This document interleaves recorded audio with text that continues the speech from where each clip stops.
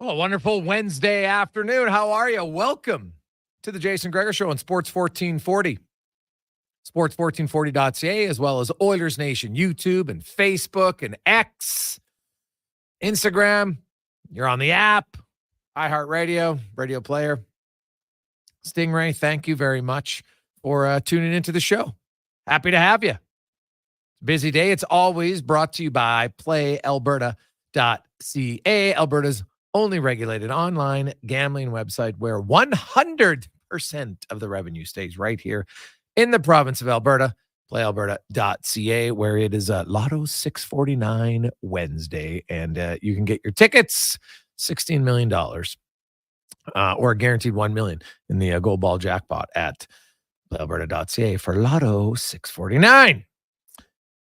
Lots to discuss as we inch closer to the World Series, which, of course, first pitch will go on Friday. You have the Dodgers and the Yankees, and kind of a dream matchup, I would think, for Major League Baseball. Two enormous markets with some enormous talent. And for the first time since 1956, you have the home run leader in the AL head-to-head against the home run leader in the NL. Guys who are likely going to be the MVPs in their respective leagues. So it's going to be a hell of a series. Honestly, I don't even know who to pick. I don't really like either team, if I'm being honest.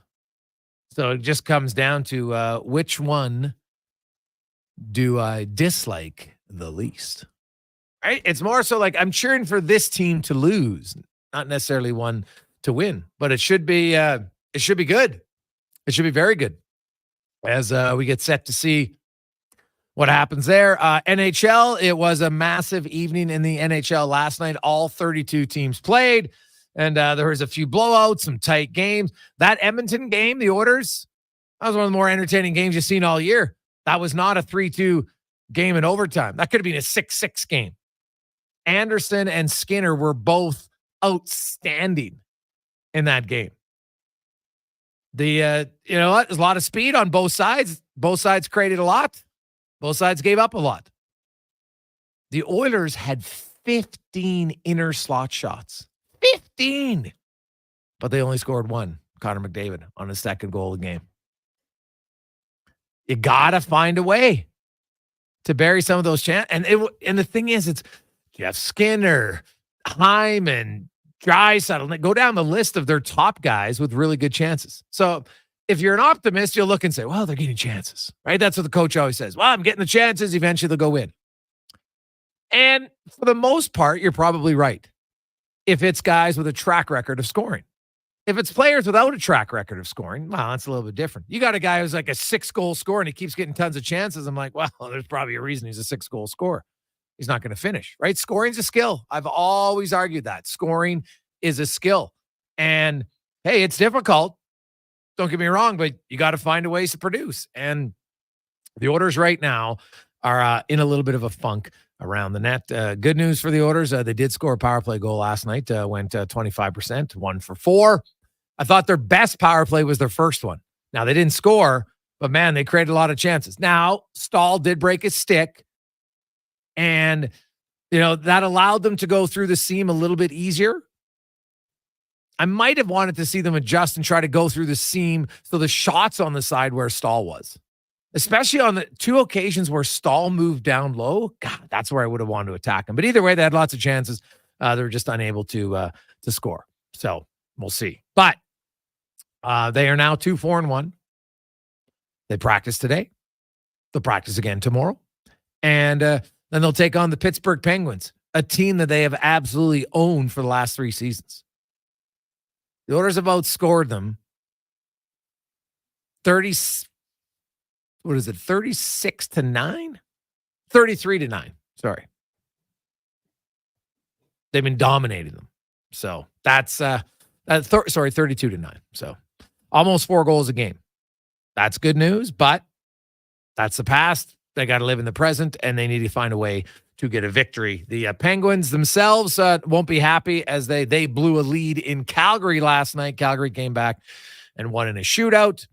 The Oilers were 6 seconds away from going to a shootout, whereas, Carolina came up the zone. McDavid kind of blew the zone, as did Bouchard. No one took the other guy. They came in a few seconds later. Aho, on his 9th shot of the game, scored the game winner. So it's still, like, last night was entertaining.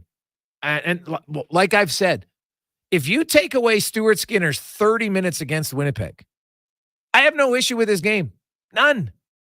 He was great last night. He was fine against Philly. Yeah, he let in 1 goal against Duchesne, and people are going to freak out over it.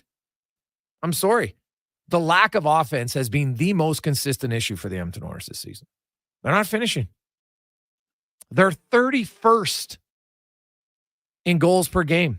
Only the San Jose Sharks are worse. The Oilers have 14 goals in 7 games. The Sharks have 13. Edmonton's at just above. They're at 2 points, 2 goals a game. The Sharks are just below. They got to find a way to get some offense going, especially when you're creating it. I could see if the Oilers weren't creating any offense, you'd look and say, well, they're not that skilled, but the Oilers are skilled. But right now, they got no finish. The Laddish, all Swedish, no finish. So we'll see if they can find a way to get some finish later today. On the show, Mike Rupp will join us coming up in the first segment. We got Josh Lewenberg. Jamie Thomas will join us from Winnipeg. The Jets are unreal to start the year. Yaremchuk will be by. We got Mark Spector, Nick Anderson, who was nominated as the Elks Outstanding Rookie. He's had a great season. He will join us as they set to finish off their year Friday night against the Toronto Argonauts. The Argos have clinched second place. The Elks are out of the playoffs. There's nothing to play for other than pride, but there's lots of guys on that green and gold team when you only have 18 games. Right? That's a pretty significant chunk of your season on Friday night. You don't want to go lay an egg. Right? What if you're a pending free agent? You want to hope that, and it's not just the Elks management team, it's other teams around the league are watching. Here's an opportunity to augment your game film. You got to be ready because you know what? You can be out of the league quickly. So you would hope that is the motivation, I would think, for those players. So we'll talk to Nick about that. Also, we'll take a lot of your texts, 833-401-1440, 833-401-1440 in our inbox, your partner in power since 1975. Geez, they could use E-Well on the power play right now for Edmonton. Give them a little boost, a little bit of a jolt. Now, it was a step in the right direction last night. I thought the power play was way better. Went 1 for 4, 25%. That's a step in the right direction. Now, we could spend the whole show discussing what ails the Edmonton Oilers. We've kind of been doing that for 10 days. Do we really want to do it? Well, we could, but we have a few other fun ideas. Some days sports is supposed to be fun. So we'll have a few questions for you, and we'll get your answers on that via the text line or the phones a little bit later on in the show. We'll sprinkle in some fun ones, make you think, good or bad. Have a little bit of humor with it. Good. It's sports. Can't take it too serious all the time. Otherwise, you go crazy. Oiler fans right now might go a little bit crazy wondering WTF is going on. Well, as I said, Stanley Cup losing teams that lose in the Cup the last decade, have averaged in their first 10 games a record of 5-4-1. Not ideal. That's on pace to 90-point season, actually, which is not, that doesn't get you in the playoffs. So the Oilers right now, 2-4-1. They play Pittsburgh Friday. Then they have Detroit and Columbus back-to-back on Sunday and Monday. And then Nashville to wrap up the week on Halloween night. Where that is one team the Oilers do beat for fun. The Nashville Predators. They are 12-1-2 in their last 15 games against the Preds. And they have even more success in Nashville. So who knows? They could still end the month and be all right.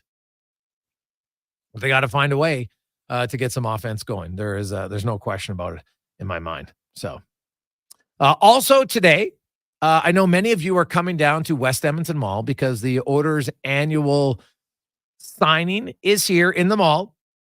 They'll have players spread out at different locations. There's always a few that are literally right down the hallway from us here at Sports 1440 in the UL studios. So while you're around the mall today, stop out. We have Kate the Great, who's right out front welcoming you. There's a draw box you can enter to win some great prizes. And also we have some limited edition Sports 1440 hats that you can purchase for 25 bones. Straight, it's cash only, just so you know. But we have some out there. So if you're coming to the mall and you want one of the cool hats, you'll get it at a great price. So you can get that. Away you go. Conman, last night, safe to say it was an entertaining game. Like you couldn't go away. You'd look, hey, you know what? Did the Oilers play perfect? No, but they got great goaltending. They kind of went toe-to-toe with Carolina. They gave up chances. They created chances. They actually created a few more inner slot shot chances than the Carolina Hurricanes did. But ultimately, we're unable to finish enough of them. Yeah, I totally agree. I mean, it was an entertaining game for sure. High-paced. You like to see that. Love seeing Connor McDavid shoot the puck off the rush there. I mean, that's something I'd like to see a little bit more of from him and a few other members of this team, because we've talked about it. It's just a little bit too fancy. It does feel like at times. Tough one, though. I mean, I guess the Oilers, you're not in any position where moral victories are a thing, but it looks like they are starting to find their game just a little bit better. Skinner, I thought, made some very big saves, keeping it as a 2-2 game and, not letting it get out of control, but you didn't get the win. And whenever this team goes to 3-on-3 overtime, I kind of feel like they got to find a way to get the job done. When you can march out McDavid, Draisaitl, Bouchard, followed by Hyman, Nuge, and whether it's Ekholm or Darnell Nurse, like they've got to find a way to get that done in overtime. Unfortunately, they can't. Now you got a chance to get hyped up as Sidney Crosby comes to town. It's going to be a fun night on Friday, but I just can't help but feel like they let a point slip away last night, especially the 2-goal lead, of course. Yeah. That's the first time the Oilers have blown a multi-goal lead in the third period since the playoffs against the Jets in 21. So it does not happen very often. Hey guys, it's early, but what happens if this team starts 3-9-1 like last year's? Knobloch out and Quinville in? Lee, no. Lee, I'll say there is zero chance. Zero. There'd be no reason to do it. There was multiple reasons why they made the coaching change last year at the time they did. There were some things that the organization, they didn't love about the coaching strategy in the previous playoffs. There's none of that this year. Chris Knobloch had the best record in the NHL in the regular season, then went to Game 7 of the Stanley Cup final. He suddenly isn't a bad coach. No. So don't even bring it up. It's not even an option. Because I don't think the Oilers are going to be 3-9-1 either. But even if they were, to blame it on the coach would not make a whole bunch of sense to me at all. Quick break. When we return, Mike Rupp will join us. A busy night in the National Hockey League last night. Of course, all 32 teams were in. We'll talk about that. Also, choo-choo. Did you see the Trouba train last night? Oh, my God. Mr. Barron, get your head up, kid. I saw some people, of course, no, that's bad. No, it isn't. That is a textbook hit. Guess what? You're allowed to be physical. You're allowed a violent body check. If it's in the rules, and that's right in the chest, you got to keep your head up. There's not many guys in the league who hit like Trouba. How the hell are you coming down that wing and then getting your head down? Like, I'm sorry. That is 100% on Barron. It's too bad. You know what? You take a hard hit, but that's a lesson. This is the NHL, boys and girls. You keep your damn head up. Especially when it's Trouba on the ice. Are you kidding me? It's hard to deliver a hit like that, though. I just want to say. Like, you got to have impeccable timing. And to make it clean, even better. That's just a hard hit. Nothing more. Habs fans can be all upset. You know what Habs fans should be more upset about? How inexperienced of a blue line they're icing, and they are going to get caved. Are you seeing them at 5-on-5? It is an absolute gong show right now in Montreal. They're getting murdered 5-on-5. Way too much inexperience. It's Oilers fans can sit there and be like, yeah, I've seen that. It does not work. It does not work at all when you have that much inexperience up and down your lineup, and especially on your back end.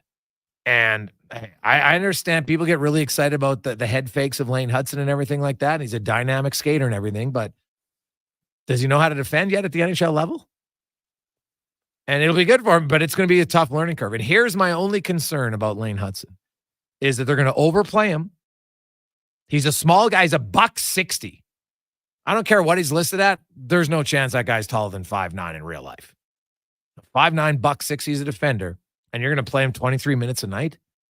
You're going to wear him down, and then when you get worn down, you make mistakes.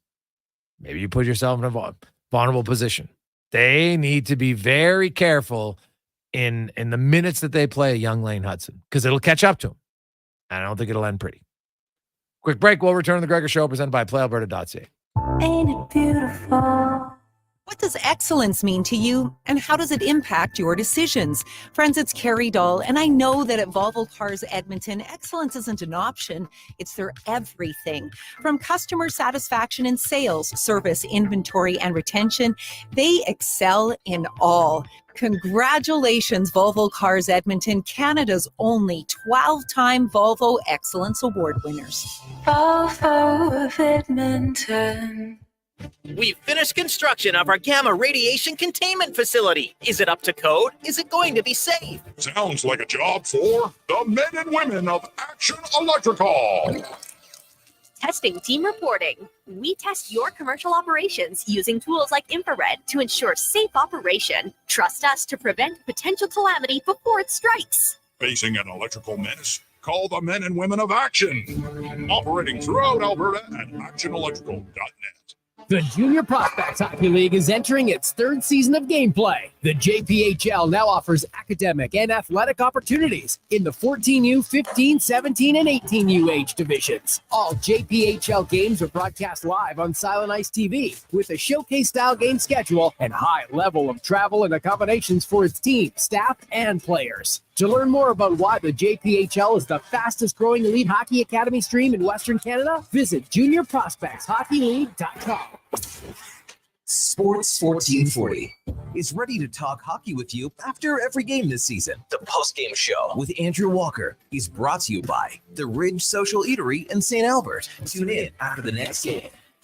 Hey, sports fans, we've got a clear choice for you. At Crystal Glass, we provide customers with the perfect glass for any job. From home to auto and even commercial, installation or repairs, we're your team. Call 310-GLASS or visit crystalglass.ca. Crystal Glass. Some things just work together. Sticks and pucks, cleats and AstroTurf. Your love for the game and Papa John's passion for better ingredients, better pizza. Nothing pairs with the game like Papa John's. Crafted with signature sauce, toppings, and original fresh dough. They're the champion of pizza. And now you're the champion of winning deals. Just order at papajohns.ca. Use promo code SPORTS20 and score 20% off any regular menu price order. Better ingredients, better pizza. Papa John's. That's SPORTS20. Nooch's Nuggets.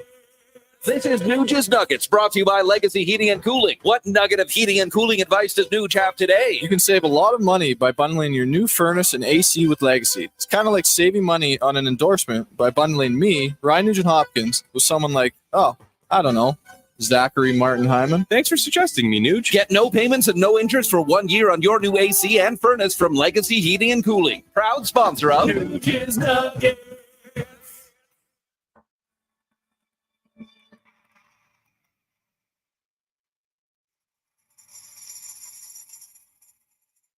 Portions of this hour brought to you by Kid Sports 6th Annual Jason Gregor Pizza Pickup. Come try the best pizza Edmonton and area has to offer this Thursday, 6 p.m. Get your tickets now at jasongregorpizzapickout.com.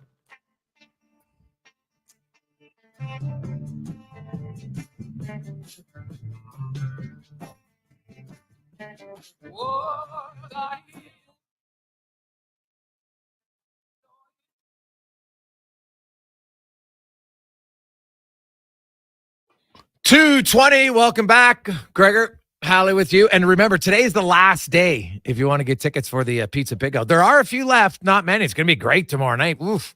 Got 20 different pizzerias coming in.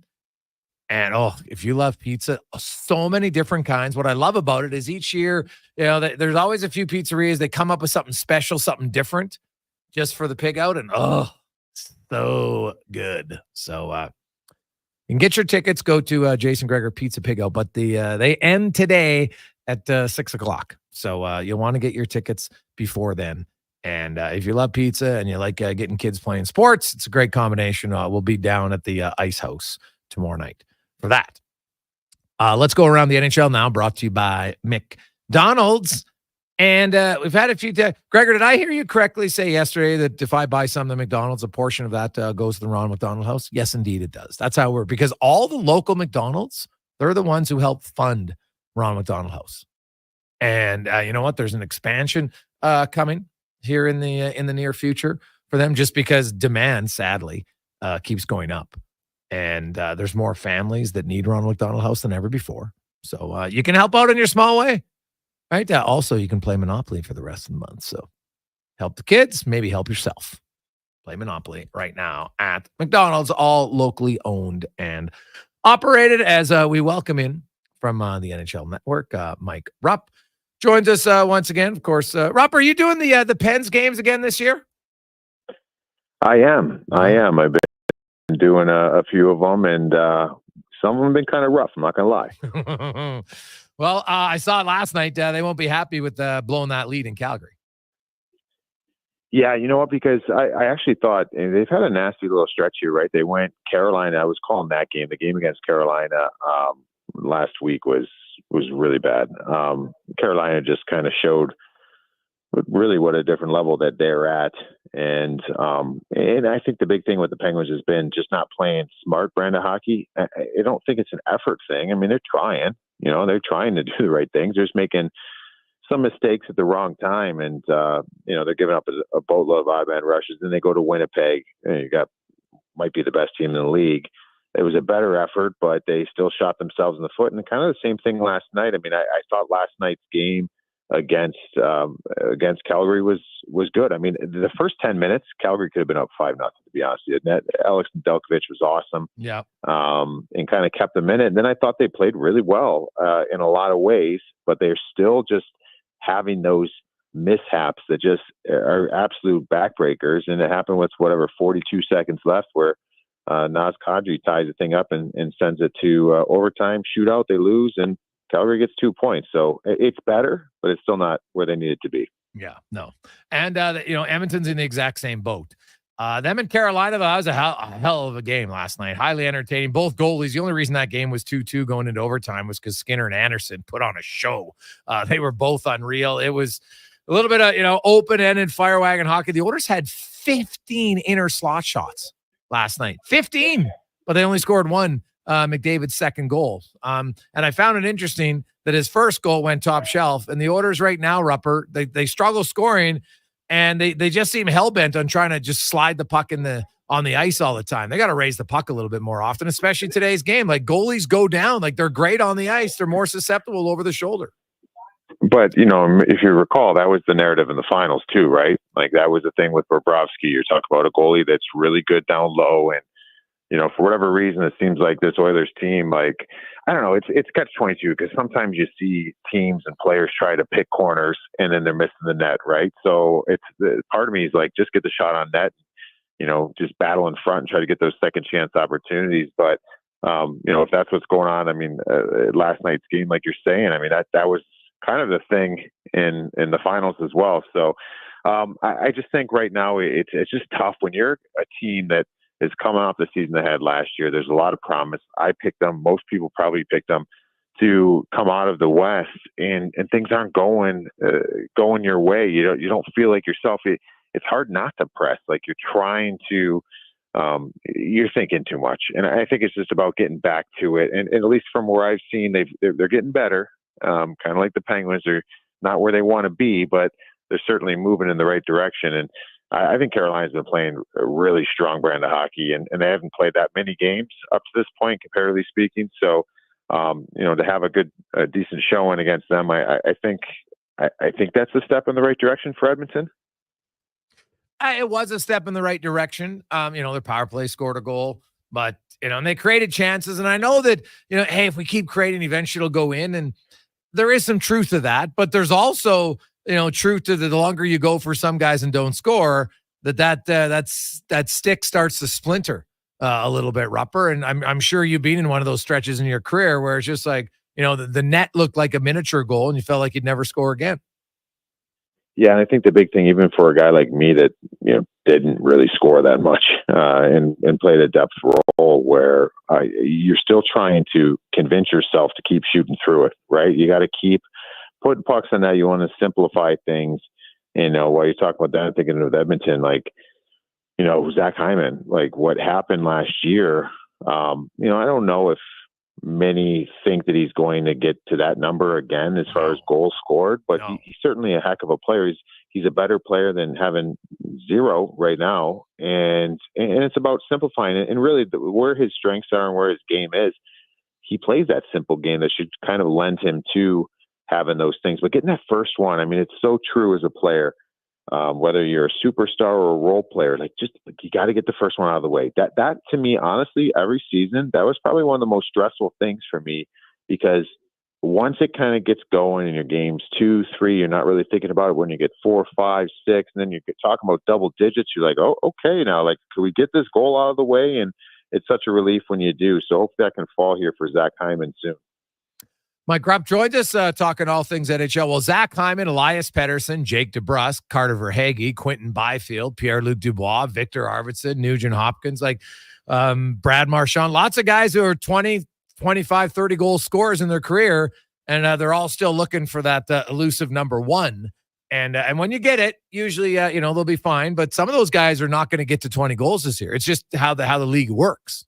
And so it'd be curious to see which guys find their game and which guys struggle. I would agree with you. I think Zach Hyman should give. I never thought he'd score 50 again, because outside of nobody goes back to back in 50. Austin Matthews has yet to go back to back in 50. It is really hard to do. So I didn't expect 50, but 35 to 45, I thought was realistic for Zach Hyman, and still could be, but he's got to get going here rather quickly. You mentioned goaltending for and Nedeljkovic was great. What do you make of Tristan Jarry and the fact that they're carrying 3 goalies right now in Pittsburgh? So it's really interesting because I'll make no buts about it. He hasn't been good, but with that being said, the team hasn't defended well at all. No. And so I'm not giving Tristan Jarry a pass. What game was it where, they were 3 for 5 in goals in shots in the start of the game. And he just wasn't mentally there. He wasn't ready. He's come out and he's kind of said that he's not feeling confident. I kind of like what Mike Sullivan's doing here, because you could read between the lines. People could be like, oh my gosh, things must be bad in Pittsburgh that they're going with Nedeljkovic, who had 1 game in the American League coming off the IR. Hasn't had really a full camp and getting going. They're running with him, and they got Joel Blomqvist, who's gotten some starts, and Jarry's not even dressing at all. I actually like this, though, because they're taking a page out of, we've seen it. Remember back in, 18 when Braden Holtby kind of did that. He took that time out, got with the goaltending coach. Let's get back to the basics. Let's start rebuilding block by block your game back. We've seen it with the Igor Shesterkin last year with the New York Rangers right around the All-Star break when they came out of the break, and they're still going with Jonathan Quick, and they're like, no, we need to kind of bring this back and get back to the basics. That's what they're doing with Tristan Jarry. And honestly, this might be the last-ditch effort. Okay. He's been there a while. They've got a goalie in Ned that they can go with him. Blomqvist has been good when he's gotten in. I feel like they really need Tristan Jarry, because I feel like he's got a very high ceiling when he's shown it at different stages of his career. It's not there. So I like that they're just strip it down. Let's start from scratch here. And you let us know when you're in that right mental space and where we are and we can find our game. And let's kind of relaunch this season. I think it's their only option right now with him. Well, yeah, you got to do something, and sometimes a little bit of a break. We saw it last year. Remember Toronto with Samsonov? He went away for a bit, went to the went to the minors, didn't play a game, just practiced and worked on stuff. And I've talked to so many goalies, and sometimes it's a lot of your technical stuff, and then maybe a little bit between your ears, and you just got to figure it out, and then you come back. But it's another great illustration of the volatility of that position, Rupper, which leads me to my question to you. For Igor Shesterkin. Now, Igor Shesterkin's had 1 elite season. The other ones have been good, but 1 truly elite season. He turns 29 in December, and the rumors are he's looking for $11 million. When in the last calendar year, Connor Halley signed 8.5. Swayman, Allmark, Ottinger, all 8.25. Sorokin, all of them. And those contracts are either starting now or starting next season. I just don't see, if the Rangers do it, I think it's a massive risk, because I put the numbers out there. His numbers over the last few seasons aren't 30% better than Hellebuck or Allmark or any of those guys. So I get why he says he wants to be the highest paid guy, but it doesn't really make sense. Yeah, I don't know. I go back and forth on this, because I think he's the best goalie in hockey. I think he's that good, and in the big moments he's been good and been great. But at the end of the day, if I'm the New York Rangers, we're in this business. We need to win a Stanley Cup, right? Like it's been since it's been '94. Like that was a long time ago, and they're trying to do everything they can. And if those reports are true, then they offered them the $88 million, so 11 a year. I can't fathom why that doesn't get the deal done. To me, it just seems like it doesn't make sense. Why you would turn it down? Yeah, I don't know where you kind of go from here. I can go 100 different ways with it. All I do know is I don't believe in your chances of winning a Stanley Cup. Your goalie has to be out of this world. Yeah. Can your goalie be out of this world? Yeah. But I want to have a good team that plays the right way where he could get by being good. And we know because he's great, he's going to be great in some games. They're not built that way. Like, they're not a great defending team. Like, Igor Shesterkin's playoff numbers are fantastic. And to your point, too, his regular season numbers, they're good at times, but then there's times where he's been very inconsistent. But I guess what matters is what happens in the playoffs. But what happens in the playoffs is he's got to pull out the Superman cape.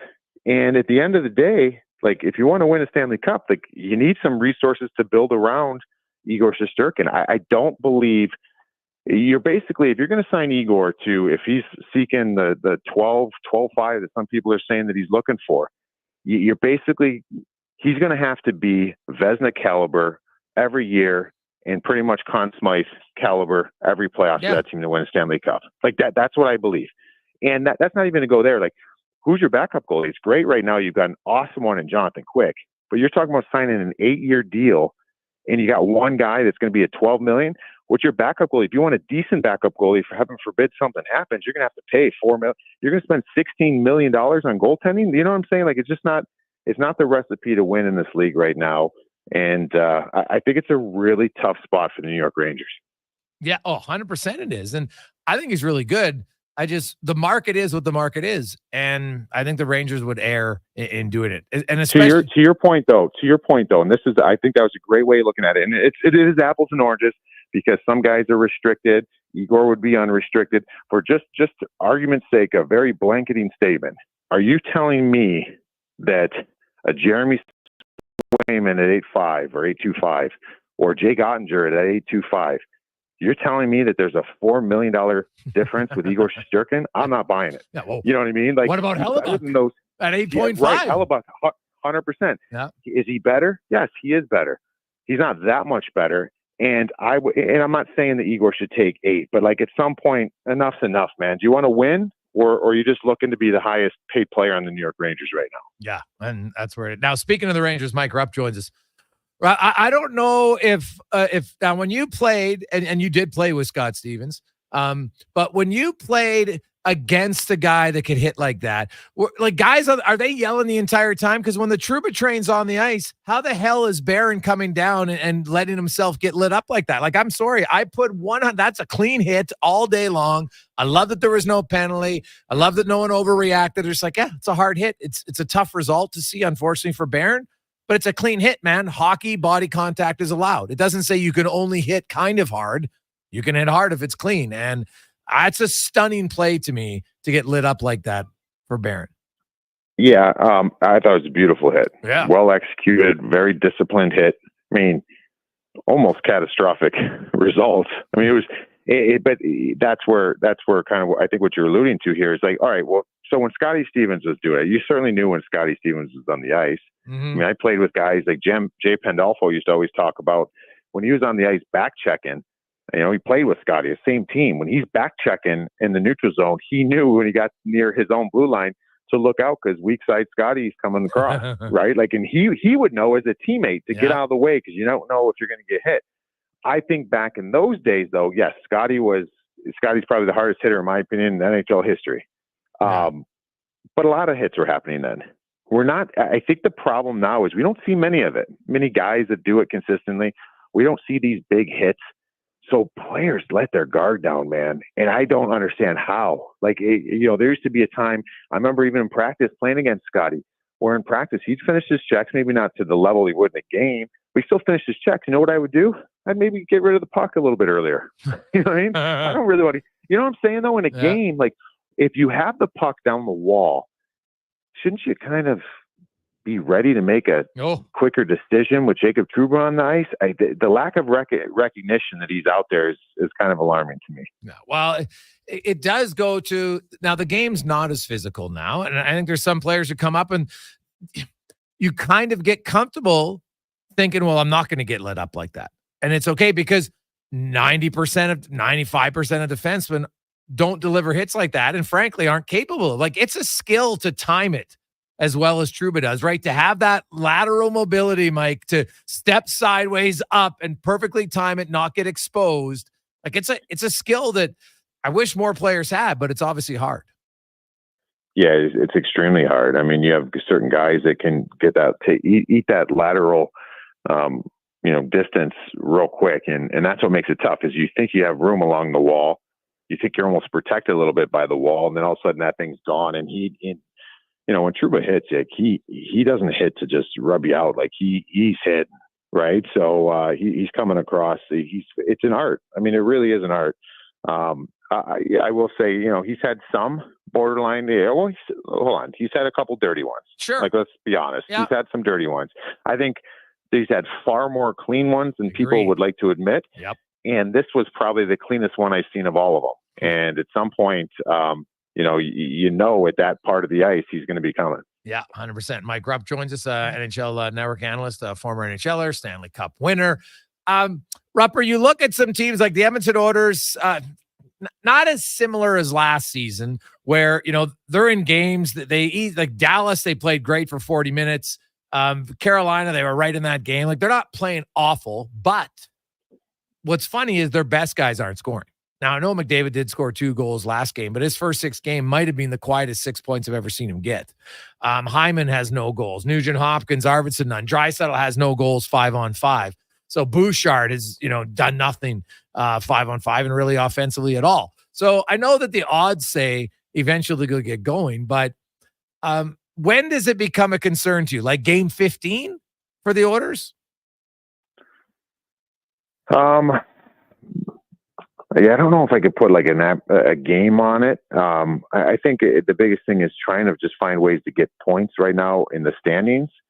I think with the positive, if you're going to look at it, right? Like it's not a great start. We know this team hasn't had good starts for a number of years.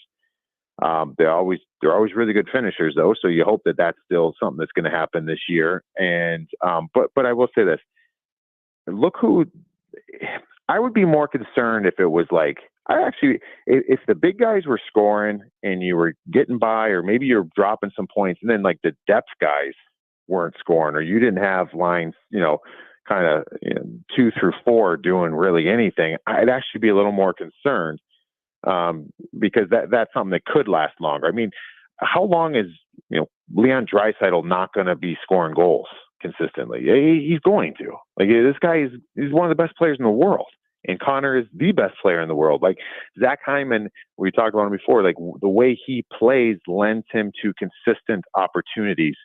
So they'll break out of it. And I don't know if it's going to be, I don't know if Connor's going to get 163 points this year. I don't know if Zach Hyman's going to get 56 goals. Like that doesn't really matter. They just got to find their game here and kind of get going. And because it's them, I do think they're going to snap out of it. And hopefully we'll kind of forget about this part of the season up to this point.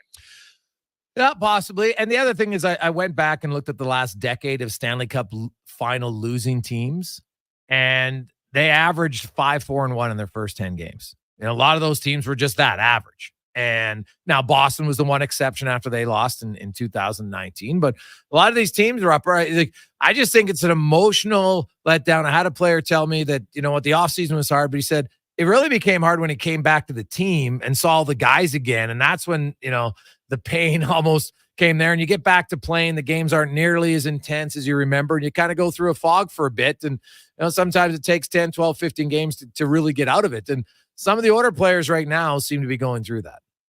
Yeah, you know what? Maybe I take this too literally. I don't love the phrase Stanley Cup hangover. I don't like it for either the winning team or the losing team.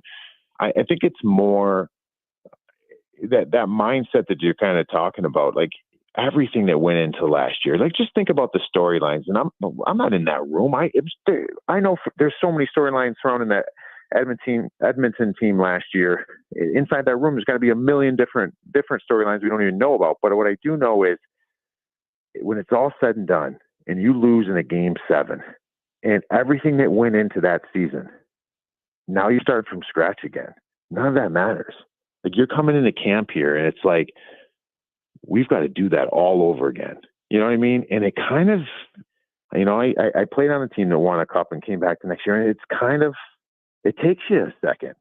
And it's not a Stanley Cup hangover like, oh, we're tired. Oh, we had a long season. I think that that's what we're told by media. Like, oh, they had a long, no, I think it's that, oh, we got to do all that again, man. We got to start. Like, it doesn't matter what happened last year. Like, we got to start all over. And I think once you start getting into the swing of the season, things start becoming natural, and then you start kind of getting back in the groove. But I think it's overwhelming when you come into the season and you're like, hey, remember, you know, all the 57 storylines last year?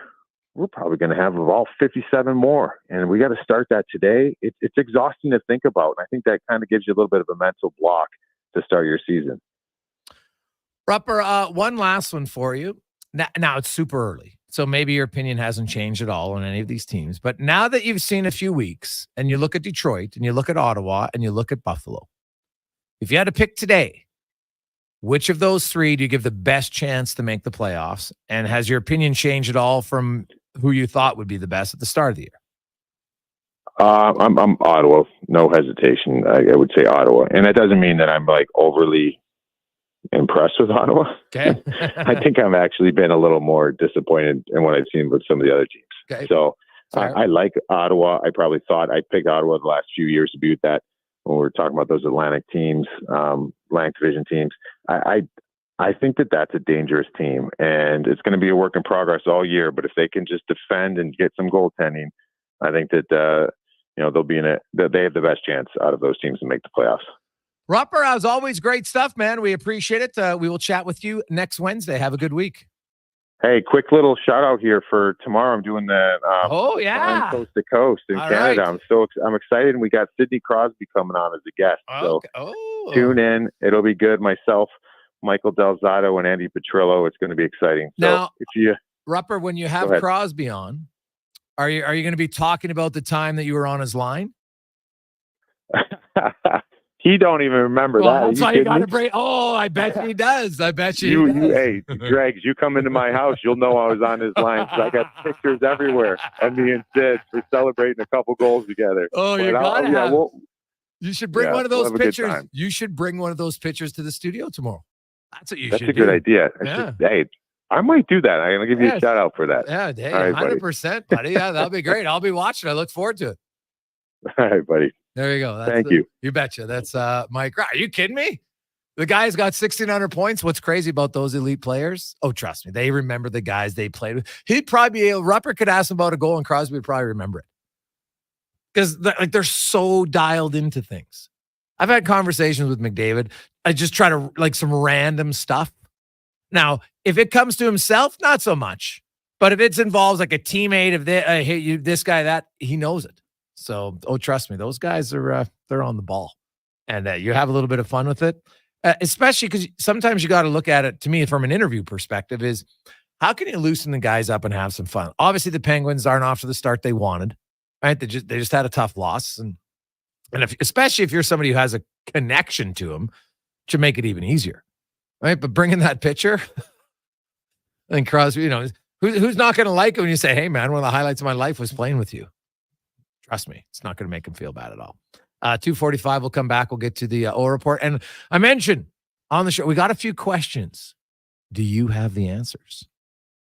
I'm curious what your responses will be next on the Jason Gregor Show, presented by PlayAlberta.ca, live in the eWell studios. The job isn't done until the last load is hauled, and having a semi-trailer out of commission is not an option.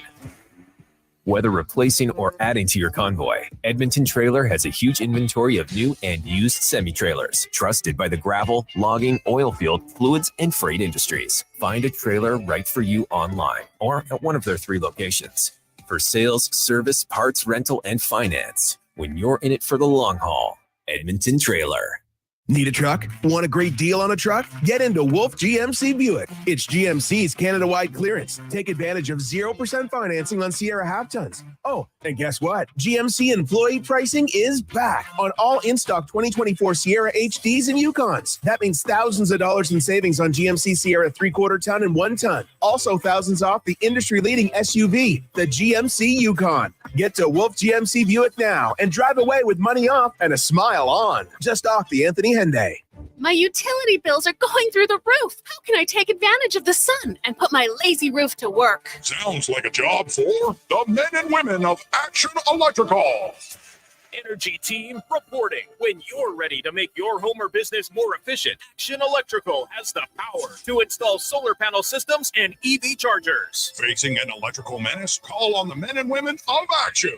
Operating throughout Alberta with supercharged skills and strong family values. ActionElectrical.net. You've got a go-to coffee spot, a trusted barber, even a lucky game day jersey. But when it's about looking your absolute best, there's only one name you need. Mr. Dirk. Family run since 1939, we're experts in crafting impeccable tailor-made suits and offering a wide variety of everyday styles. Pair that with personalized one-on-one fittings and the convenience of on-site tailoring. Mr. Dirk elevates your style game. Visit our Edmonton store or explore MrDirk.com. Score big on style with Mr. Dirk. Brand new to Sports 1440 this hockey season is the Cross Mitsubishi pregame show with your host, Andrew Walker. Get expert analysis and so much more before every game this year. Sports 1440, Edmonton Sports Station. Gateway Toyota treats us like we're precious gems. Because that's what we are. Every vehicle purchased from Gateway Toyota includes enrollment into their GEM program. It stands for Gateway Exclusive Membership. And it gives you 5-year access to over $2,500 in benefits. Free oil changes. Free tire and windshield repair. Free car washes. Even an annual detailing. You'll also get special discounts, trade-in bonuses, and referral rewards. I feel like a gem. At Gateway Toyota, just off Calgary Trail at Ellerslie Road. I'm Rick Showers from No Bull RV, and I want to talk to you about your roof. Actually, I'm talking about the roof on your house. If your roof were to spring a leak, how soon would you want to fix it? Pretty much the instant you discover it, Rick. That's right, Bob. The damage it can do to your home is measured in minutes, not weeks. But if you have a leak in your RV while it's stored away for the winter, this can lead to catastrophic problems because you wouldn't even know what's happened until spring with months of damage already done. Manufacturers recommend a roof assessment at least every year. Right again, Bob. That's why Noble RV offers free roof assessments every fall. We'll climb up there and check the condition of your RV's roof and give you a detailed report in writing. That way, you'll know if your RV is ready for another harsh northern Alberta winter. It's a free service we provide, and it could save you thousands in repair costs down the road. And that's Noble. NobleRV.ca. 1, 2, 3, baby, don't mess around because you love me so. Porsche is your Power Play partner with a new website that puts your power in your hands 24/7 with ordering and shipping within Alberta and in the City of Champions. Score an account today, ewel.ca. The Jason Gregor Show, the best of Edmonton sports talk and beyond. This is Sports 1440. Presented by PlayAlberta.ca, Alberta's only regulated online gambling website.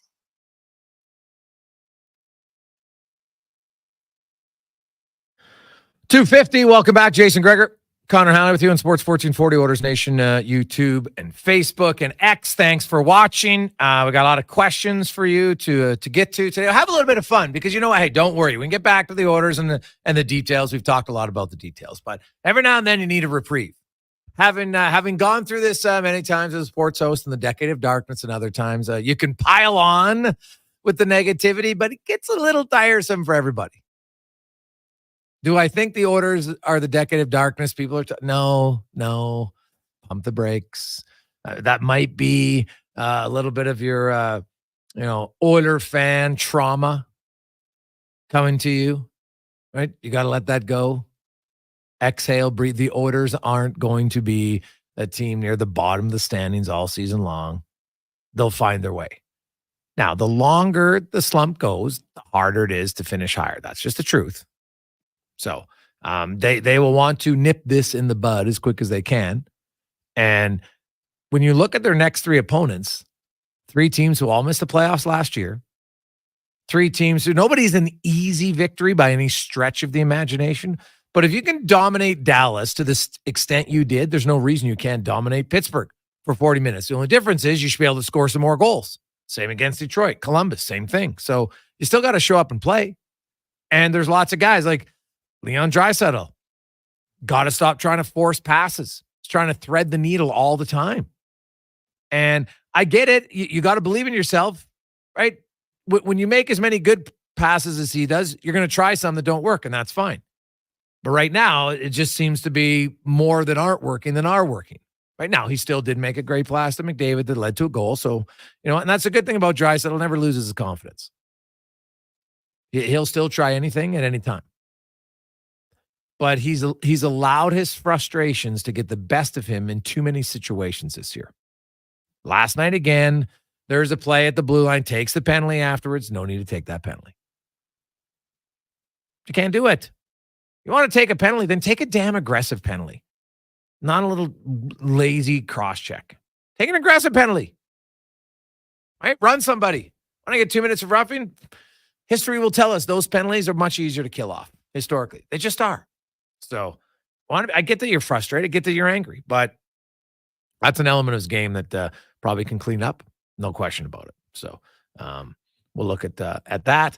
But here are some questions. We'll get to the oil report brought to you by VolvoCarsEdmonton.com. The 2025 XC90s and XC90 plug-in hybrids are in.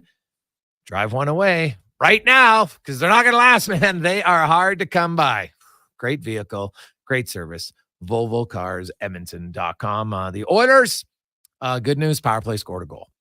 Bad news, their penalty kill allowed another goal. And they were 55% coming into the game, and they were 50% in that game with only 2 penalties, so they actually dropped a little bit. They've now allowed 10 goals on 22 opportunities for the opposing power play. It is not good. So they gotta toughen up and tighten up there, I should say. 5-on-5, man, you can't complain about the amount of chances they generated. Can't really complain about effort. Just execution right now. Effort, no problem.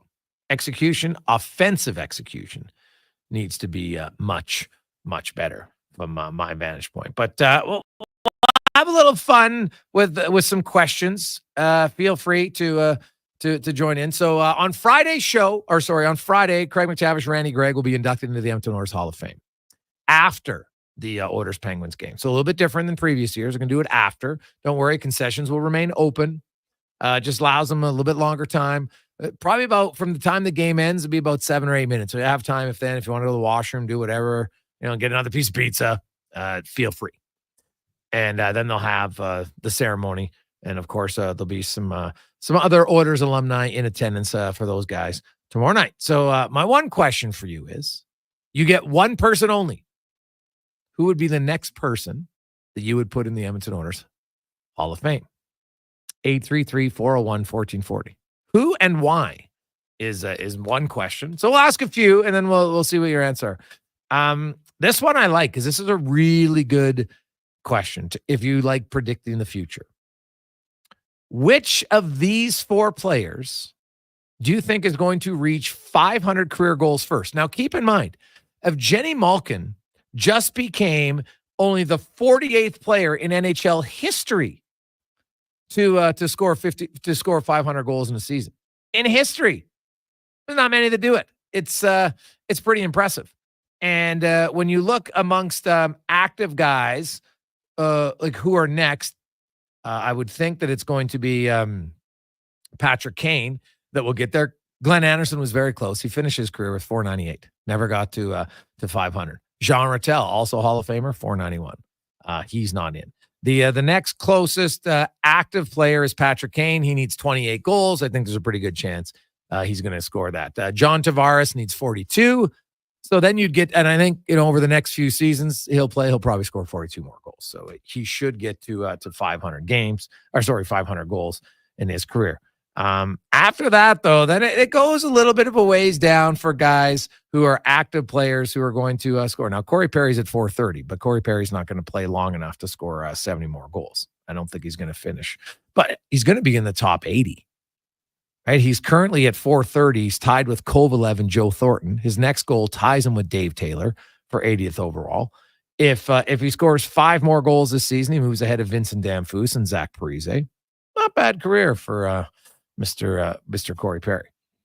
But so I mentioned you have Kane and Tavares who are in the 400s. The next closest active player, though, you go down the list a little bit, you get to Brad Marchand, who's at 401. So he's got another 100 goals to score. Now, how many more years is he going to play? How many goals is he scoring? He's got a chance. I think he's got a decent chance. Then you go down and you fall to a guy who I think is a no-brainer who is going to get there, and that is Austin Matthews at 371. So he'll get there, and I wouldn't be surprised if he beat Marchand, to be honest. So I think he could probably be the 51st player to get to 500 goals. But my question is, there's 4 guys that are pretty closely in career goals right now. Pasternak at 352, Draisaitl at 350, McKinnon and McDavid at 338. Which of those 4 reaches 500 first? Pasternak 352, Draisaitl 350, McKinnon, McDavid 338. Goals, not points. Goals. Cons, you had to pick one of those 4. Pasternak, Draisaitl, McKinnon, McDavid. Who are you picking? Taking Pasta. Yeah? Yeah, I think pretty good goal scorer there, consistent, got some good years left in front of him. I think it'll be a really good race, but I like David Pasternak there. That's not a bad pick, right? Multiple 60-goal seasons. Or sorry, one 60-goal season, scored 50 as well. So pretty good player. Got a soft spot for him too after that Amazon show. But he's a really good personality, isn't he? He's a pretty funny guy. Good story. So yeah, I think they'll all do it. I think he does it first. Okay. I like it. Now, here's just a fun one that maybe not for the players, but we had Mike Commodore on the show the other day. Remember he's talking about the green jacket, which of course he kind of hands out. He's jokingly said, God, I should have said it just for fun because McDavid's never going to really be in the running, but he was early at -5. In the salary cap, and really, I don't know ever because I went back to track and I'm not sure it's ever. Well, in the 80s, it probably did. But there hasn't been a player on the ice for 100 goals against 5-on-5 in the 2000s. Erik Karlsson was close. He was at 96, but he was still even in 2023. Mario Ferraro was on for 92 last year. Now, offense continues to rise. So my question would be, if you look at players and teams specifically, maybe not even an individual player would say, hey, this team, they could do it. They could have somebody on the ice. Keep in mind, San Jose last year, Ferraro, 92 goals against 5-on-5. Do you think somebody reached the century mark in 5-on-5 goals against this year? I know it's not a stat that not every stat has to be all rainbows and lollipops. That could be a tough one. We'll see. And then my last question, Oiler fans, Edmonton is 2-4-1. They have 4 games remaining. Pittsburgh, then they're in Detroit, Columbus, Nashville. What is their record, Connor Halley, at the end of the month? They are 2-4-1 now. Host Pittsburgh, on the road, Detroit, Columbus, Nashville. 4 more games. What's their record? 2-4-1, 4 more games. I gotta be the optimist here. I think they can handle Columbus. I think they can handle Nashville, handle Detroit, and I think they get up for Pittsburgh with them in town and being on that night. So you think they're going to win all 4? It's a cop-out. It's a 4-game winning streak. What? It's a 4. Last year I said, I think 6, and then they went on an 8-game streak. I'm saying they heat up here. The road trip is good for the guys. Simpler style of play. 4-game winning streak coming. Wow. Yeah. See, I thought if someone would say 5-5-1, that would be really good. They'd salvage it. You're 5-5-1. It's not great, but it's not awful. And then you move on. But 6-4-1. Oof. We do cartwheels if that happens. Cartwheels. So, hey boys, 5-5-1. They're going to lose to Nashville. Team Dean says, guys, Joey Moss, you should have went in the inaugural class. It's a crime he isn't in yet from Team Dean. Hey, guys, what about Wild Bill Hunter for the Hall of Fame? Ooh. Now, it's a good question. I think it does include their WHA days. So you are correct that he would be there. Gord Oil is taking Draisaitl in the 500 club. Pasta might not have the center to help him get there first. Yep. Now, guys, I'll go with Draisaitl, especially when McDavid re-signs in Edmonton. Guys are saying Doug Waite, Ryan Smith. Well, they're both already in the Oilers Hall of Fame since they started it, right? You've had Charlie Huddy, Doug Waite. You had Ryan Smith. Who else? Who am I missing? That's Waite, Smith, Huddy. God, I'm missing someone else. Jeez, that's terrible. I should know who that is. Who else? Lee Fogelin. That's who it is. So there you go. Those are the guys who have gone in since they started this new wing of the Hall. Now, obviously, guys with their jersey retired, they're already in as well. They just got put in. They didn't need another ceremony because they've had multiple ceremonies. So got a lot of texts because some good questions. We'll get to all of that and more. Let's get to Connor Halley and a Sports 1440 update presented by Legacy Heating and Cooling, home of the no payments, no interest for 1 year on your furnace. Stay warm all winter at legacyheating.ca. This is a Sports 1440 update. Tonight night in the NHL, just one game on the schedule. A 1-4 Flyers heading to Washington, taking on the Capitals, who are 4-1 on the season. Puck drop just after 5:30. Tampa Bay Lightning places veteran forward Connor Sheary on waivers. Sheary carries a $2 million cap hit. He's signed for next season, and this season so far, -3 in 3 games with the Lightning. The Utah Hockey Club will be without Sean Durzi and John Marino long-term. As the team announced, both defensemen underwent surgery. Durzi's timeline for recovery is 4 to 6 months, while for Marino, it is 3 to 4. St. Louis Blues forward Robert Thomas has a fractured ankle. He'll be reevaluated in 6 weeks. He's been placed on the injured reserve list. The 25-year-old has 1 goal and 5 helpers in 6 games so far with the Blues. Bryce Young will be the starting quarterback for the Carolina Panthers as they announced they're going back to him after his replacement, Andy Dalton, suffered a sprained thumb in a car accident on Tuesday. The Panthers started 0-2 with Young as their starting quarterback this season. In the association, it's a busy night. The Raptors kicking off their season, taking on the Cavaliers. That gets going at 5:30. Also have the Sixers taking on the Bucks. The Magic travel to Miami. Hawks host the Nets. Pacers take on the Pistons, Pelicans, and Bulls. Suns, Clippers, and the Trailblazers hosting the Golden State Warriors. And in the AJ tonight, Devin will host Whitecourt. That one gets going just after 7 o'clock. Coming up in hour number 2 of the Jason Gregor Show, we will talk about those Toronto Raptors with TSN's Josh Lewenberg. Also, the Red Hot Jets will be the topic when we're joined by Jets host Jamie Thomas. I'm Connor Halley. This has been a Sports 1440 update. This is Sports 1440, a Stingray radio station broadcasting on Treaty 6 territory. Download the free iHeartRadio app and listen to CKJR wherever you go. When you want to recognize the top performer on your team, come create memorable and customized trophies and awards with Elite Promotional Marketing.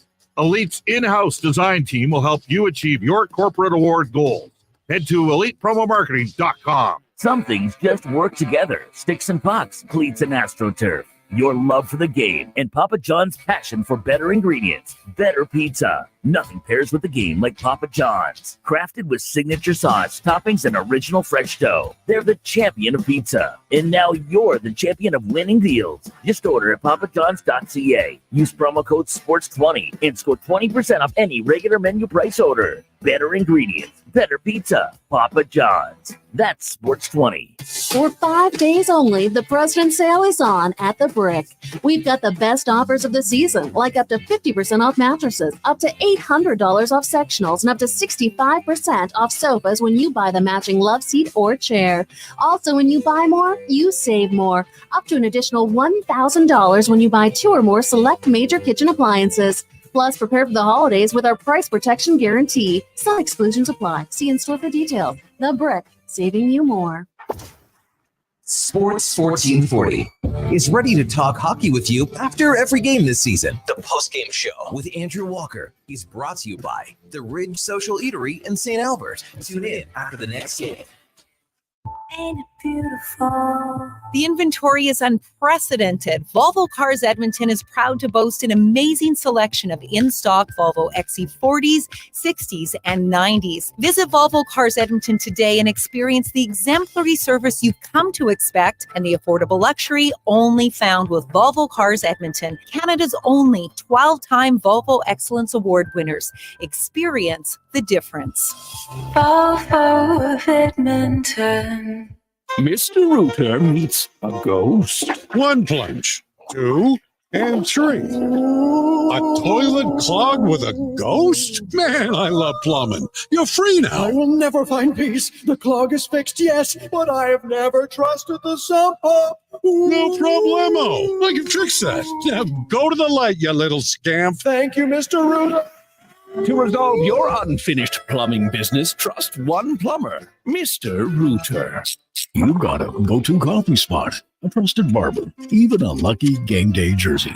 But when it's about looking your absolute best, there's only one name you need. Mr. Dirk. Family run since 1939. We're experts in crafting impeccable tailor-made suits and offering a wide variety of everyday styles. Pair that with personalized one-on-one fittings and the convenience of on-site tailoring. Mr. Dirk elevates your style game. Visit our Edmonton store or explore MrDirk.com. Score big on style with Mr. Dirk. Weather forecast? Ugh. Savings forecast? Cha-ching. Save up to $225 on a set of 4 select tires, plus a bonus $50 off any service of $150 at Fountain Tire until December 14th. Restrictions apply. Fountain Tire. We're on this road together. Are you losing sleep over your debt? Being hounded by collection calls? My name is Parveen Middleton, a licensed insolvency trustee at BDO here in Edmonton. I understand this can be a stressful situation, and I'm here to help. I can put a stop to these collection calls and guide you towards your debt-free future. All it takes is one phone call. Let's discuss your debt relief options during a free consultation. Call 1-833-BDO-TALK or visit bdodebt.ca to learn more. Cold weather is coming, and low prices are here at Canadian Tire's biggest tire sale of the year. Save up to 25% on quality tire brands like Motomaster, Bridgestone, and Michelin at Canadian Tire. Only from October 11th to 31st. Conditions apply. Details online.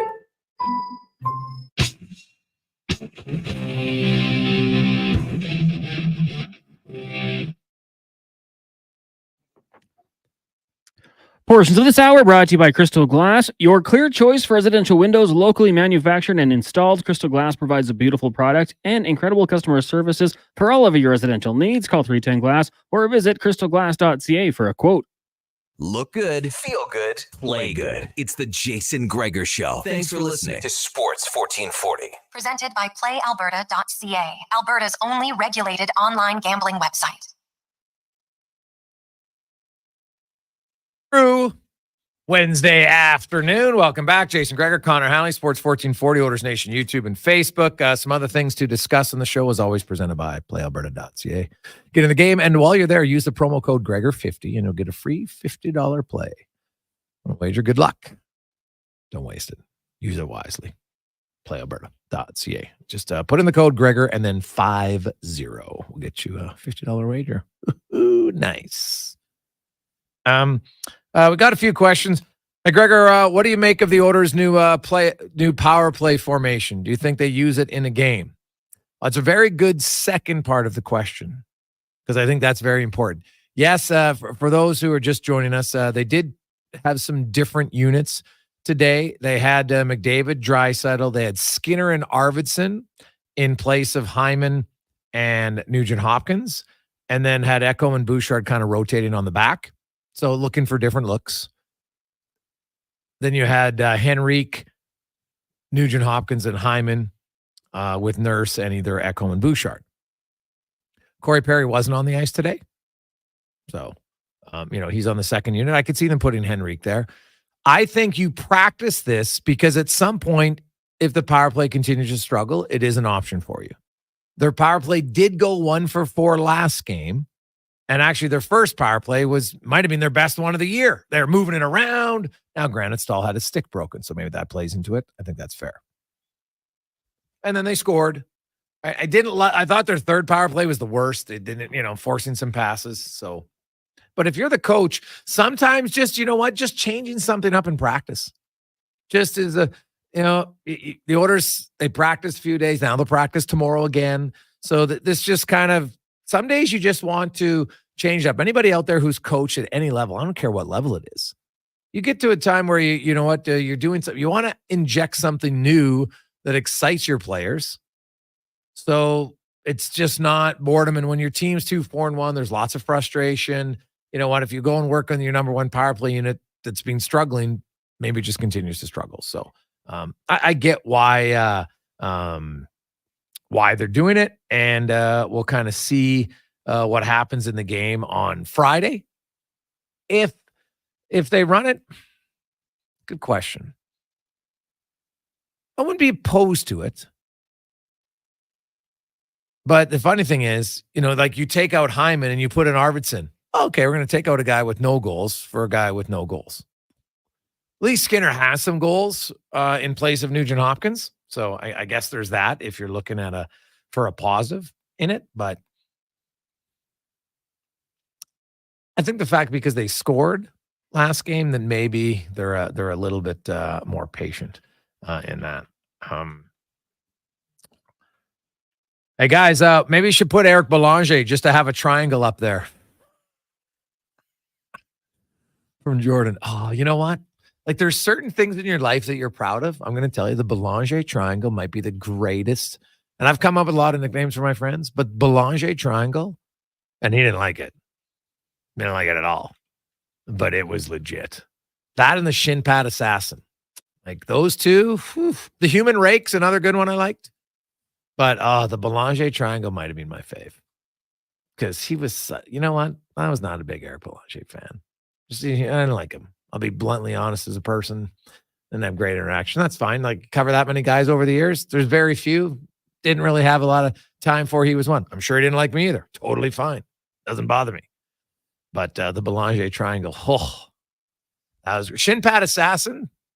Team wasn't bad. That was kind of near the end of the decade of darkness, but it was fitting. And I like Secker. He was a really good guy. Snappy dresser, too. Ooh, that guy. That was funny about Secker. We had some chats about hockey. We probably had more chats about fashion him, just, sitting around the room than I did with any other player. God, he loved it. And he was a good dresser. Really good dresser. So anytime he would say, hey, where'd you get that? That was just like, whew. When a guy who has really good taste asks you where you get something, that's where you know, all right, I must be dressed all right today. But the Belanger triangle, God, could bring that one back.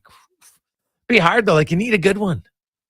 You need one that fits, that can be funny, humorous. The shin pad assassin was good, right? Because God, he crushed a few shin pads. There's no doubt about it. So, also the human rake. Well, especially when we had him say hi. This is Chris Pronger, aka the Human Rake, and you're listening to at the time TSN 1260. Pronger had pretty good sense of humor. I'll give him that. Pretty good sense of humor. Now, I don't know if is he somebody I would trust with all of my investments? I have no idea. No, that's what he's doing now, but we'll see.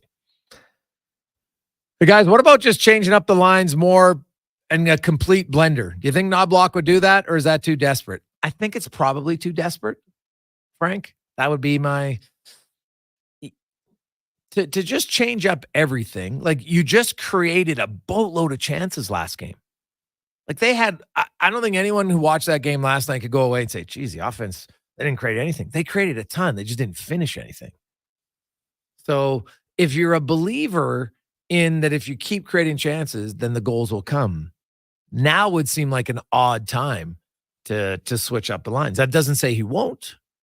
Right. Now, Corey Perry wasn't on the ice today, so you did have a few different combinations.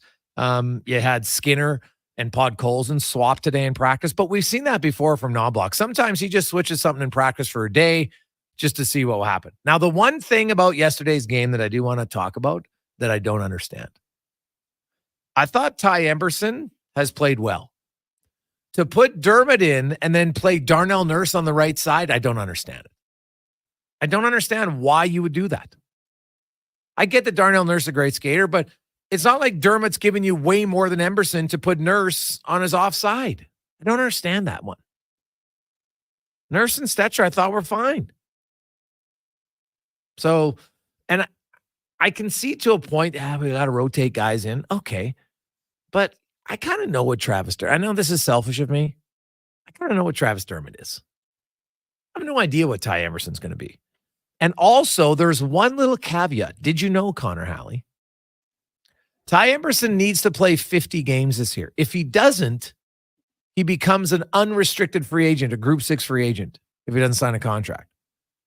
So, do you want to risk losing another younger player? And he's not going to command a big raise by any stretch of the imagination. And I'm still not sold that Ty Amberson is anything more than a third pairing defenseman. And there's nothing wrong with third pairing defenseman. There's lots of them in the league. You can have a really good Brett Kulak is an excellent third pairing defenseman for the Oilers. He can move up if need be, but he's their third pairing guy right now. Nothing wrong with that. But they need Amberson. Like if you look at he's played what, 3 out of 7 games? So he's only 4 out of 7. He's on pace for what, 45-6 games? Well, that doesn't give him to 50. So, and then what happens if you add someone at the deadline? And then you keep the rotation going. So, I don't know. When sometimes you kind of have to look the bigger picture. Maybe I'm wrong, but I haven't minded Amberson's game the last few games. And especially he's a righty. I wouldn't, I'd rather, Darnell Nurse has played well. I'd keep him on the left side. What do you think? Yeah, I mean, to me, he hasn't been like a liability to the point where you have to take him out of the game, right? If that was the case, you could justify it. So, yeah, for Ty Amberson, DB's got him at 5 games so far this season. He was only sat out twice? Yeah. All right. Yeah, so, okay. well, one more, I don't know Better. how much that will impact it, but maybe you could keep it close. But you're right. I mean, if we get to the point of the deadline and this team does look to add, and all of a sudden, you know, Ty Amberson would be a guy that could find himself in the press box more and more. And we'll see what happens, but you would hate to see another situation where on an extended playoff run, you start to see the value of Ty Amberson and he doesn't get to that 50 game mark. And then another team's like, oh, well, we have a little bit of better of a cap situation than the Edmonton Oilers. It might be a slight overpay, but we're going to bet on him to have that upside.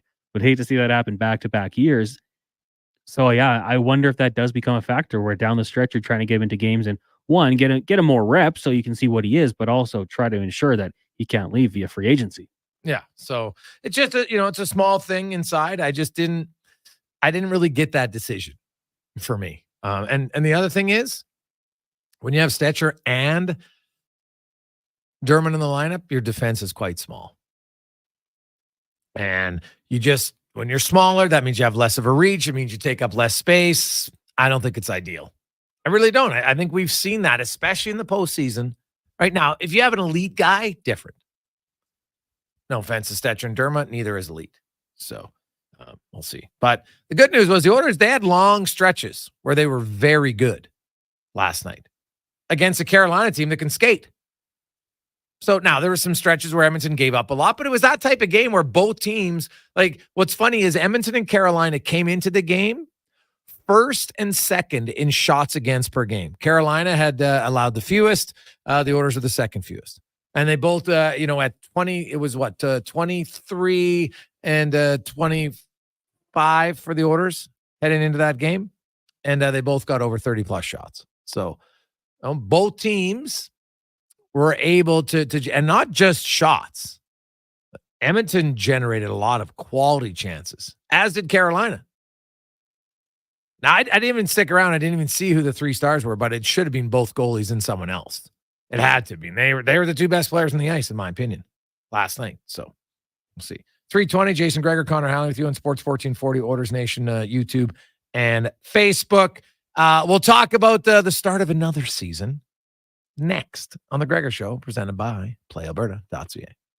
Hockey is back, and Play Alberta, Alberta's #1 sportsbook and official partner of the Edmonton Oilers, has you covered with bigger offers, boosted odds, live betting, player props, and more. New to Play Alberta? New players now receive $200 in free bets just for signing up. You already play? Get a $10 free bet for every $100 you bet every week all season long. Visit playalberta.ca and make your picks today.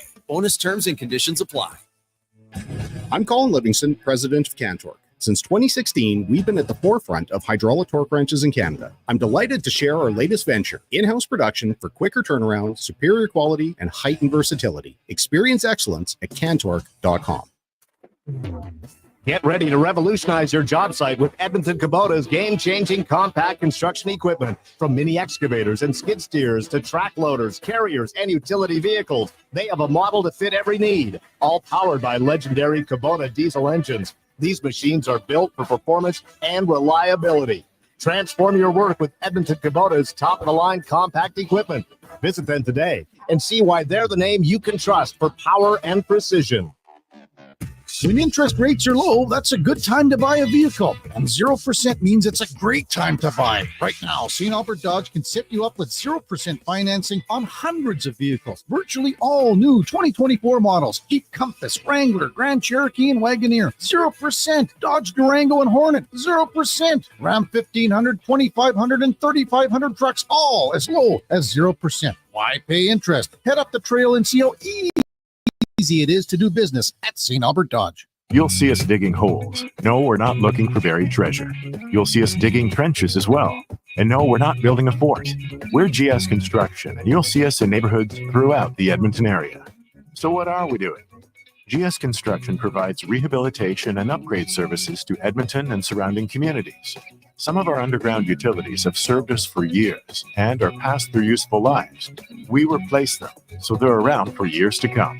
Find out more at gsconstruction.ca. Often when I meet people at a party or I'm hanging out at my favorite restaurants, I'll introduce myself and they'll say, "Oh, you're Grant Fedoruk from Leading Edge Physio. What can I do about this sore knee? It's been bugging me for months." First, I was thinking, when I'm out like this, I should just tweet my location so people know where to come for a consultation. But then I thought, I'm spending all this money on advertising Leading Edge. Maybe you could come by one of our clinics. That's where we have the technology and really smart physiotherapists who can give you all the advice and treatment you need. Have your people call my people, leadingedgephysio.com. In 1973, deep in the basement of an Edmonton family home, an elite team of specialized forces came together to form Action Electrical. Action Electrical Divisions, assemble. Projects team reporting. Service team reporting. Testing team reporting. Energy team reporting. Supercharged with skills in their electrical fields and grounded by strong family values. Facing an electrical menace? Call on the men and women of Action. Operating throughout Alberta at actionelectrical.net. Hey there, it's your friends from Toyota. We see you eyeing that Tundra. Already picturing yourself hauling so much firewood that your chainsaw's hiding behind the shed. It's time to stop dreaming about that new Toyota and start driving one.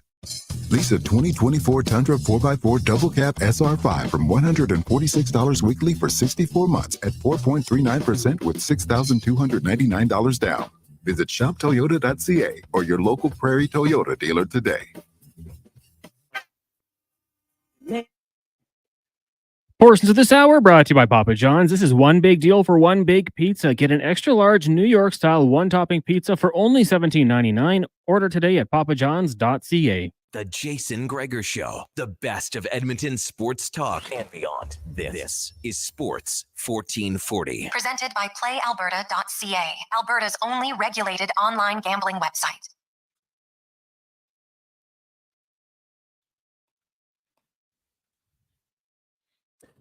$3.24.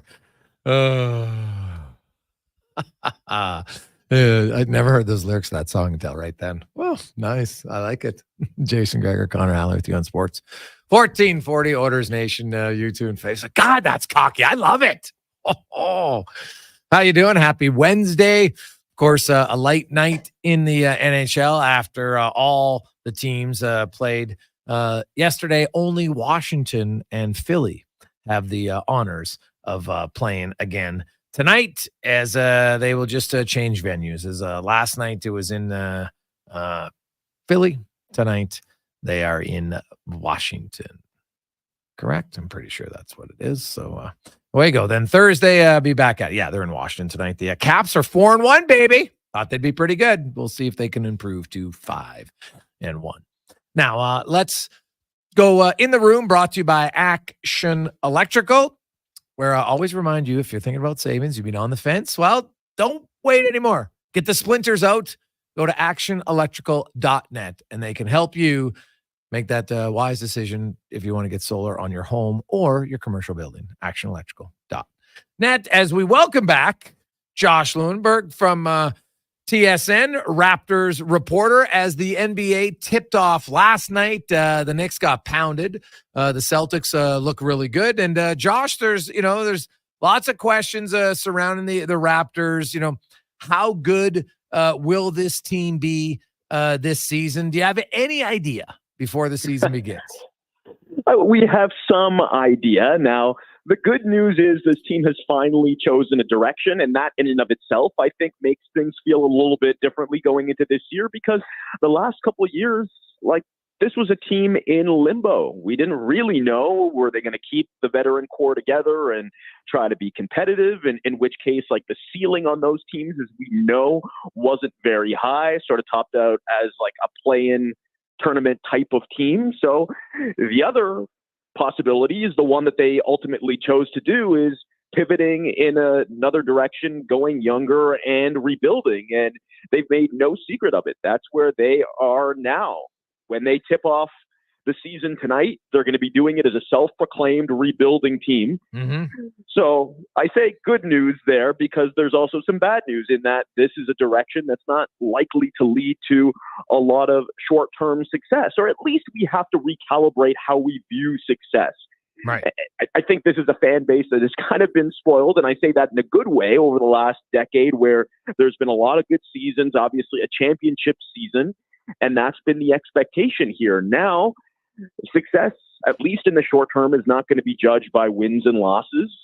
It's going to be judged by daily improvement and growth and development. And while that's not necessarily the sexy thing in sports, I do think there is something to that, where it's if you can track a team from the ground up, track a rebuild, and if it's a successful rebuild, an efficient rebuild, and that's a big if, because it can be done really poorly as well, and that can be painful. But if it's done well, and think about OKC right now, or Orlando, teams that are really on the verge of doing something special, to be able to say, I watched this guy grow, I watched this core grow from ground up to where they are in a contending window, that's something that I think is a little bit different than what Raptors fans have experienced in recent years. So that, I think, is the cause for optimism going into a year where there are some really intriguing young pieces on this roster.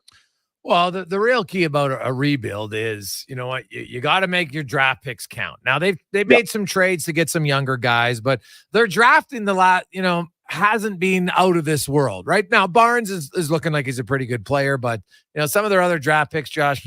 So if you look at kind of last year's class and everything else, where do you see them internally, and do they have to have a change in their approach at the draft?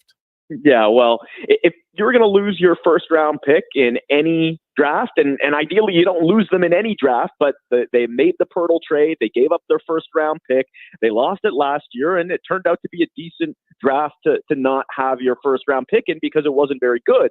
Mm-hmm. Now, if you are going to be bad, and this is a Raptors team that could be pretty bad this year, this would be the season to do it, because the upcoming draft is widely believed to be one of the best in recent memories. Cooper Flagg is the player that a lot of people are talking about right now, but at the end of the day, could be looking at 5 or 6, maybe even more players that would have gotten chosen first overall last year coming up in the 2025 draft. So yeah, I think the Raptors are in a position where you're trying to build something, and not just build it, but build it in a sustainable way where you can be not just a good team, but a contending team for many years to come.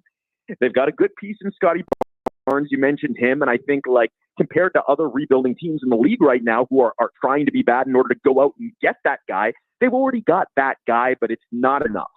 You need more high-end talent. And considering Barnes and Quickly are about to get real expensive once Barnes' extension kicks in next year, you not only need talent, but you need inexpensive talent. And the way to do that is through the draft. Masai Ujiri recognizes that. So that's why this is going to be interesting here, because you look at where the Raptors are, and like I said, they're no longer in limbo. They have picked a direction, but at least on paper, they seem like they should be better than some of these aggressive tanking teams in the NBA right now. I'm thinking of like Brooklyn, Washington, and Portland. Now, good news is like in the new lottery format where the odds are sort of flattened, you don't have to be the worst team in the NBA to get the best picks. I mean, Detroit was historically terrible last year. They ended up with the 5th pick. The team that won the draft lottery, I think Atlanta had the 10th best odds. So, you don't need to bottom out completely, but it'll be interesting to see how the team approaches this season. I mean, Ujiri and company, like they've given themselves some flexibility to go into the year, see what this team looks like, evaluate the core of Quickly and Barnes and Barrett once he gets back from his injury.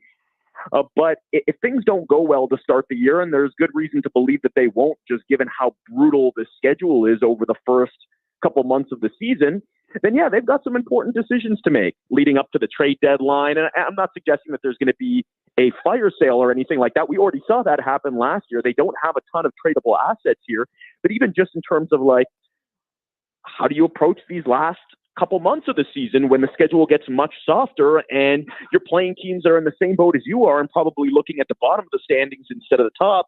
I wouldn't be surprised if by that time of the year we see some mysterious knee injuries or stiff backs popping up.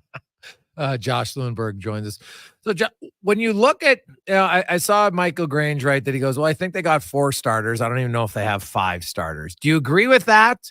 And even if you look at their 4 starters, like where would you rank them? Like if you had to say, okay, the top 30 point guards, top 30 power forwards, all like, where would they rank for each of the starters in Toronto league wide? Yeah, I mean, well, let's start at the top because they have what they believe is a clear number one. I'm not so sure that Scotty Barnes is like the franchise player, the superstar player, the guy that you could win championships with or contend for championships with as your number one. But there's certainly like signs, reasons to believe that he could be.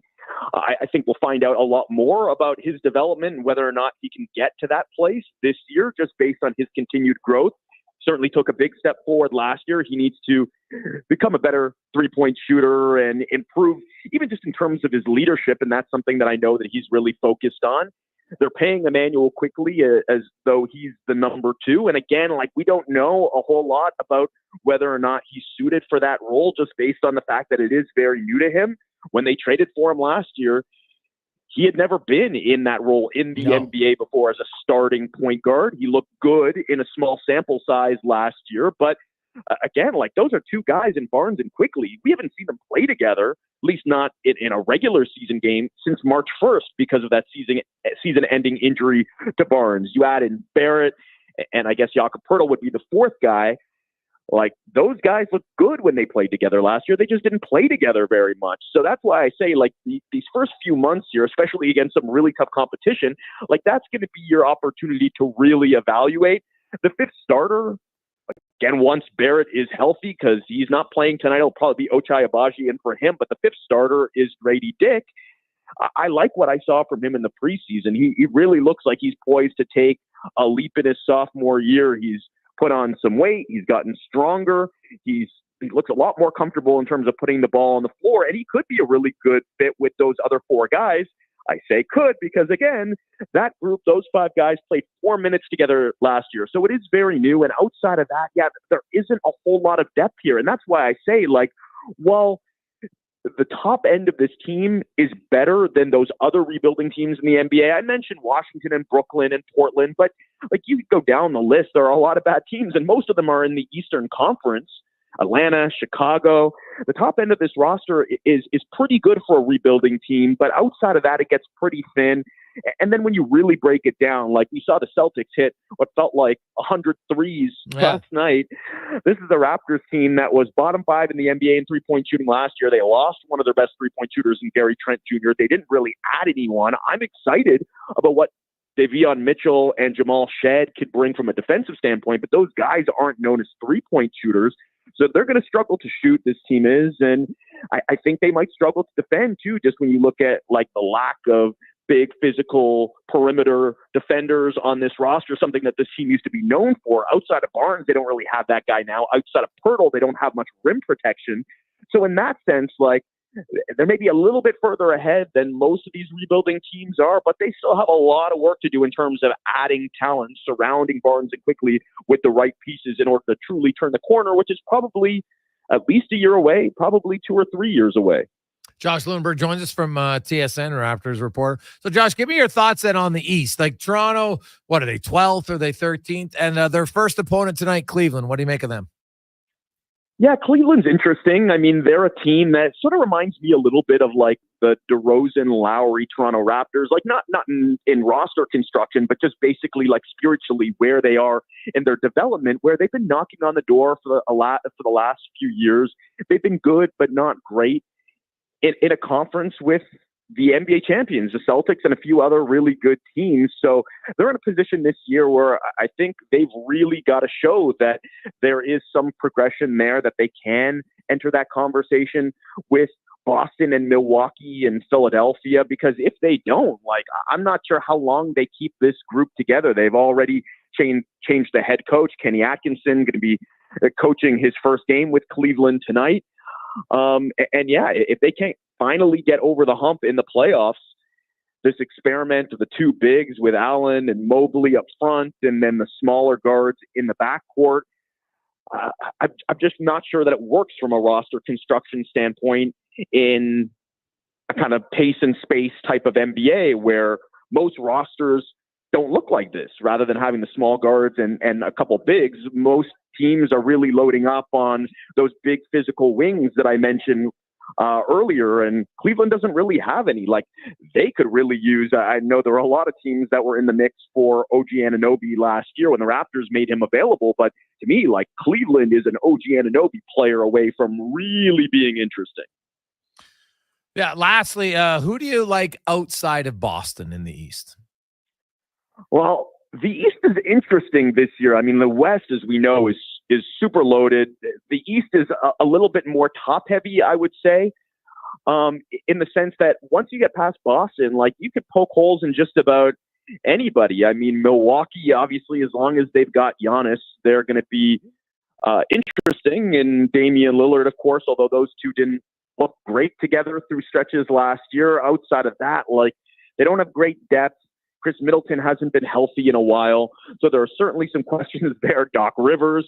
And then Philadelphia, like, they're the other team that comes up when you talk about the beasts in the East, but this Joel Embiid situation is just flat out bizarre, where now it looks like the NBA is going to be investigating them for maybe sitting him to start the season when he's healthy and can be playing. I mean, I can understand it from the Sixers standpoint, especially because they've got a head coach in Nick Nurse that went through load management in that situation with Kawhi here leading up to the championship. So they know it can work, and they're in a position with Embiid where, like, they may just be out of options, where they pushed him and pushed him and pushed him in the regular season. He really wanted to win MVP. He did that, but it's been having him healthy and near 100 or close to 100% come playoff time that just seems impossible based on all the injuries he's dealt with. Now, Paul George is banged up as well, so I'm not quite sure what to make of them. I mean, it's easy to just say, okay, well, Boston wins the East fairly straight-handedly, and based on what we saw last night, that's probably going to be the case. There are a few dark horse teams, but then it gets real dicey, and that's why, like, yeah, I mean, you mentioned 12th or 13th for the Raptors, but there's a scenario here where, like, I don't know, you could end up in the play-in tournament 9th or 10th and probably not even want to be there, just based on the fact that there's like 7 rebuilding teams at the bottom of the Eastern Conference. That's why if you're a team like Boston and you're really good at the top of the conference, I mean, you could just go through the East and, like, easy win after easy win, especially towards the end of the season when teams are tanking and looking for lottery balls. It'll be really interesting in the East this year. And then the opposite in the Western Conference, where there's like almost no night off, no easy teams in the West. No, not at all. Well, Josh, look forward to it tonight. So you're telling me the Raptors will be in tough tonight against Cleveland? I think they'll be in tough most nights here, especially over the next couple months. All right. Yeah, I was looking at their schedule there. You're right. They definitely have some more of the better teams more frequently. So the Raptors record early on could get rather ugly, is what you're saying.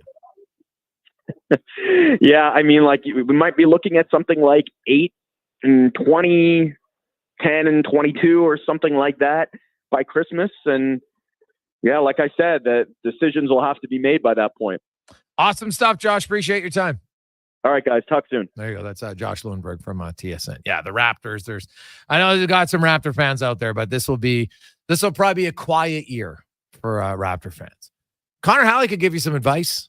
He's had a few quiet years as a Charger fan. Maybe text him and ask him, 833-401-1440. Now, I know many of you will be getting here for the autograph signing tonight at West Edmonton Mall. We are here, of course, in the eWell Studios in West Edmonton Mall and Sports 1440, Oilers Nation YouTube and Facebook. And while you come by, before you want to get in line, you want to stop in. Yeah, you can win some great prizes. We got a few Sports 1440 packs to give away. And also, we have some hats and they're going really well. So 25 bones, that's we just sell to you, cost straight $25 cash. And you can walk away with the first batch of these Sports 1440 hats. If you want one, they're looking good. Can't get a hat anywhere for 25 bones.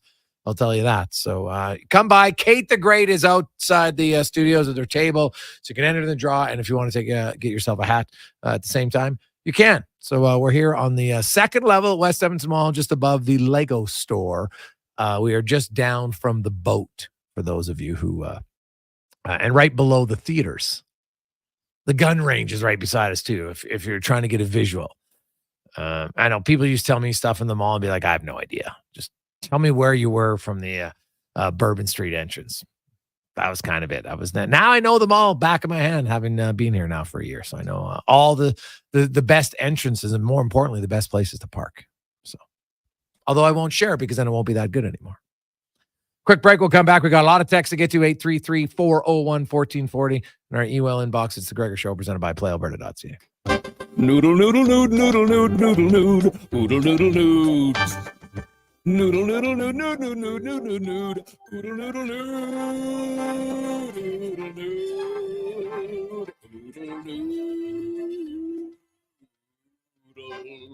noodle, noodle, noodle, noodle, noodle, noodle, noodle, noodle. Noodle, noodle, noodle, noodle, noodle, noodle, noodle, noodle, noodle. Throw the load down to Oodle Noodle tonight because dine-in is open. Japa Machinery Group knows that XCMG may not roll off the tongue, but Japa's team will help keep your construction jobs rolling on time and on budget with heavy equipment sales and rentals. Visit japamachinery.com to find out more.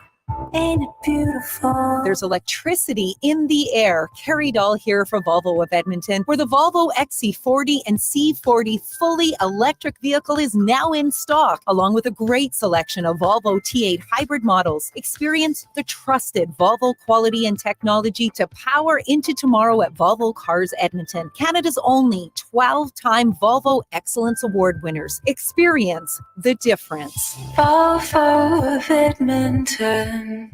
Michelle and Colette are sisters who don't agree on much, especially when it comes to which hockey team is the best. Edmonton is the best, baby. Vancouver's #1. Even when it comes to meat snacks from Wilhawks. I love the Harris Schwiener. The ham sausage rules. But they will agree Wilhawk beef jerky is the best. it might just be the only thing Alberta hockey fans can agree on. Others can try to imitate, but no one can duplicate Wilhawk beef jerky. Only available in Leduc. Get yours today because you don't win friends with salad.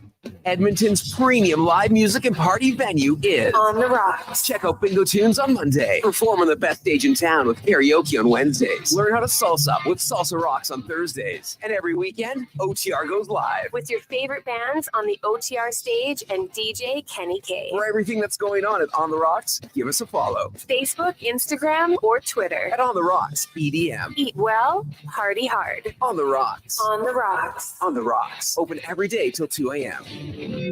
Experience more at the Edmonton Expo Center. Come for Canada's largest trade show, the biggest names in entertainment, exhilarating sporting events, and more. Stay for the experience. But it doesn't end there. Maximize your brand exposure with Edmonton Expo Center's new cutting-edge feature screens, spanning Western Canada's largest venue space. Captivate an annual audience of over 1 million visitors during iconic events like Pro Rodeo, Disney on Ice, Glow, K-Days, and so much more. To learn more, call 780-660-0514 or visit EdmontonExpoCenter.com today. The Canada-wide clearance is on at GMC. Get a $7,500 cash credit on 2024 Sierra 1500 Crew Cab elevation models. With Sierra's 13.4-inch diagonal premium GMC infotainment system with Google built-in compatibility, available off-road package with hill descent control, plus an available 3-liter Duramax diesel engine, you can take the road less traveled and try new things, like fishing or whitewater rafting. I should have gone fishing. Ask your GMC dealer for details.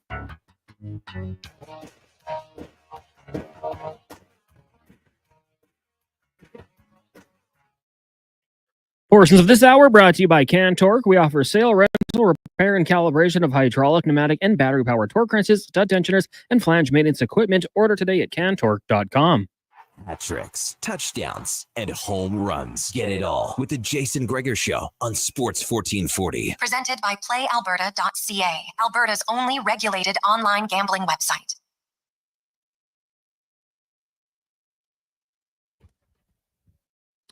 .346. Welcome back. Jason Gregor, Connor Halley with you. Sports 1440, Oilers Nation, YouTube and Facebook. Hope you're having an awesome day. The Oilers practice today. They'll be heading down to West Edmonton Mall tonight for their big signings tonight. Good luck for those of you. Somebody is in line at 5:30 this morning. Hopefully got something special for 97 to sign. Good luck. I will say this. I remember last year because we did the show here and they had it. And there was virtually, there's a lot of people want to get McDavid and Draisaitl. And there's lots of other guys that there's no lineup for. There's barely a line for Vander Kane last year. So, Hyman, buy the theaters because they'll set up a few tables there. But if you're looking to have a chance to, to even interact with the player a little bit more, I might recommend that.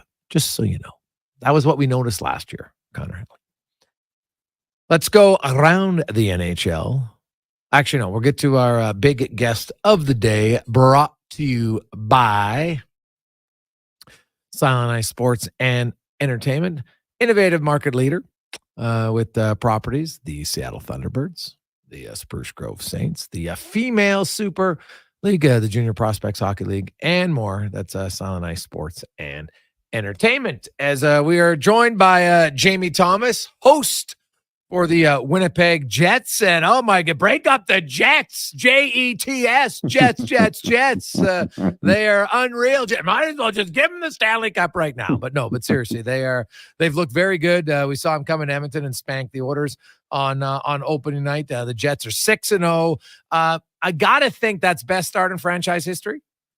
It is. Yeah. Even for either variation. Now, it's 1.0, which I am one of the, because I'm not from here, I don't follow along with the Winnipeg Jets records because they like to do that around here. They do not like to let go of the 1.0 version of the Jets. Because they were better. Yeah, I guess I got to go with that. So,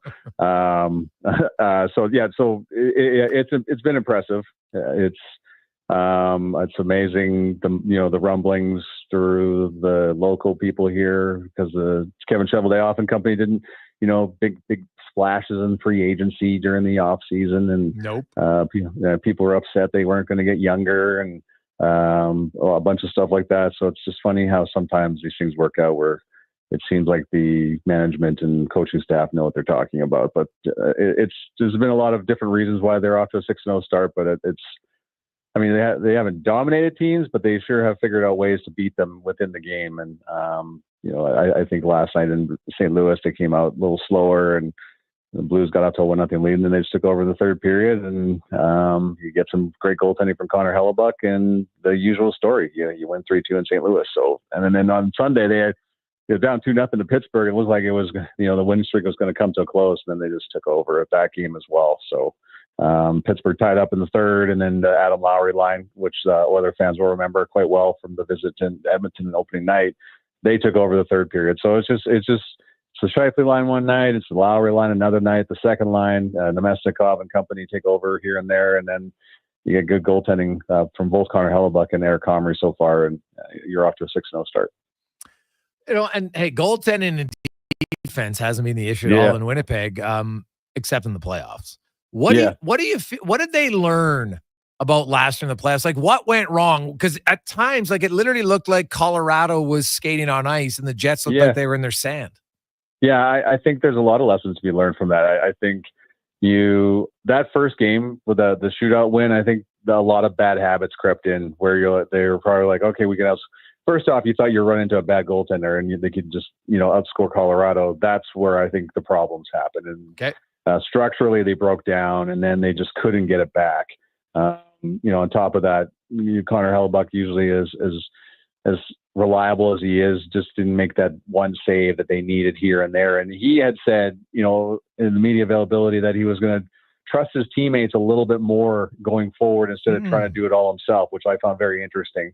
And then it seems like that right now. And Eric Comrie played Sunday, his first start. And it had said, I kind of asked him about the Lowry line and how impressive they were, but he said all 4 lines, they all look the same. The buy-in is something I haven't seen before.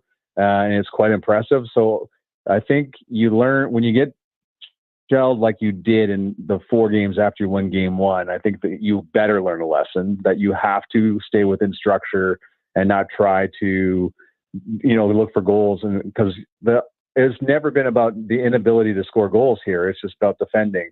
And they've so far locked it down through the first 6 games. Clearly down the road, you're going to get challenged a lot more. You're not going to beat Edmonton in 6-0 every night. You go up against them, but so far so good. They've shut down some pretty elite players so far in the first 6 games, and you just keep Jets fans are hoping that pattern continues as they roll into Seattle tomorrow. Is there any talk at all? Is Hellebuyck going to be in the 50s for starts this year? Yeah, I think a big role. So as you know, the schedule's compressed. Yeah. But they don't have as many back-to-backs as they have in years past. So listen, man, I asked Wade Flaherty, the Jets goaltending coach, about this. I go, is Connor Hellebuyck tired? He goes, does he look tired? And I'm like, no. And he's like, there's your answer. So I'm pretty sure they're counting on 60 to 65 this year. Okay. Now this is all based on what Eric Comrie is going to do. He looked great against Pittsburgh. He had his best year in the NHL in his last year here 2 seasons ago. Right. So hopefully he can provide the same stability that Laurent Brossoit provided last year as well. But listen, the defense has to play a big role in this too, and the way they're defending lies in that too. So I'd be shocked if they don't go if he's not playing 60 to 65 this year. Let's just go with that. You'll be shocked if he doesn't, or if he doesn't end up playing 60 to 65 games. Like he's going to play between there, 60 and 65. Really? Yeah, I don't see them going below. I just don't see it. I just don't see them going below that. Okay, that's fascinating to me. Now here's another thing too. He wants to play, so that's the other part. Yeah, I get that, but does he want to win or does he want to play regular season? That would be my question to him. Right? Yeah, exactly. So I don't know. So only him and Wade Flaherty understand and have that system, that pattern worked out and what they're going to do in that aspect. And then also throw in what happens in the 4-nation faceoff. How much is that going to, if he ends up playing, being, US's number 1 goaltender? Who knows how that, because they're just so deep in that department. Like, does that play a role in how much he's going to play down the road? But we'll have to see. Well, I'm trying to pick him an American goaltender that's going to finish ahead of him. Yeah. Where he's not the starter. Yeah, I know. So it's been but here's another thing. It's been a long time since he's played for the U.S. At an international event. But I mean, as of this moment, I'm with you. I just don't see anybody going, I'm the number 1 goaltender in front of him. So yeah, it would be it'd be surprising. What about their blue line, Jamie? You look at their D. If they're looking to, I know they didn't make any offseason signings, which is fine. It's obviously being right, and they've got good structure. But you look at their blue line, they got to add something, do they not? Do you think they need a righty or a lefty? Here's the thing. Colin Miller has turned out to be a lot better than I thought. Like, he was kind of like an unsung signing on July 1st. They brought him over the trade deadline. Didn't see a whole lot of him, but he looks revitalized as the 6'5", 6 defenseman. He's played with Hayden Fleury, who was another under the radar signing in the off season. But Logan Stanley just came back. So here's where we're going to find out. When the games get heavier, can Logan Stanley provide the toughness or that guy that's going to stand up for his teammates that Brendan Dillon did all these years, for 3 years here in Winnipeg? What happens? Because you don't want Adam Lowry fighting more than 5 times. I'm sorry, you just can't. How important he is on the team on the ice, and also I'm sure he doesn't want to fight that much. So when things get heavier, what are they going to do? Like, is Logan Stanley going to be able to take that role on that Brendan Dillon played so well in his time here in Winnipeg? That's where I think they're going to be. Now, how many of those defensemen are around to go out and get? Hard to say, but that's where I think if they're going to make a move on the blue line, it's going to be because they don't feel they're getting enough from Logan Stanley in the physicality department. So he's played the last 2 games, played pretty well. So we'll have to see how that all shakes out. But I mean, so far, Neil Pionk looks, reborn this year, loses one of his best friends last year in that skate accident in Britain. That had to weigh on him a lot, and he admitted as such. He looks, refreshed this year, and the pairing with him and Dylan Sandberg looks solid, and of course Josh Morrissey and Dylan DeMello is as good as it gets. But it's at 5-6. Can they keep this up through a full year? And again, Logan Stanley, the toughness part, if that's going to be a factor at all. Jamie Thomas joins us talking Winnipeg Jets, who are perfect 6-0 to start the season. Beat the Oilers 6-0 on opening night. It is rare for an assistant coach to take over and have success. Yeah. It's hard. Now, some have done it. It is. But Scott Arniel, I know it's early. He seems to have made it seamless. How come? Because of all the times he had to fill in for Rick Bowness, I think. Like that, like that, it wasn't just 1 or 2 here and there. It's like between, I think it was like 20 games in total, maybe 25, right? Where he filled in for Rick Bowness because of COVID reasons. Judy, Rick Bowness's wife, had health issues last year. Rick had health issues last year. So it's just, they know what they're getting. And, Davis Payne has come in as he's done a great job with the power play. Decent Elf has come in and has helped the penalty kill, and he's working with the defenseman because that was what Scott Arniel did the past 2 years. But I just think they know what they're getting with Scott Arniel. And Arniel made sure on the first day of camp to let everybody know this is his team, because somebody asked about Rick Bowness. He goes, let's be clear, this is my team. I'm paraphrasing, but it's just flat out, we're going to push the pace a lot more. So I've seen them move the puck a lot faster up the ice, because clearly when you have the forwards the Jets do, you better do that. But it's been seamless, man. I always thought that there was a succession plan in place. I've been told it wasn't, but Scott Arniel clearly presented the best case. And look, you're the 4th best team in the NHL last year. Yes, you had a little hiccup in the playoffs, and you're one of the best defensive teams. Why are you going to change your system and your structure when it was so successful for you after you spent 2 years drilling it into the players' heads? Yeah. It's here now. You see the fruits of the labor already 6 games in. It'd be crazy to me to sit there and go, let's wipe this all out and start with a new system again. That didn't make sense to me. JT, always good to catch up with you, man. We'll now haven't looked. Who is the Jets' next 4 games? Can they get to 10-0? It is Seattle tomorrow, Calgary Saturday, and the mighty Leafs on Monday on Amazon. Oh, that's right. The Amazon. Well, Jets fans will be like, God damn it, I gotta buy it, because they might still be undefeated. Yes. Oh my gosh, could you imagine? And then of course, it's the Leafs, buddy. The Leaf circus is coming to town. No, well, enjoy that. They're going to stop Austin Matthews. Yeah, well, how are they going to do it? We'll see. Well, Hellebuck's like, it's a regular season. Don't worry. Yeah, then they can both discuss how can we be better in the playoffs. Because yes, exactly. Let's put our arms around each other. Yeah, we're going to go to the 4 Nations face-off. We're going to figure this out, and then we'll get back to everybody. Oh God, I kind of looking forward to that. I know some people want to poo-poo it. I don't mind it at all. It's sure it could be better. We need international hockey in a bad way, like that. Just at that level, please. I need it. 100%. For sure. Awesome. Thanks, man. Have a great day. Okay, buddy. There you go. Thanks for having me on. Jamie Thomas, host of the Winnipeg Jets. And the Jets are good. They're really good defensively. Can they keep it up? I always say, when you're so dominant defensively, what happens in the playoffs if you have a bad game or two? And like you said, like they kind of fell into the trap. Oh, we can play run and gun with the Avs because they scored 6 goals in game 1. We all saw what happened after that. God, it was ugly. Like it was literally like the Jets were trying to be a speed bump on a highway. And the Avs just kept blowing by and then just wore down and there was nothing. It's like, little speed bump here and away you go. Because, did they spank them? Was it 28 goals in 5 games they scored on Winnipeg? 28. Crazy. 4 o'clock. Jason Gregor, Connor Halley with you in Sports 1440, Oilers Nation, YouTube, and Facebook. Quick break coming up. We'll get more on the Oilers. We got Yaremchuk coming by. Spec Nick Anderson will join us. The Elks have their award winners to get to, some new combinations for the Oilers. And we'll get your answers to the questions we asked We'll re-ask him again on the Gregor Show, presented by PlayAlberta.ca. Here's a Command Sports 1440 update brought to you by your Alberta GMC dealers. The Canada-wide clearance is on now at GMC. Get a $7,500 cash credit on a 2024 Sierra 1500 Crew Cab Elevation. See more at gmcoffers.ca. This is a Sports 1440 update. The late night in the NHL. We've got just one game on the schedule as the Caps host the Flyers. Puck drop set for 5:30 in this one. Busy day off the ice. The Tampa Bay Lightning have placed veteran forward Connor Halley on waivers. The Utah Hockey Club will be without Sean Durzi and Jean Marino long-term. Team announcing that the two defensemen have each undergone surgery. Durzi's timeline recovery set for 4 to 6 months, while for Marino it is 3 to 4 months. St. Louis Blues forward Robert Thomas has a fractured ankle. He'll be reevaluated in 6 weeks and then placed on the injured reserve list. The 25-year-old had 1 goal, 5 helpers in 6 games so far. In the association tonight, the Toronto Raptors kick off their season hosting the Cavaliers. You can get that one started at 5:30. Elsewhere, Pistons up against the Pacers, the Nets in Atlanta. Heat host the Magic. The Bucks travel to Philly. Rockets meet the Hornets. Grizz take on the Jazz. Clippers host the Suns.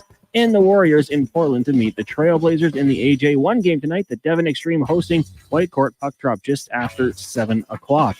And some news from the NFL. Bryce Young is back under center for the Carolina Panthers as they announced that he will be their starting quarterback this weekend after Andy Dalton suffered a sprained thumb in a car accident yesterday.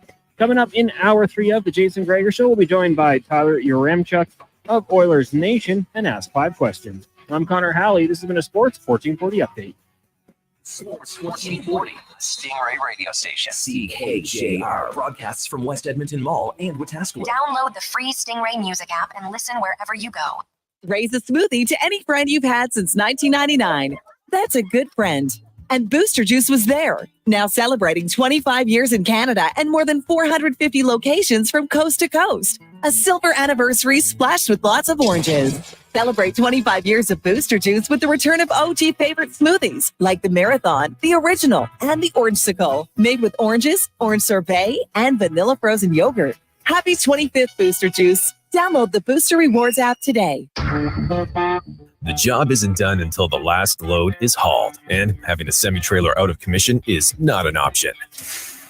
Whether replacing or adding to your convoy, Edmonton Trailer has a huge inventory of new and used semi-trailers, trusted by the gravel, logging, oil field, fluids, and freight industries. Find a trailer right for you online or at one of their 3 locations. For sales, service, parts, rental, and finance, when you're in it for the long haul, Edmonton Trailer. You've probably heard the term supply and demand. Something is needed and someone supplies it. We're GS Construction, and we're in the supply and demand business with you. Edmonton and the surrounding area continue to grow. Infrastructure has to be continually replaced and upgraded to keep up with demand. You see it with new buildings and new roads, but what about below ground, where all sorts of pipes bring you water and take wastewater away? That's where we come in. For more on what we do, go to gsconstruction.ca. Silent Ice Sports and Entertainment is an innovative market leader across Western Canada, with sports and entertainment properties including the Spruce Grove Saints, the Junior Prospects Hockey League, Silent Rides Charter Company, the Hockey Super League, and the newly launched Female Super League. Silent Ice also owns the Western Hockey League Seattle Thunderbirds and operates the Morinville AAA Arena. The Silent Ice Center, a new state-of-the-art entertainment facility, is open in Nisku, which features 2 sheets of ice, including a 1,600-seat arena and a restaurant with a viewing area. Day or night, tasting just so right. You can order Oodle Noodle at oodlenoodle.ca, delivering you the news almost right away. Remember, you can order Oodle Noodle at oodlenoodle.ca. So stay on your couch all day and order oodlenoodle.ca. Oodle Noodle. The Canada-wide clearance is on at GMC. Get a $7,500 cash credit on 2024 Sierra 1500 Crew Cab Elevation models. With Sierra's 13.4-inch diagonal premium GMC infotainment system with Google built-in compatibility, available off-road package with hill descent control, plus an available 3-liter Duramax diesel engine, you can take the road less traveled and try new things, like fishing or whitewater rafting. I should have gone fishing. Ask your GMC dealer for details. I'm Rick Showers from No Bull RV, and we have hundreds of RVs to show you. Now, fall is not the traditional time to buy an RV, but here's a pro tip. Every used RV is a one-of-a-kind, and one of them is perfect for you. But you never know when you're going to find it. Especially if you have a lot of must-haves and deal breakers on your wish list. That's right, Bob. Used RV buyers are picky, looking for just the right one. I'm not saying the RVs on our lot now are any better than the ones we'll have in the spring. They're not, but they are different. The ones on our lot today will be gone by spring. Be a shame if the perfect one got away. That's what I'm getting at, Bob. If you find one you like, put a ring on it. No Bull makes it ridiculously easy because we'll pay for winterization, storage, and get it all ready for you next year. All you need to do is show up in the spring and it'll be ready for your first adventure. Couldn't be easy. And that's No Bull. NobleRV.ca. I think we've sold 5 or something.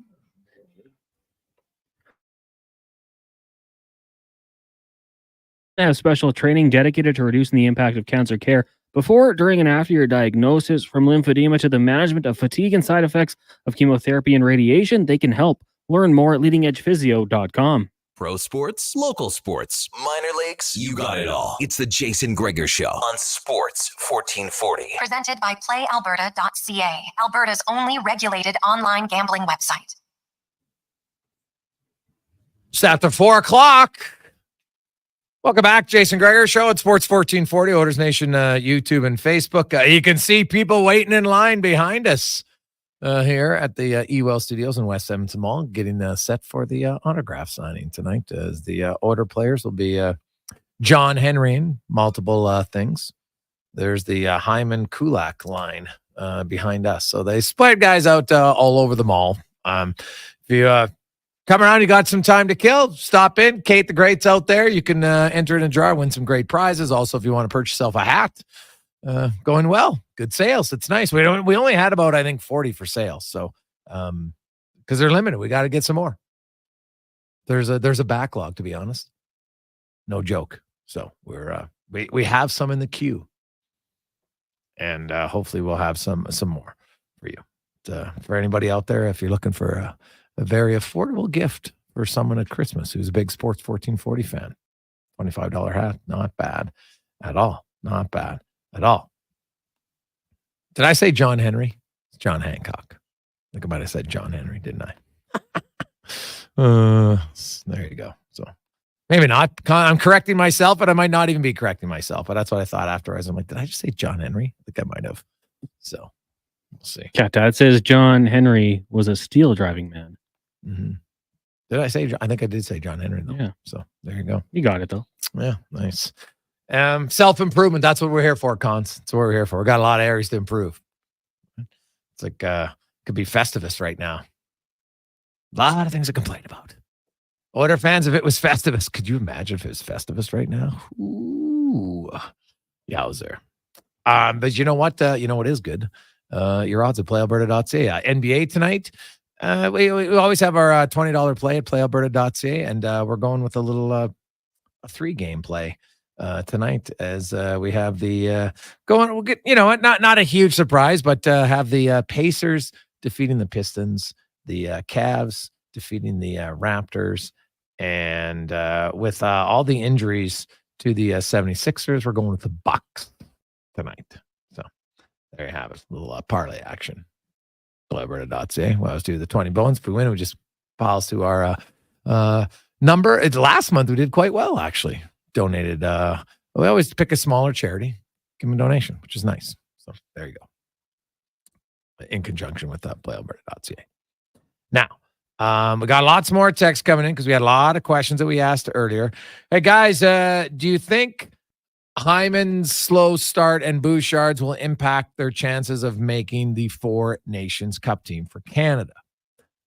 Well, I don't think 7 games is going to impact it. Like, if I'm an evaluator of that team, like, I don't think Zach Hyman just forgot how to play hockey. Right? Same with Evan Bouchard. But if it stretches into a few months, then yes, it could. I don't think it does for 7 games. Now, I will say I think Bouchard has a tougher road to make that team than Zach Hyman, because I think that the Canadian right defense group is pretty good. Obviously, Cale Makar is a no-brainer. He's on that team. Like, it's not even a debate. It's not even a question. I don't care if you want to go left or right. He could shoot straight. He is. He's making that team. Obviously, he is. Right? Like, very quietly, Cale Makar is off to an unreal start. He's got 14 points in 7 games. Now, he's not going to be a 2-point-a-game player. I get it. But still, 14 points in 7 games. 86 points in the rest of the way. You're like, it's not crazy to get to 100. Could he, though, join Coffey and Orr as only the 3rd defenseman with 104 points in a season? But so you look at right shot D-men for Canada, and obviously, Evan Bouchard, when the season started, he's in the mix. I think he's still be in the mix. Alex Pietrangelo. Now, Drew Doughty's out of the mix. That's an injury. Would he be back in time to play? I think it's tough. But you got Pietrangelo. You got Mackenzie Weegar. You got Bouchard. You have Noah Dobson are other guys, I think, in that one. Colton Parayko, I think, is another guy, because they're going to love size and guys who won cups and can defend. Parayko can do all of that. So, yeah, I think the right side defense for Canada, you might even see 4 of them on the roster in the game. Now, we know that they like lefty righties. I get it. But I think Canada right now, funny enough, I would argue that their right shot defensemen are a little bit deeper than the left shot D-men. So, because if you look at the lefty right now, Shea Theodore, Josh Morrissey, probably the top. Now, some other guys like Owen Powers, young, I like him. Right? Chikrin, but that's kind of about it, right? Thomas Chabot, I don't know if he's there yet. Now, the other guy, I think Jake Sanderson, I got to look, but he might be, I think he's American, is he not? Like, I know, of course, but he was born in the States, I'm pretty sure. So I don't know what his, does he have dual citizenship or not?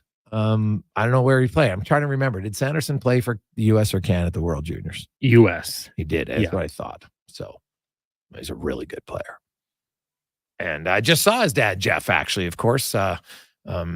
One of the fastest guys. Remember, forward, that guy could fly. Scored 40 goals a few times with the Hartford Whalers. He's now scouting, pro scout in the NHL. And he was in town the other day. Had a good chat with him just about the Senators and his son and everything else. So obviously a pretty proud dad, as he should be, about that. But man, if his kid was Canadian, because he would have had dual citizenship, he would really help out in their back end, because I like him a lot. But I think Canada will still be pretty good. Hey guys, I think we are entering the prima donna era from Nick for Draisaitl. Hey, Draisaitl hasn't had a good start. I think that's totally fair. But prima donna is a pretty harsh claim, Nick, for 7 games. Like, I know that hyperbole seems to sell online nowadays, right? The hottest of hot takes, right? But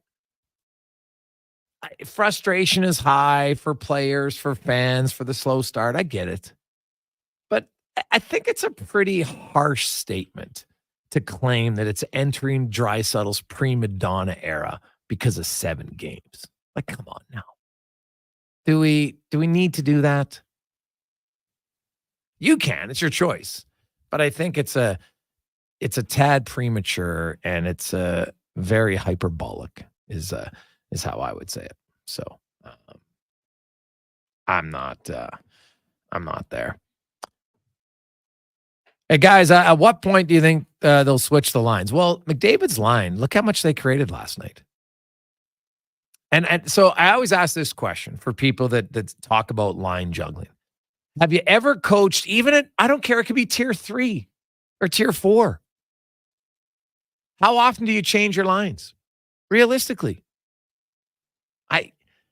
And when your line generates some stuff, like the Oilers are 2-4-1, they're not awful. Not as good as they'd like to be, but I think it's a fine line. It's a very fine line. You can keep juggling around, or sometimes you want your players to say, hey, play through it. Figure it out. We think you're better than you're playing. So just figure it out. And that's where I'm at with the Oilers. We got lots of other questions because we asked these 4 questions. We always like to ask some questions on the show, get some interaction. 833-401-1440 in our email inbox. Some fun ones because we got good answers on this. We asked, so David Pastrnak has 352 goals. Draisaitl has 350. McKinnon and McDavid each have 338. So they're all within 14 goals. And I was looking if Jenny Malkin is the 48th player in NHL history to have 500 career goals. Patrick Kane, John Tavares are likely going to be 49 and 50. I think Austin Matthews will be 51. He's 20 ahead of Pastrnak and those guys right now. And barring an injury, I think he'll get there first. But then out of Pastrnak, Draisaitl, McKinnon, McDavid, who do you think gets to 500 first? I think all 4 of them are going to get there. But who gets there first? Fun question, 833-401-1440. Another one was I asked in regards to the Oilers record at the end of the month. They're currently 2-4-1. They got 4 games left. Pittsburgh Friday, who they've dominated lately for a variety of reasons. But they've absolutely, not just beat them, annihilated them. Their last 6 games, the Oilers have won by a combined score. They're plus 23. So that means the average game, they're winning by 4. Pretty impressive. They would love that on Friday night. They need something to kind of kickstart them. Right? You think about it, they beat Philly. They had to come back. They didn't play that great in that game, then they won against Philly. Right? They scored a goal late, then won in an overtime. It was not a great game. Nashville, probably their best start to finish game of the season.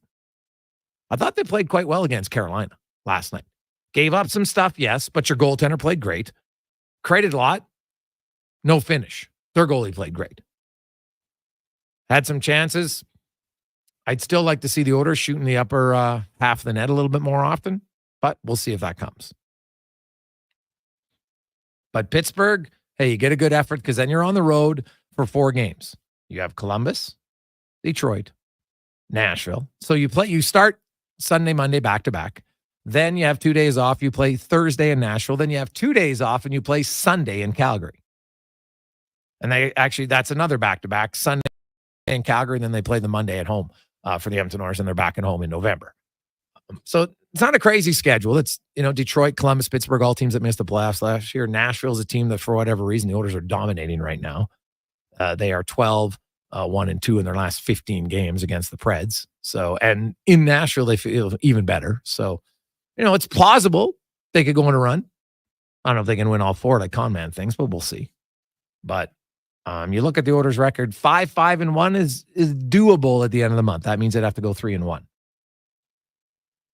Detroit and Columbus are now, for whatever reason, now Columbus works really hard, and Edmonton has had some tough times there for sure. Hey guys, the top guys that aren't firing on all cylinders. To me, it doesn't matter where they are in the lineup. They'll pick it up. The team will improve from Drew. Keep it as is. Well, there you go. Hey, Gregor, what about Noah Dobson? Well, I think Noah Dobson's a pretty good right shot defenseman. We were talking about in the competition for right shot D for Team Canada. Noah Dobson. Well, Cale Makar's in. Let's just take him out of the equation. He's number 1. It's a no-brainer. He's on. So then there's everybody else battling for the number 2, number 3 right shot defenseman spot on the 4 Nations Cup. I would think Alex Pietrangelo is going to get a long look there. I even thought Drew Doughty, the way he was playing, was in the mix, but his injury, maybe not. Then there's Bouchard, there's Noah Dobson, Mackenzie Weegar. We'll get some looks for people. Colton Parayko, possibly. I think those are some of the guys on the right side. Left side, Theodore and Morrissey, I think, are probably the obvious top 2 guys. Owen Power, I like a lot, but he's young. Oh, maybe he's a number 7. We'll see. You know what guy now, he's not going to be there now, but in 4 years, and one young defenseman is a right shot that I quite like is Riker Evans in Seattle. think he's got, you know what? Now, I don't know if he'll ever be a Team Canada guy. That's probably a massive stretch, but I like his game, man. I like a lot about his game. So he's a guy, that's one defenseman in Seattle that has got some good offensive instincts. We'll see if he defends well enough yet, but he's a good, solid young D-man in Seattle. When we come back, Tyler Yaremchuk will join us. We'll talk about now the coach did run some different power play combinations in practice today. Does that mean he'll use them in the game? Would you? We'll discuss it next on the Jason Gregor Show on Sports 1440, Oilers Nation, YouTube, and Facebook, presented by PlayAlberta.ca. Hockey is back, and Play Alberta, Alberta's #1 sportsbook and official partner of the Edmonton Oilers, has you covered with bigger offers, boosted odds, live betting, player props, and more. New to Play Alberta? New players now receive $200 in free bets just for signing up. You already play? Get a $10 free bet for every $100 you bet. Every week, all season long. Visit playalberta.ca and make your picks today. Bonus terms and conditions apply. I'm Ryan Nugent-Hopkins. And I'm Zach Hyman. And when we're not making juicy, sweet passes, or having my goals disallowed, we're working for Legacy Heating and Cooling. Guys used to call me a plumber. And now they call you an HVAC technician. Nice. Hey, guys, you're not here to install furnaces. You're here to sing the jingle. Oh. Well. Okay. Call Legacy. Call Legacy. No payments and no interest for 1 year from qualified installers. Legacy Heating and Cooling. Excavators, loaders, lifts, compaction equipment, and more. Find the XCMG construction equipment you need. Available for rental or sale at Japa Machinery Group. Japa, helping build Alberta from the ground up for 50 years. Visit japamachinery.com. For 5 days only, the President's Sale is on at The Brick. We've got the best offers of the season, like up to 50% off mattresses, up to $800 off sectionals, and up to 65% off sofas when you buy the matching Love Seater chair. Also, when you buy more, you save more. Up to an additional $1,000 when you buy 2 or more select major kitchen appliances. Plus, prepare for the holidays with our price protection guarantee. Some exclusions apply. See in-store for details. The Brick, saving you more. Scott McGilvery here, HGTV host and renovation expert. The one upgrade I know homeowners will love: better, fresher Culligan water straight from the tap. Culligan's Aquasential reverse osmosis filtration system takes your water to the next level. With up to 7 stages of filtration and 14 filter options, they're certified to reduce over 90 contaminants. Your tap water is about to get a major upgrade. Safer water that tastes great. Get started with a free in-home water test at Culligan.com. Culligan, water you love. When it comes to your health, trust Dr. Bryce Henderson for expert care in hip and knee replacements. With years of experience and advanced techniques, Dr. Henderson helps you regain your mobility and quality of life. Your health is my priority. Let's get you back to doing what you love. Put your health in the hands of a trusted expert. Book your consultation with Dr. Henderson today. Visit vitalsurgicalspecialist.ca or call 587-391-7864. Bracelli hockey fans, your partner in power just skated onto the ice. EWEL.ca, the new e-commerce website for electrical wholesalers Edmonton, is ready for the Power Play 24/7, 365. UL skates to where the puck will be in 5 years. Now that's forward thinking. Killer selection, slamming products from the best brands, and legendary service. Don't sit on the bench. Get your account today at EWEL.ca and win that project. Plug into your partner in power. Get an EWEL.ca account today. Have you heard of anything more chilling than frozen beef? Until November 3rd, get an always fresh, never frozen Dave single from Wendy's for only $4. Nothing scary about that. Taxes extra at participating Wendy's until November 3rd. Terms and conditions apply. Albertans celebrate a bounty of beautiful places to visit, boundless adventures to take, all in driving distance. And Sherwood Honda has the fuel-efficient vehicle that helps you go even farther and appreciate more. Hybrid CRVs and Civics mean more thanks in your tanks, more great trips to be grateful for. And of course, Sherwood Honda is thankful for the chance to help you get there. It's a beautiful time of year, and it sure would be nice to hit the road with Sherwood Honda. Weather forecast? Ugh. Savings forecast? Cha-ching. Save up to $225 on a set of 4 Select tires, plus a bonus $50 off any service of $150 at Fountain Tire until December 14th. Restrictions apply. Fountain Tire. We're on this road together.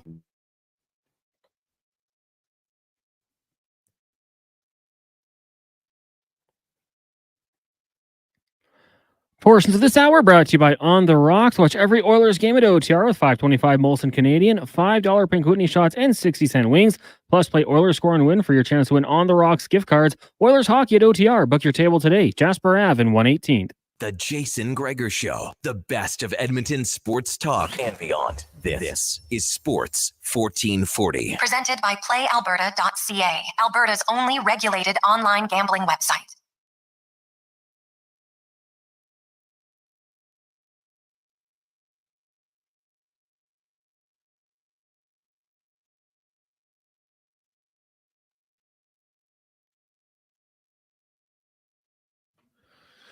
.426. Welcome back, Jason Gregor.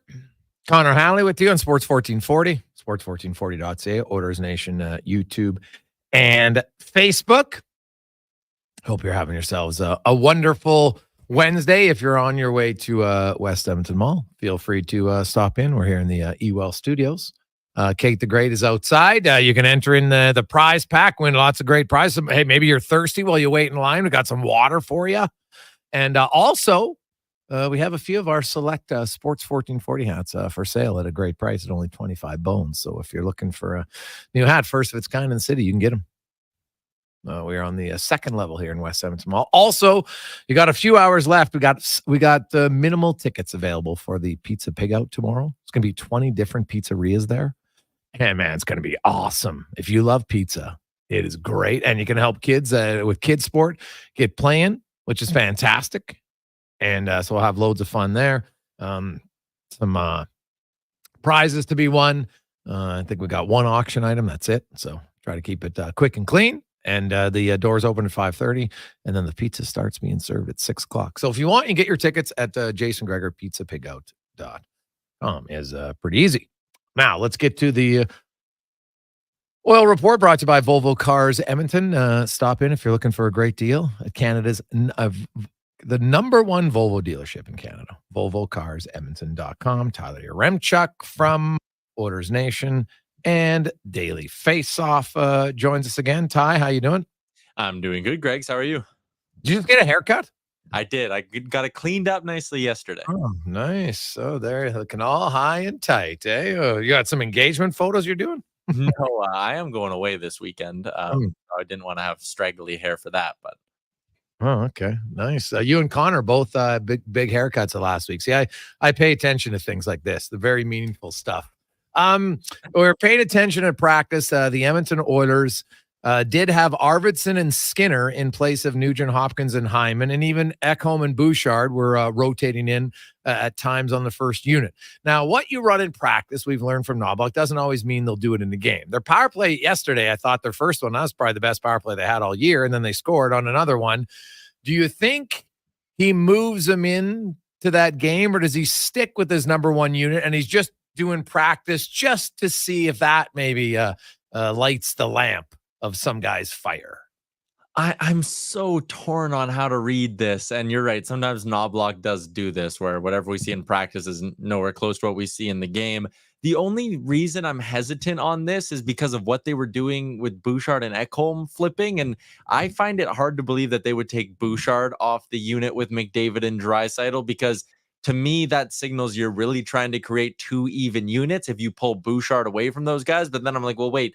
If you're trying to create two truly even units that are going to get like a minute each, then you would split McDavid and Draisaitl up. You wouldn't just take Nuge, Hyman, Bouchard and put them away from the other two. So I don't know. I'm torn on this. I'm intrigued by the Jeff Skinner move, but I don't know. Part of the reason I'm maybe leaning more towards we won't see this in a game is because they went so drastic, and it was Skinner and Arvidsson, who again hasn't been off to a great start this season.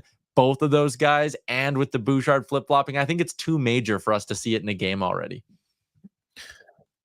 I would agree early. I think it's, and there's nothing wrong sometimes with just changing it up in practice even. Might be, give McDavid and Draisaitl a different idea. Oh, let's look at this, because let's be real here.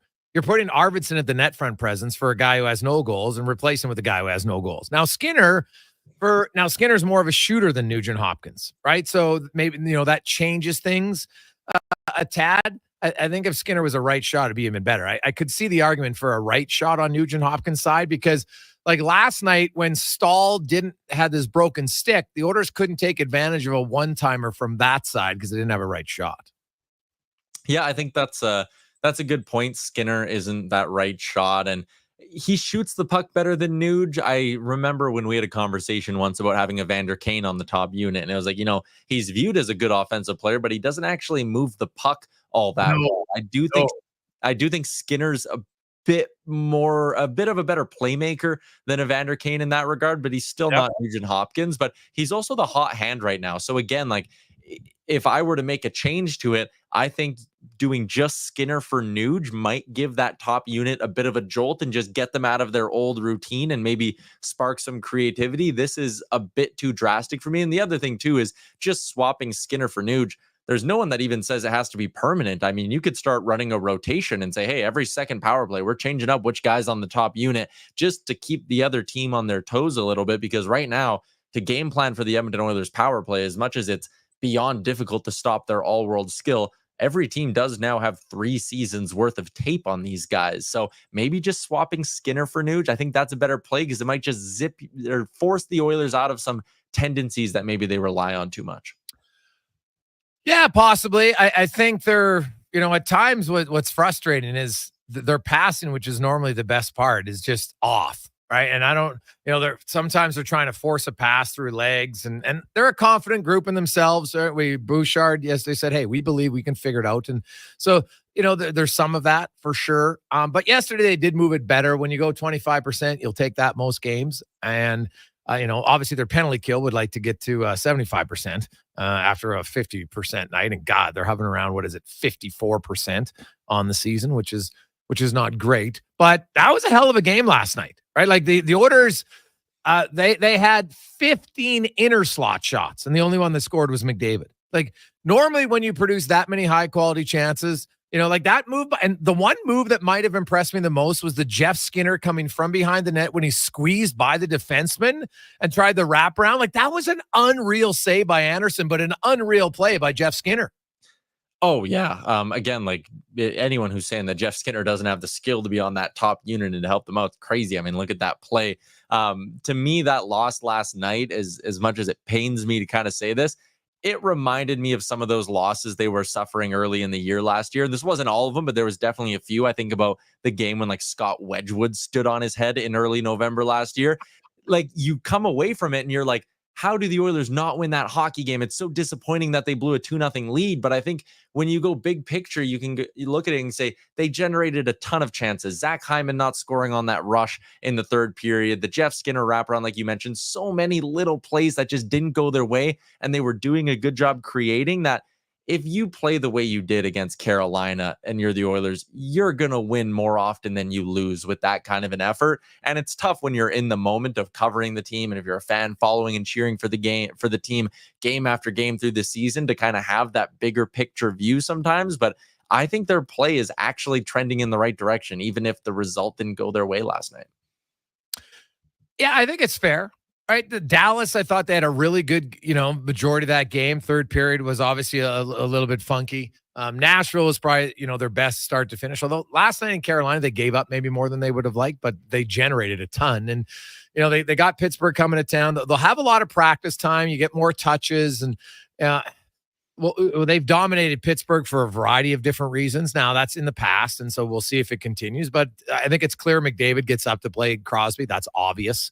And we've seen them spank him a few times. And you know what? They get a win. They can still salvage this month is what I'm saying. Like it's still salvageable where it doesn't have to be an absolute disaster. But man, you lose on Friday, then all of a sudden you're got 2 wheels in the ditch, not just one.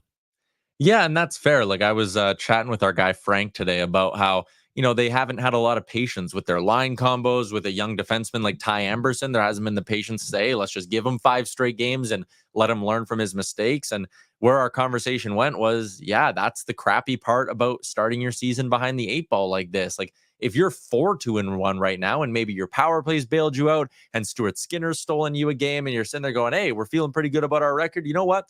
Let's give Skinner and Arvidsson, even if we lose a couple, let's keep them in that top 6 and see if some chemistry can develop. Let's keep Ty Amberson with Brett Kulak for 5 straight games and see if those two can maybe build on something, and if maybe getting more comfortable with a partner helps Ty Amberson. But right now, like, you're just at a point, unfortunately, similar to where you were last year, where you don't want, or maybe you don't want it to get to the point where it did last year. So you can't take any nights off. You need to be feeling desperate. You need to be sending the message that, hey, every game is very important. We need to start winning games. And it's unfortunate because I think it is costing a guy like Amberson. I think it's costing them the chance to run with some amount of continuity in their top 9. Yeah, I didn't understand so Amberson comes out and Dermot's in, but Nurse is on the right side. Like, I maybe they're just trying stuff, but I was like, Nurse playing great on the left side. Like, if Dermot's not good enough to play on the right side, don't put him in. That'd be my simple solution. You have a right shot defenseman that you traded for in the offseason who you could play over him. I agree with you. It was confusing to me. I had someone say, well, maybe they're trying this because then if Nurse can handle the right side, it changes how you can approach the deadline in acquiring someone. But I'm sitting here going, Darnell Nurse has played how many years in the NHL on the left side? I don't think 2 months of him playing on the right side should lead you to be like, you know what? We can get a lefty and go through the playoffs with Nurse on the right side. Like, to me, that's crazy talk. And if you wanted to do that, I know he was hurt during the preseason, but you experiment with that in the preseason. Now that the games matter, you can't be flipping Nurse over just to see what you got. And then having, again, I don't think Dermot brings a ton that Amberson doesn't. I'd be playing the upside guy, and that is Ty Amberson. And Stetcher and Nurse weren't bad together. So, we'll see what they do. I understand in theory where you don't want just one guy sitting out all the time. I get it. But at the same time, I look and, hey, man, Amberson, he's a young guy. I don't know how good Ty Amberson's going to be. He might only be a third defenseman, and there's nothing wrong with the third pair defenseman at all. They're very, very important. There's, that's a third of your defense roster. So to suggest it isn't important makes no sense to me. This season as a young guy, that's probably where I would slot him in. And I definitely think come playoff time, he's a third pair guy. They're going to have to acquire a second pair right defenseman because they don't have one right now on their roster that they feel is competent enough to compete come playoff time, I would think anyway. And the other thing is, now maybe you can do it against Carolina because they're not overly physical, and probably Pittsburgh too. But when you put Dermot and Stetcher both in the lineup, man, your D gets pretty small quick. Yeah, it does. And the other thing, just to quickly add to the Amberson thing, when he was in the first 2 games he played this season, I'm looking at his game log right now, Winnipeg and Chicago, he was on the ice for 2 5-on-5 goals against in each of those games. Then Philly, Nashville, Dallas, he wasn't on the ice for a 5-on-5 goal against. Like, again, the timing of it felt weird to pull him out. I agree with you that Nurse and Stetcher are the best combination for that second pairing. Last year, they played a handful of games together, looked good. Their numbers this year are decent. I actually think Stetcher complements him relatively well. I would be, as much as, like you said, you don't want the same guy sitting out. I don't know. You have 3 games here or 4 games in the next 7 days. 3 of them, I'd like to see Amberson in the lineup playing with Kulak. And I think I'd like to see Nurse and Stetcher, see if that, what's right now a relatively small sample size of success, maybe it can be more sustainable. Ty, who do you like in the World Series? I'll tell you what I don't like. The fact Major League Baseball is making everybody wait like 6 days to get it going. Your sport had so much momentum coming out of the ALCS and NLCS that were both entertaining and had the stars doing like star-powered stuff. And then you sit there and go, well, let's take 5 days off. Let's let everyone take a quick little breather here before we get into it. Baseball's the sport. They play 162 games in 175 days. And now all of a sudden come World Series time, you're like, they need a breath. Let them breathe. To me, that's crazy. But I'm rooting for the Dodgers because I hate the Yankees more than I hate the Dodgers. Yeah, that's fair. Well, starting Friday, it's 5 games in 6 days because they play Friday, Saturday, Sunday off, and then Monday, Tuesday, Wednesday next week in New York. And so, I was looking at the ticket prices for these games, man. Like, oh my goodness, if you're just an average fan, oh my, I don't know how you like the cheapest ticket. It looked to be like in LA was $1,800. Like the most expensive was $35,000 for one seat. Like what are you getting with that? So. Greg's, there's a parking lot at Dodger Stadium that's charging you $200 to park there for the game. So never mind getting in. To park your car is going to cost you $200. What? Go look it up. It's crazy. Oh my, 200 bones to park your car. Oof. I don't know. I still remember on the Friday we drove down to the Lakers game, and it took us 2 hours to get to the game. And like it might have been a 25-minute drive. Like it was just not moving. And I'm like, our driver's like, yeah, it's like this all the time. And I was just like, oh, this is the worst. Like, shoot me now. And there was no other way to get there.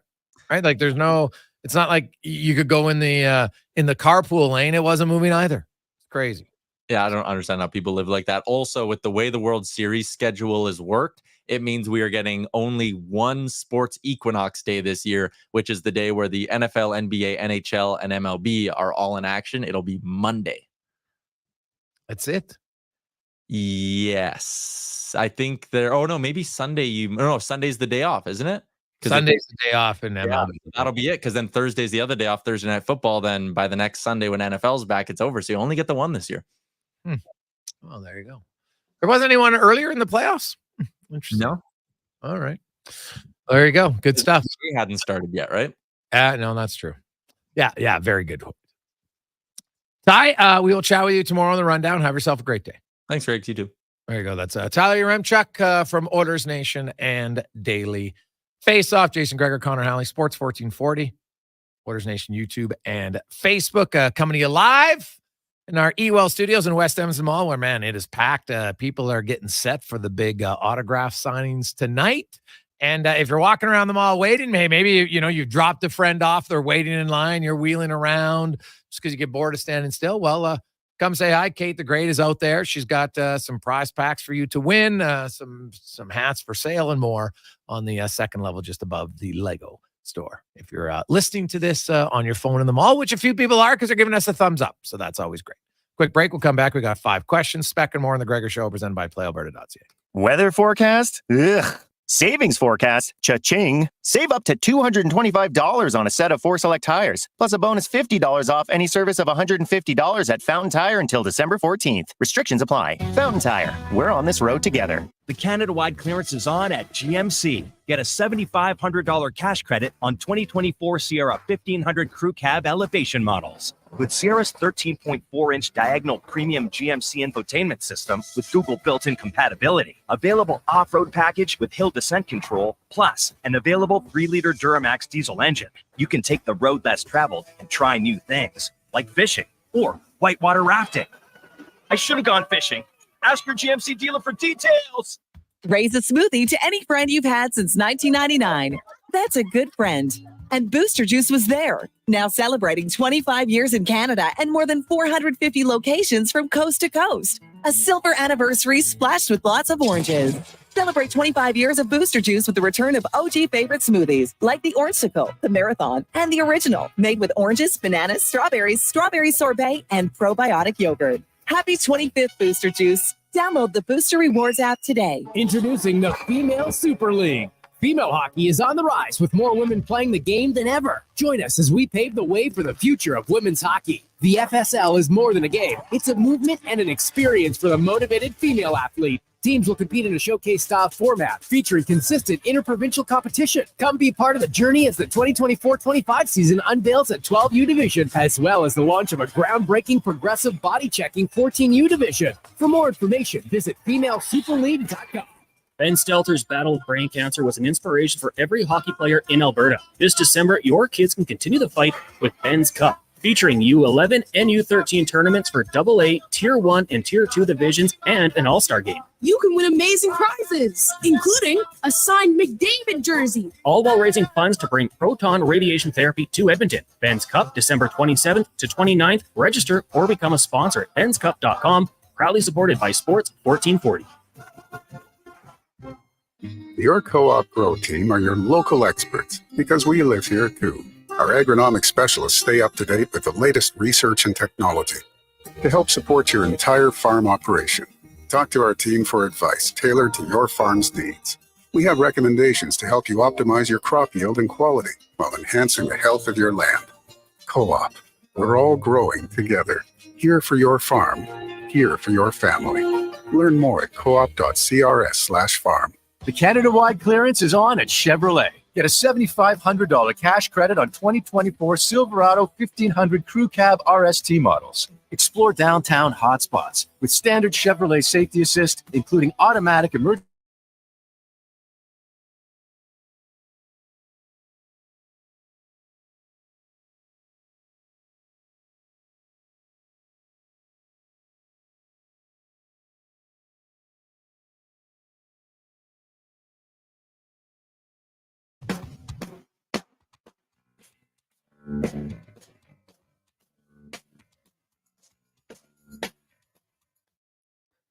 Portions of this hour brought to you by Culligan. For all of your residential water needs, your local water treatment company. More than just big bottles. Culligan.com.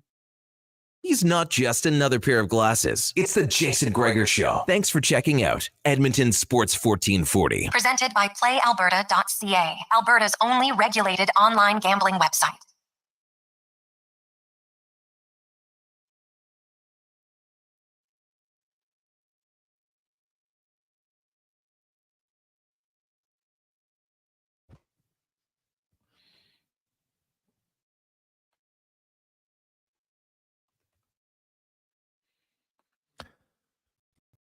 Jason Gregor, Connor Halley, Sports 1440, Oilers Nation, YouTube and Facebook, as always, presented by PlayAlberta.ca. Hope you're having an awesome day, as it's time for 5 questions brought to you by The Brick, where saving more is their obsession. And you can save more, 40% off mattresses. You also can get up to $500 off appliances and more right now at The Brick and thebrick.com.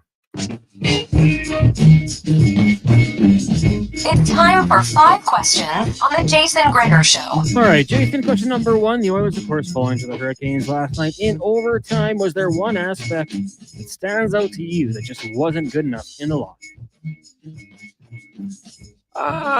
Good question. I would say I look at last night, and to me, just their finish again. Like, people will say, "Oh, yeah, it's hard to score." Yeah, well, so what? That's what you get paid to do. So to me, just their execution, their effort's not the issue. Their execution's the issue. Yeah, I kind of had killer instinct written down. Just at certain points, whether it's to lock down the game with a 2-goal lead or finish when you have a chance to potentially clinch it, make it a 3-goal lead, just wasn't there. So killer instinct for me, putting teams out of their misery. Didn't see it from this team last night. Question number 4. The Four Nations face-off jersey was revealed today. A bit of a teaser. You got, of course, Canadians, Americans, Finns, and Swedes. What are your thoughts on these jerseys? They're fine, right? Like, they just went with colors of the nations, right? Blue and for the U.S., dark blue. Finland's colors, Sweden's yellow. Canada's got the red. I you know what? It's been so long, basically a decade, since you've had true best on best. I know they had in 2016, and not all the best Canadians were on a team. Not all the best American potentially were on the same team because you had the young guns. Actually, like that team, it was fine. But this is the first time that you've had 4 nations best on best. I know Russia's not there, and that's fine. I don't really think it weakens it as much as some people are saying. It's still Finland's best players, still Sweden's best players, still Canada and U.S.'s best players. You just don't have a few other countries that you will have at the Olympics. That's fine. So this is, the first one that there's some pretty big war going on. So I understand why they're being somewhat sensitive to it. So I look at the jerseys. I have no problem. I think a lot of people will like the Canadian one in Canada, and then the U.S. is a classic with just the 3 letters. Yeah, very simple. The Canadian one kind of gives me video game vibes. You might see like the international tournament option on an NHL video game, but it's fine. It's fun. I don't love it. Don't think it's amazing, but it'll get the job done for this tournament. It obviously isn't going to be too time consuming for us. Question number 3. We know that the signature is going on tonight from 6 to 8 here at West Edmonton Mall. If you had to sign autographs and you could pick your spot, so where would you be setting yourself up if you had to sign autographs here? If I was the player or the person? You're signing the autograph, so you're the player. Oh. Well, geez, I don't care.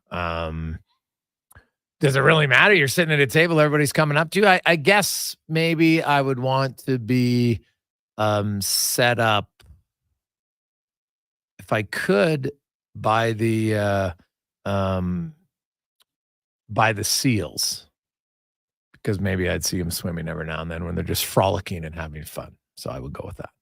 Yeah, I think that's a good one. I was thinking maybe the pirate ship would be cool. They could actually put me up on it because I've never been on the pirate ship. It's only $2 to get on. Never been on it yet. So maybe there, maybe somewhere in Galaxyland, a good little ambiance. I think that'd be kind of cool. Maybe get some food brought over to you. Question number 4 for you. We've seen the movement in the NFL, especially with wide receivers. Which do you think will be the next player to be traded? And is there anyone, you'd like to see maybe it doesn't happen? You go first. I think Cooper Kupp's going to get moved. If the Rams are willing to take some of the salary for this season and the cost is a second-round pick, Cooper Kupp, when healthy, one of the best players in the game. So I think he will be moved. And one person I'd love to see move would be Chuba Hubbard. I'd love to see him go play on a good team, a playoff caliber team with a better offensive line. He's putting up really good numbers this season. I don't think he's going to re-sign in Carolina. Maybe he will. Maybe he loves it. But I think is a chance to leave in free agency, go to a contender team where he can really be put to use and have some success. I'd love to see Chuba Hubbard be traded out of Carolina. Yeah, see, the tough part about that is if you're Chuba Hubbard is, do you want to go somewhere else where you're not necessarily guaranteed to get the same amount of playing time? Right? Team might be better, sure. But you know what? Playing time and really, let's be honest, this is the best thing for Chuba Hubbard is to have the year he's going to have. Now, running backs, we know like it's not like they're signing monster deals, but in the grand scheme of life, he's going to sign a monster deal for him, right? And he's going to get significant amount of money. So I could see him looking and saying, I might just chase the money this time. It might be the only time in his career he can cash in like this. So now traded, that's an interesting one. If I was Chuba Hubbard, this might sound real, I don't know if I'd want to get traded, Cons, because what if I go somewhere and then I don't finish the season how I've started, and then that lowers my next paycheck. So I might want to just stay. Yeah, the team stinks. We're not having great success, but personally, it might be better for him.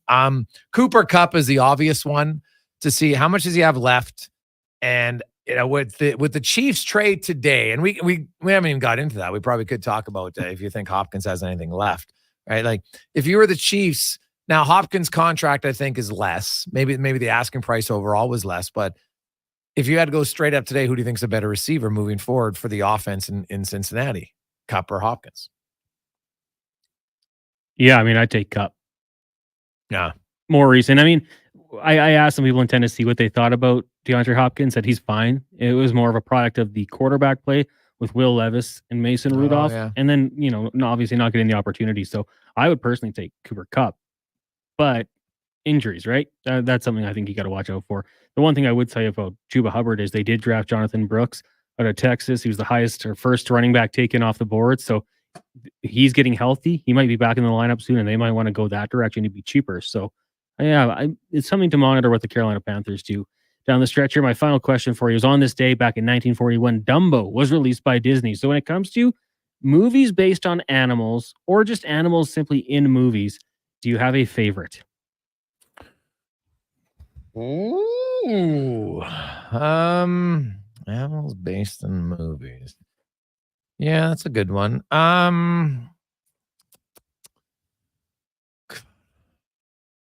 Favorite. Animated or just like any animal? Or live action? I'm going to go with The Lion King. Okay, that's a good one. No. Although I will say my favorite animal in an animated movie was Sebastian in The Little Mermaid. God, it was funny. That's a good one. I haven't seen that in a while. I'll say Jaws. I mean, to have the main character just torment people the way he did. I like the genre, so Jaws is one, and then maybe a softer one, Babe the Pig. Always enjoyed that one growing up. All right. Babe, eh? Oof, not bad. No, also, Gregor. Yeah. Heard it's your birthday today.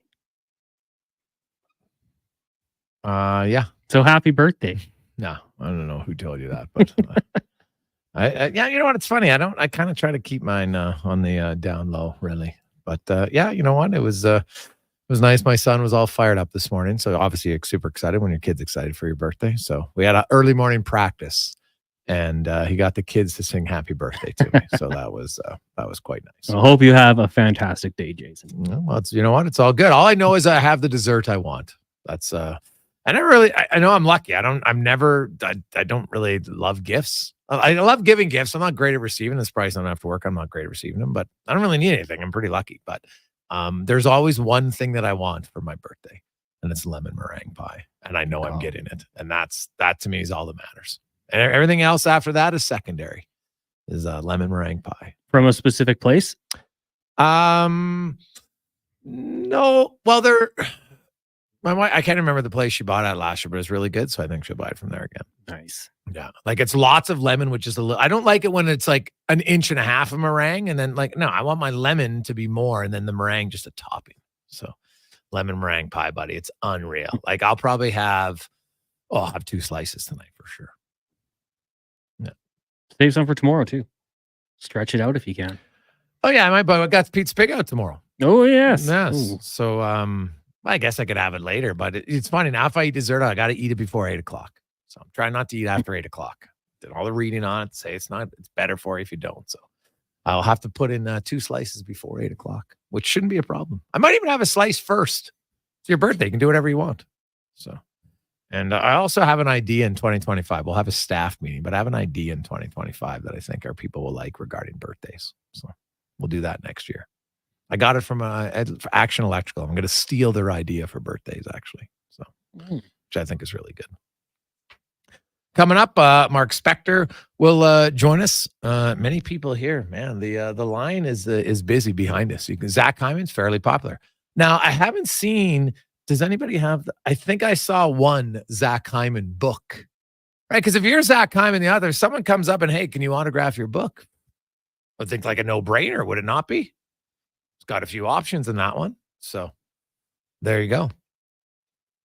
Hey guys, Warhorse. Ooh, from Carnivore. Now that is good. All right. I like that one. Movies with animals. There's some classics. Bambi. Remember as a kid? Did you ever watch Bambi as a kid? Yeah, you know what? I don't know. I probably would have cried during that one, right? I'm telling you, like the beginning, the old school. Like seriously, when you think of movies that are traumatic for children, Bambi's got to be at the top of the list. Right early in the show, like they just come out guns a-blazing, mom, gone. Like, you know what? Toughen it up, little Johnny. What was that? Kid still lost its mom 2 minutes into the show. Strutty's got Seabiscuit. Oh, Seabiscuit. Wow. Yeah, Seabiscuit is pretty good. That was. Well, it's a great. Who doesn't love those type of stories too, though? Oh yeah. But Seabiscuit is good.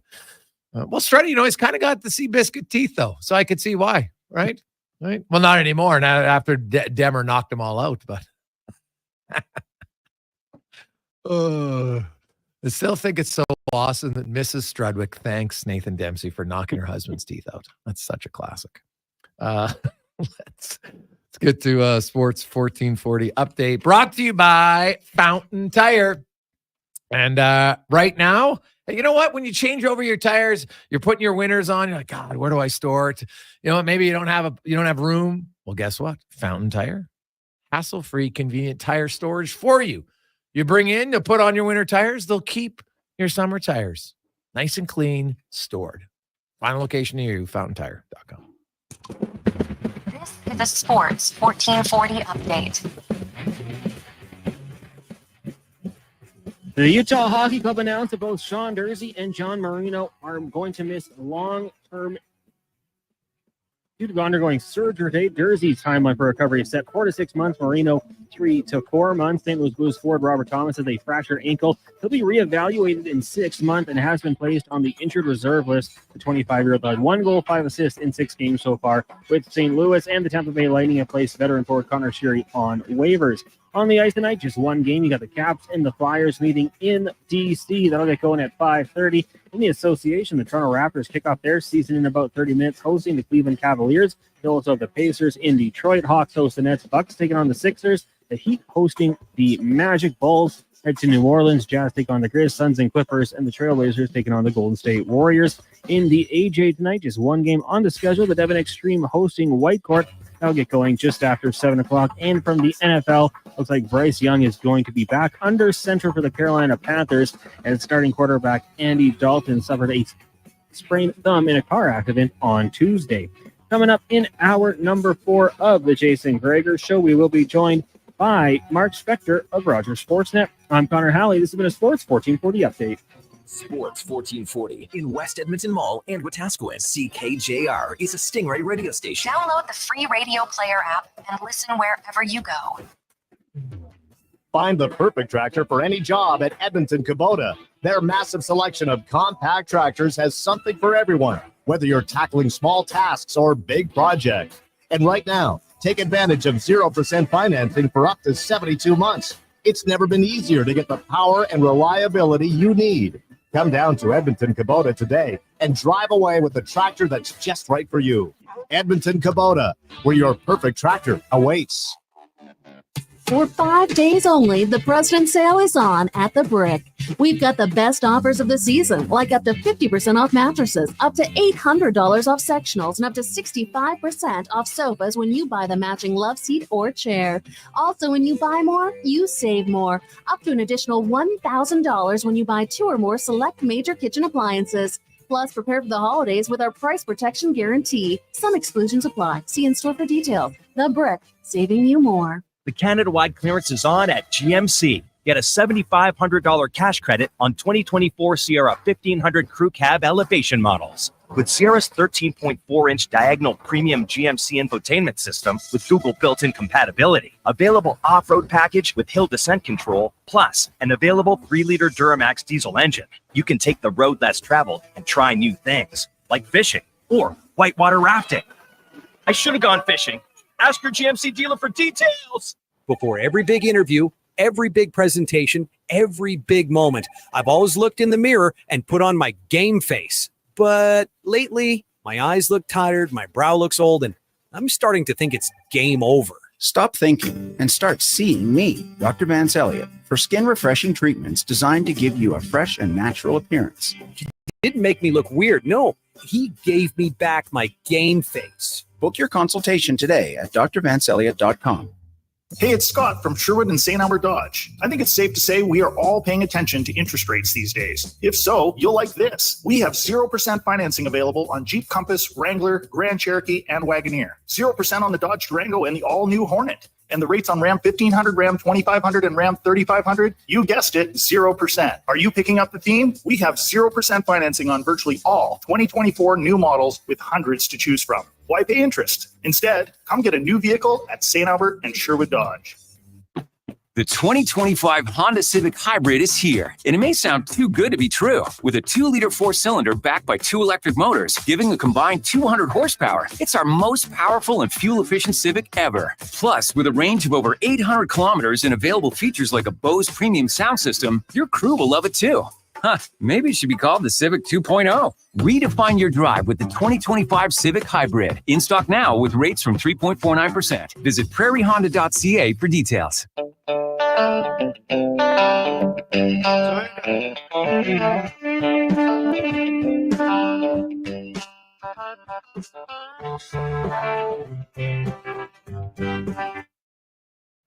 Portions of this hour brought to you by Japa Machinery. Did you know that Japa offers in-house and on-site service? Rain or shine, Japa's service department is here for you. Get a quote now at japamachinery.com.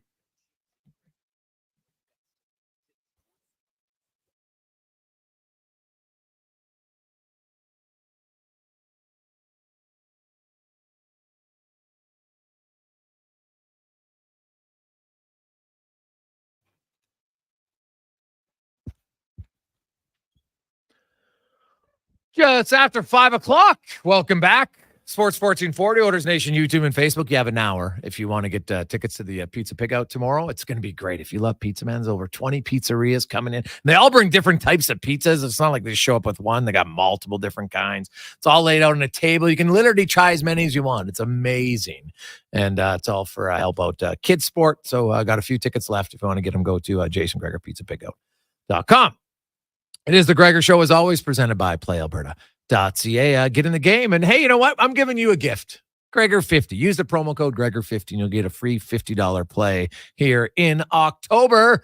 Maybe you want to get on some NBA tonight, host of games. Also, only one game in the National Hockey League. About to puck drop right away as the Flyers in Washington. The Capitals, 4-1, baby. Their offseason has been pretty good, even though Matt Roy's only played, 2 periods before he got injured for them. But the Caps look good. The Flyers, they are kind of who we thought they were. But no one's letting them off the hook. Sorry, Dennis. Let's get to you got to be maybe a little bit older. Remember that one's one of the greatest rants of a coach. God, so good. We haven't had actually a good coach's rant in a while, have we? Kind of need one. It'd be great. I always like those. Guy just goes off. It's fantastic. Let's get to the spec report brought to you by GS Construction. And I'll tell you right now, you work for them, you'll never be ranting. You'll only be raving. Great company. Great benefits, and they love promoting from within and building people up. Go to Indeed.com and look up GS Construction. Mark Spector joins us, and Spec, some different PP combinations for the Edmonton Oilers today. You had Arvidsson and Skinner with Draisaitl and McDavid, and then Bouchard and Ekholm were splitting it. Do you think they'll actually do that in the game, or is this just a practice where you got some practice time in case the first unit, who actually I thought had a pretty decent game last night, struggles again?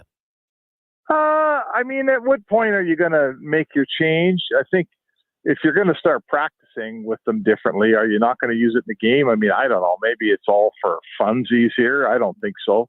I think, on this team, splitting up that power play unit, there's some gravity there. Like even in practice, it's a real thing. These guys have played together for, they've been the best power play in the league over the last 6 years. They played together for a long time. Hyman, walked onto that group, and then Bouchard. And so I don't think you're just pulling this out for fun in practice and going back to the same unit. I don't know what the sense in that would be. Do you? Yeah. Well, we've seen them practice guys on a line for a day, and then the next day they're back off. So this is different. Yeah. No, you're right.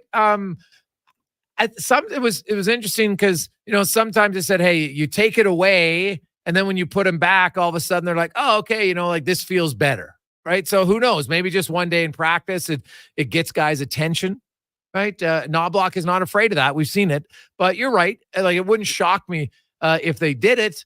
But to me, if you're going to commit to it, then you got to commit to it for a while. You can't just do it for one game and then go back to it, right? That's the challenging part about it. Well, it's a whole package deal, right? Like this is a team with basically one power play unit for the last few years. The second unit I wrote today, it's like Bigfoot. You hear about it, but you never see it.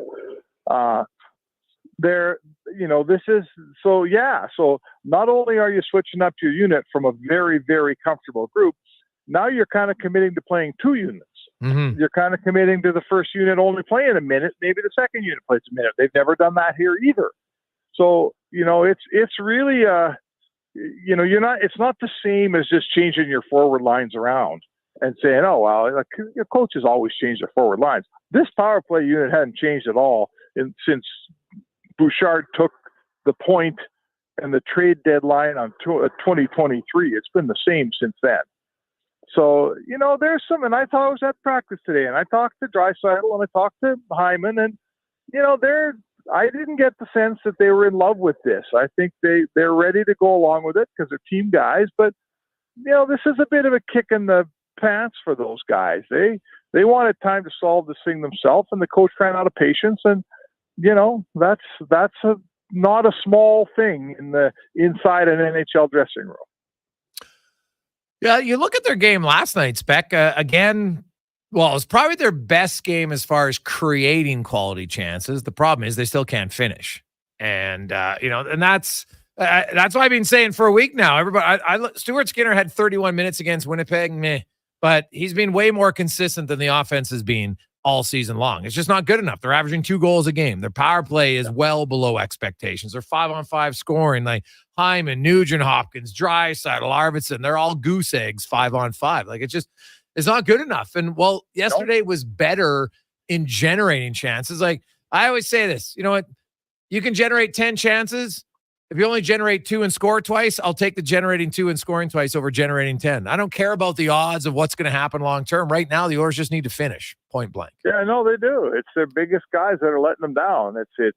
It's their top 6 players, you know. And maybe this is a way, like, this is a team, and the cookie time doesn't get shared. It's 5 guys, but those 5 guys have always taken a ton of momentum off the power play and brought it, you know, given momentum to their team with a power play that's, you know, very effective. Even when it doesn't score, we've watched them pin teams in their end for 2 minutes, and that power play carries on to the next shift and the next shift. They get no momentum this season whatsoever. And the one thing I'd say is, even when it's good, it's great for Draisaitl, McDavid, Nugent-Hopkins, Hyman, and Bouchard, but nobody else gets a bite of that. So now you got a few guys here that could use a little bit of, you know, for instance, Skinner and Arvidsson have spent their life on an NHL power play, right? Arvidsson's been on a power play in LA for a long time, and before that in Nashville. He's not playing very well here. He's not getting any traction with this new team. Maybe he's struggling in the first year of his NHL life, nowhere near an NHL power play. Maybe he needs a little power play time here too. Maybe it's time to share the love a little bit and bring the rest of the team into this thing for even just for a little while, Jay, until we get some 5-on-5 going around here, because they don't have enough. Forget the power play. They're not scoring enough 5-on-5 either. They need more guys going. Oh, yeah. And they got to get her going here pretty quick, because 2-4-1, I mean, it's not 2-9-1 yet, but you can see it from here. Yeah, I think they're playing way better than they did last year at this time of year. But playing better and results are 2 different things. They just got to get some results. The good news is they got a team coming in town that they beat for fun. And just like Nashville, they find like there's certain teams, Spec, that just you get at a time where you can just beat them, right? And you know the Oilers used to be that team where there's certain teams just beat them. And right now, Pittsburgh seems to be the team for Edmonton. You know, McDavid, does he get up for Crosby? I think it's possible. I think it's very likely. And you know what? It's Hall of Fame night on Friday. It's unique because the ceremony will be after the game. So, you know, no one can say, wow, you know, my pregame routine was disrupted or anything. So that won't matter. And if the Oilers win, then the post-game ceremony will probably have a little bit more juice in it. Yeah, I hope that it doesn't go the other way, right? That's a chancy thing to do. Like, those guys are going to go up on the wall, and if the score's 5-1 in the third period for the other guys, how many people are hanging around for a ceremony? Not many. So, you know, I will say this: I've been to Pittsburgh. I've watched those games just as you have, Jay. They have beaten Pittsburgh for fun here over the last, however many years. Yeah. But I always thought it was because Edmonton was so much faster. Pittsburgh slowed way down, and Edmonton was way quicker. I don't know if they're way quicker anymore. You know, Carolina was quicker than Edmonton yesterday, right? Edmonton had a hard time with Carolina's speed. I mean, it's not as fast as it used to be. So it'll be very interesting to see if that helps Pittsburgh close the gap a little bit here, because the last 6 or 7 times they've played, it hasn't been very close for sure. No, last year the Oilers outscored them 10-1 in their 2 games, and it was 13-5 the year before that, and 10-3 the year before that. Like it's been a real ass kicking the last few years for the Oilers. Speaking of changes, what do you make of the Dermot one that put Nurse on the right side?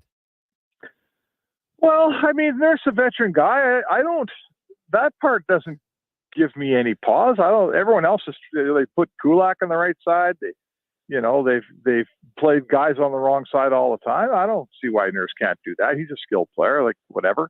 The thing that I thought about it, Jay, was I think I don't know why Amberson's sitting in the press box here. Exactly. You know, Amberson, don't make him the next Broberg, right? Where you absolutely botched the development of a young player to the point where when he got a chance to get out of here, he said, see you later.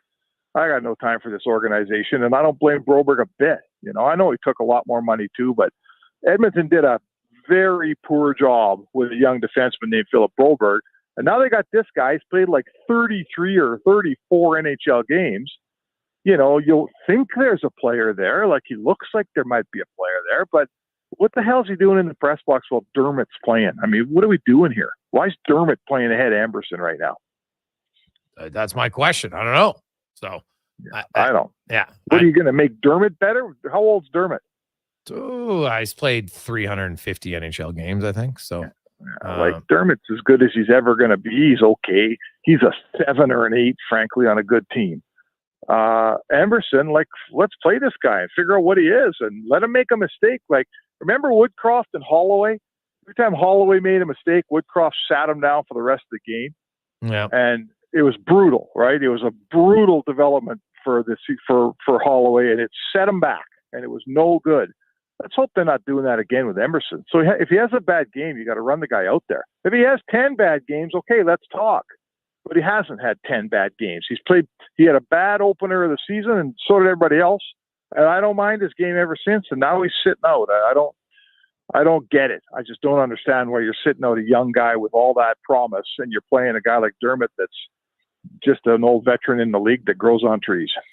Spec, what'd you make of the NHL frenzy last night with all the, we had one game on Monday, one game on Wednesday, and 16 on Tuesday. I'll be honest, I kind of like where the NHL almost goes dark for a few nights. I think that fires up the interest level. Maybe that's just me, but that's kind of how I view it. So one game the night before and one game tonight, right? Yeah. So that's, I don't know. I'm to each their own. Some people will tell you that's a dumb idea, and some people, like you, say I don't mind if it goes dark. I won't, pick your poison, take what you like. One of the things I'd say to you is, I'm not sure there's 32 top-level NHL referees to get you through that 16-game night. Like that's every ref in the league almost working, right? I thought Carolina got 2 awful calls last night against them. It wasn't the best refereed game. So, those are the things we don't think about. You get 16 games, you need 32 linesmen and 32 referees working. That pulls the product pretty thin, don't you think?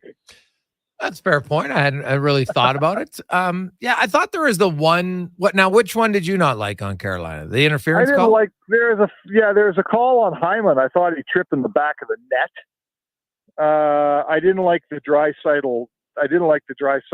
Cross check was a weak call, but whatever. And then there was another one, an interference call. Yeah, was it on Jarvis? Yeah, I see the Draisaitl cross check to me, Spec. They're gonna call that all day when you extend your arms and hit the guy right in the lower back. I guess, sure. Right. My point is this: Carolina had 4 power plays.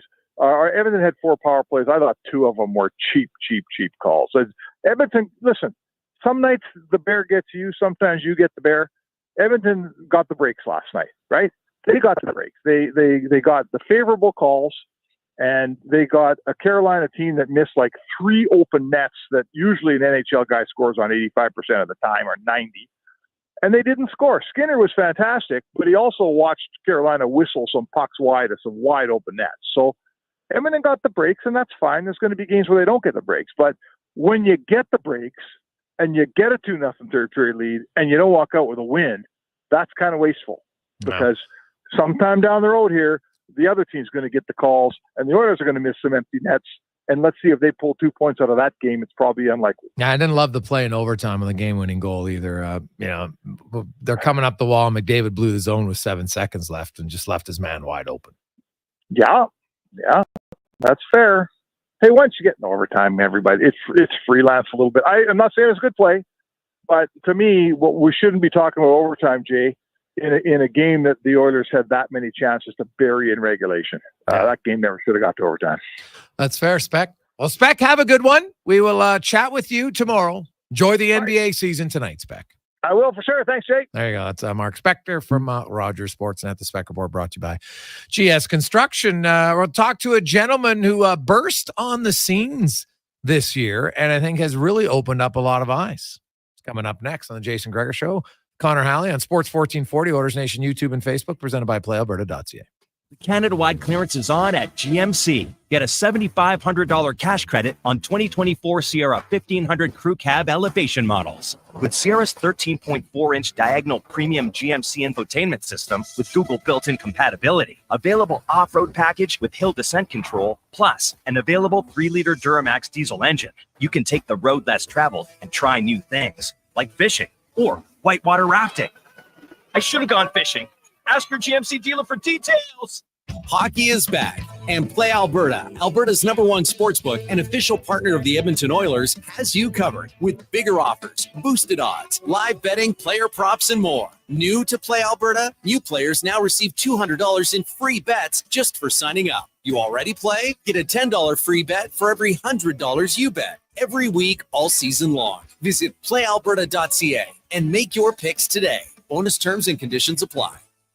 Edmonton's premium live music and party venue is On the Rocks. Check out Bingo Tunes on Monday. Perform on the best stage in town with karaoke on Wednesdays. Learn how to salsa with Salsa Rocks on Thursdays. And every weekend, OTR goes live. With your favorite bands on the OTR stage and DJ Kenny K. For everything that's going on at On the Rocks, give us a follow. Facebook, Instagram, or Twitter. At On the Rocks, EDM. Eat well, party hard. On the Rocks. On the Rocks. On the Rocks. Open every day till 2 a.m. The Canada-wide clearance is on at Chevrolet. Get a $7,500 cash credit on 2024 Silverado 1500 Crew Cab RST models. Explore downtown hotspots with standard Chevrolet safety assist, including automatic emergency braking and HD surround vision camera.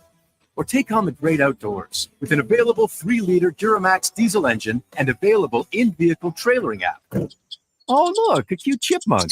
Not so cute. Not so cute. Ask your Chevrolet dealer for details. I couldn't ignore it.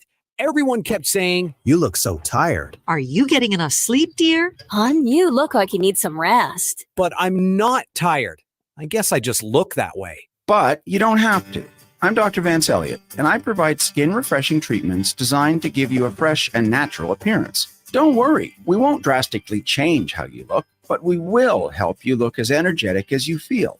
Book your consultation today at drvanceelliott.com. This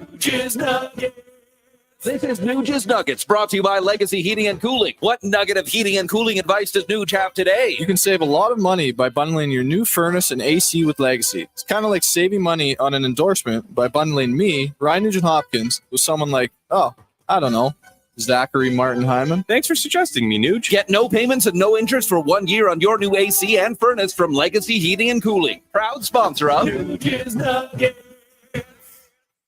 I'm Rick Showers from No Bull RV, and we have hundreds of RVs to show you. Now, fall is not the traditional time to buy an RV, but here's a pro tip. Every used RV is a one-of-a-kind, and one of them is perfect for you. But you never know when you're going to find it. Especially if you have a lot of must-haves and deal breakers on your wish list. That's right, Bob. Used RV buyers are picky, looking for just the right one. I'm not saying the RVs on our lot now are any better than the ones we'll have in the spring. They're not, but they are different. The ones on our lot today will be gone by spring. Be a shame if the perfect one got away. That's what I'm getting at, Bob. If you find one you like, put a ring on it. No Bull makes it ridiculously easy because we'll pay for winterization, storage, and get it all ready for you next year. All you need to do is show up in the spring and it'll be ready for your first adventure. Couldn't be easier. And that's No Bull. NobleRV.ca.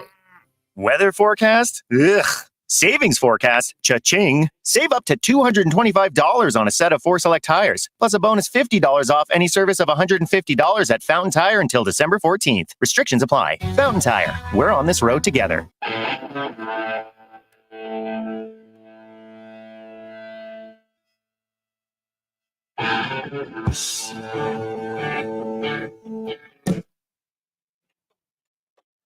Portions of this hour brought to you by Cantork. We offer sale, rental, repair, and calibration of hydraulic, pneumatic, and battery-powered torque wrenches, stud tensioners, and flange maintenance equipment. Order today at cantork.com. Best of Edmonton sports talk and beyond. This is Sports 1440. Presented by PlayAlberta.ca, Alberta's only regulated online gambling website.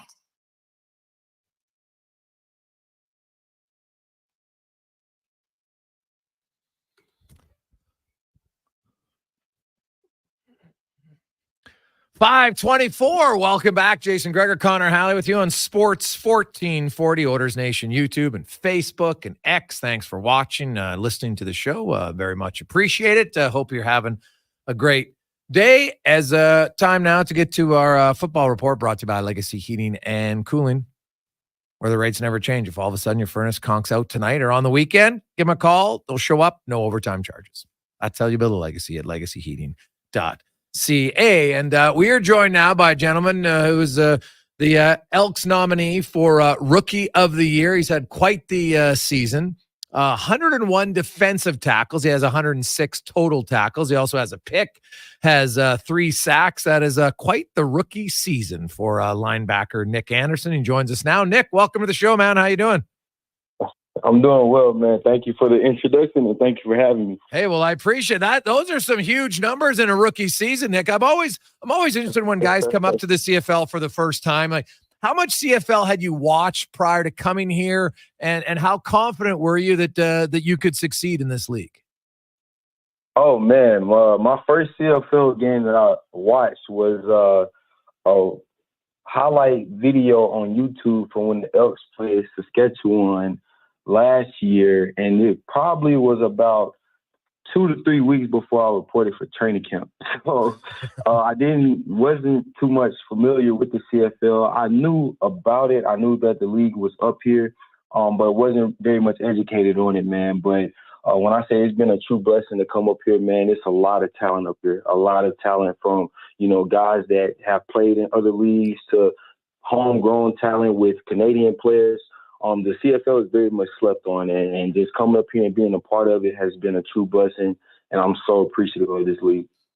It's interesting. I've seen so many players I talk to, that have come from the NFL. Like, they're like, man, like the line is a lot thinner than people think about some of the guys who can play here. Now, there's obviously certain body types and sizes where they benefit more in the CFL from the NFL and vice versa. No question. But since you've come up here, Nick, like, you know what, you're kind of like a bowling ball as a middle linebacker, short, quick, fast, very physical. And, I don't know how much you've looked at the history of linebackers in Edmonton, but there's some great linebackers over the years, and you kind of fit that build somewhat. Do you feel that, your style, your speed, your size, though, now that you've got almost a year under your belt, really fits into how the league is going?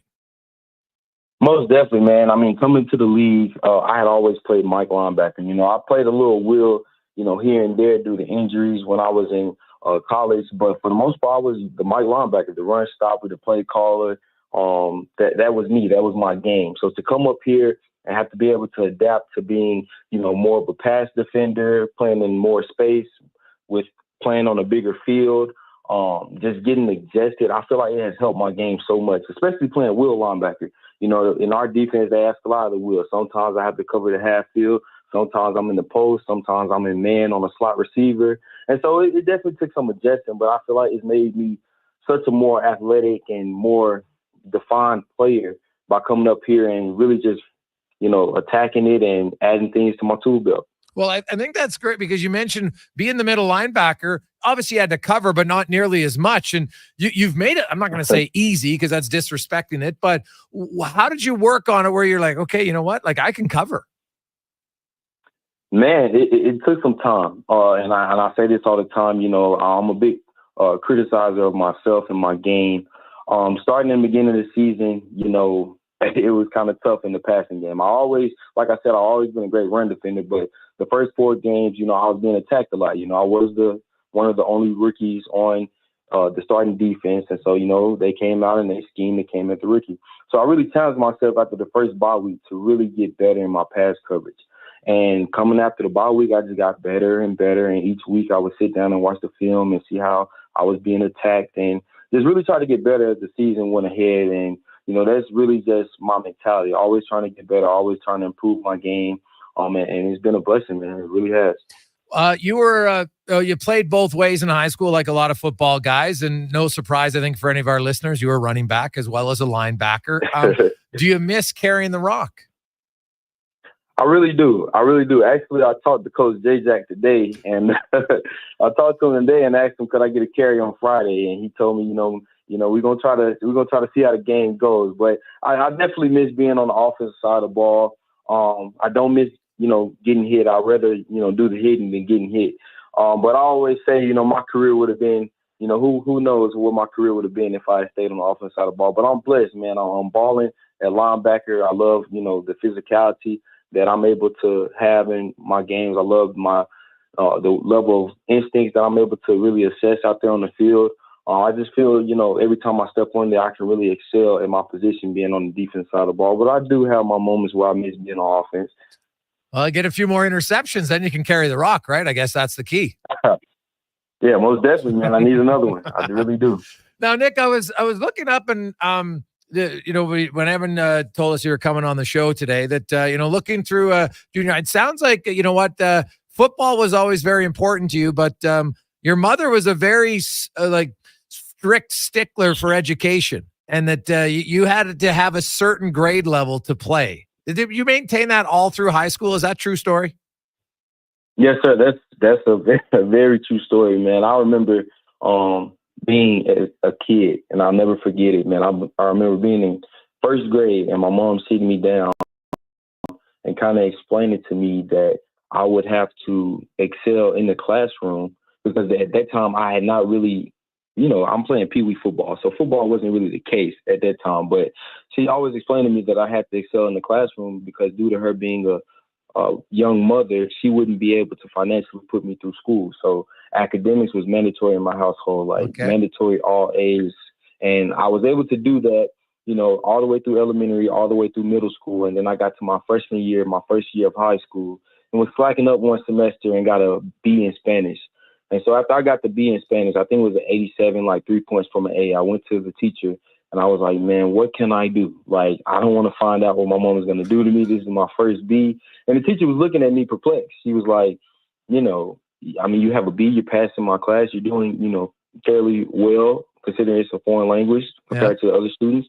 And I was like, I understand that, but what you don't understand is I have never made a B. So I don't want to find out what's going to happen when I go home. So the teacher let me come out to school and do some extra credit work. And so I came out of school, did the extra credit, and she boosted me up from an 87 to a 90. And so I got home. I thought things were in the clear, not knowing that my mom had already checked my grades. So my mom ended up coming to the school about a week later and meeting with the teacher, her and my dad at the time. They met with the teacher, and my mom asked the teacher to change it back.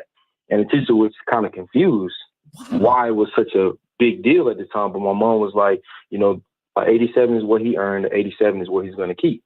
And so she ended up changing the grade back, and I was taken off the football team for the remainder of that year. Had to come back during the summer and work my way back. I was supposed to start the next year, didn't end up starting, had to work my way back playing special teams and doing what I can with the defensive snaps that I was getting the next season. And at the time, I was really, really upset with my mom. I really was upset, because I'm looking at the fact that all my classmates are taking home B's and A's and sometimes C's, and wondering why I have to be held to that level and that standard. But I'm so grateful for my mom looking back, because she truly taught me the importance of, one, academics. I ended up graduating number 3 in my class out of high school, ended up testing well and being able to go to Tulane University, which I played collegiate ball and graduated cum laude from Tulane University.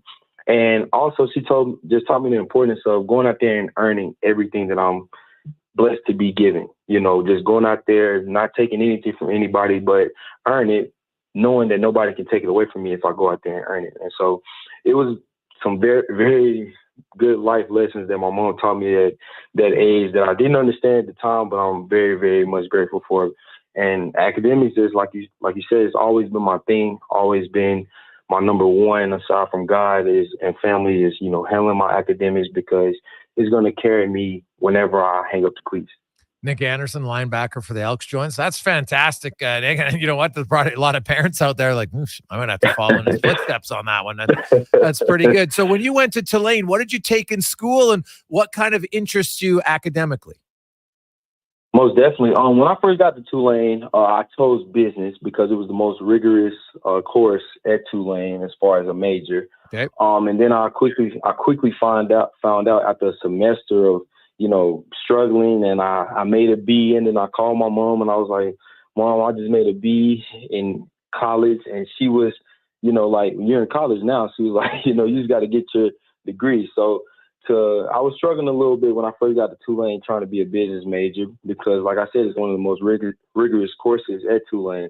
So I changed my major. My grandfather was a politician, still is. He served for the House of Representatives in Mississippi for about 23 years. And now he's the current mayor of my hometown in Vicksburg. And so politics was kind of always the family trade. And I knew I didn't want to be a politician. I knew that wasn't my route, but I wanted to find something because it had always been my interest. And so I decided to go with Homeland Security. That's what I majored in.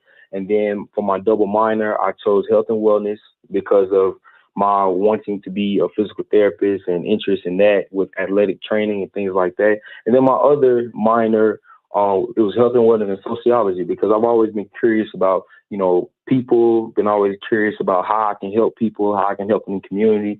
And so I really just chose my major based on my interests and things like that, and ended up graduating cum laude from Tulane. Wow, that's so when you're done playing football in a decade, because you're a young man at only 24 years of age, so you could play for a long time. Do you know what you want to do post football yet? Do you plan on? I know some guys, they dabble in it a little bit in the off season. What's your plans away from football? Just overall finding something that I can do to inspire and help people. That's my biggest thing. That's what drives me. And, they always say that if you find something that you're passionate about, then you never work a day in your life. And I know that the passion that football brings me is because of the impact that I'm able to make with my play and something that I love to do. So my career after football is definitely going to be something that I can impact people because that's something that I really care about. I really care about, making people feel good and just, being the guy that people can lean on, people can come to when they need support. So I'm not 100% sure on the specific route that I may take, but it's going to be something that I can help people in any way that I can. Nick Anderson joins us, linebacker of the Elks. Nick, we'll get back to football now. We mentioned your numbers are great, 101 tackles on defense, 106 total because of your special teams. You and Niles Morgan, there's only 3 defenders in the league who have 100 defensive tackles, and 2 of them are on the same team. Like it's rare for that to occur. You look at it, and he's a veteran guy. How much has Morgan helped you learn the linebacker position in the CFL? Man, he's really been a blessing to me, man. And not gonna lie, when I first got there, we butted heads a little bit. Me being a rookie that had come from the NFL, and then him being a guy that was really trying to rear the team together. We had our little differences in the beginning, but that's what brothers do, man. I really look at Niles like he's my brother. Is nobody else I would want to go to war beside.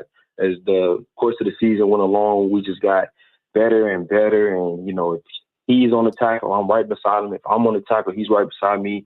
Our celebrations even got better.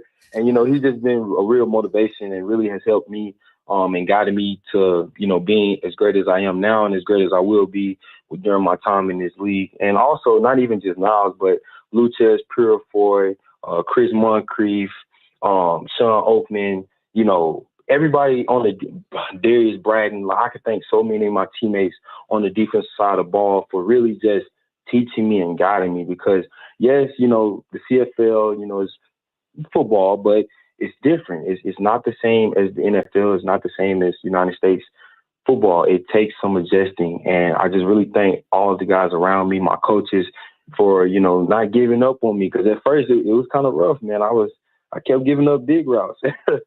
So it was kind of tough, man. But those guys had patience with me, really, really taught me, really, took their time in my development. So, all these accolades is really a team accolade. Like, I'm just a guy making the tackles, everything that goes into it, from the support staff to the coaches to the trainers to the chiropractors. Like, everybody plays a role. And I always say that team success brings individual success. And I wouldn't, have had all this success without the people around me.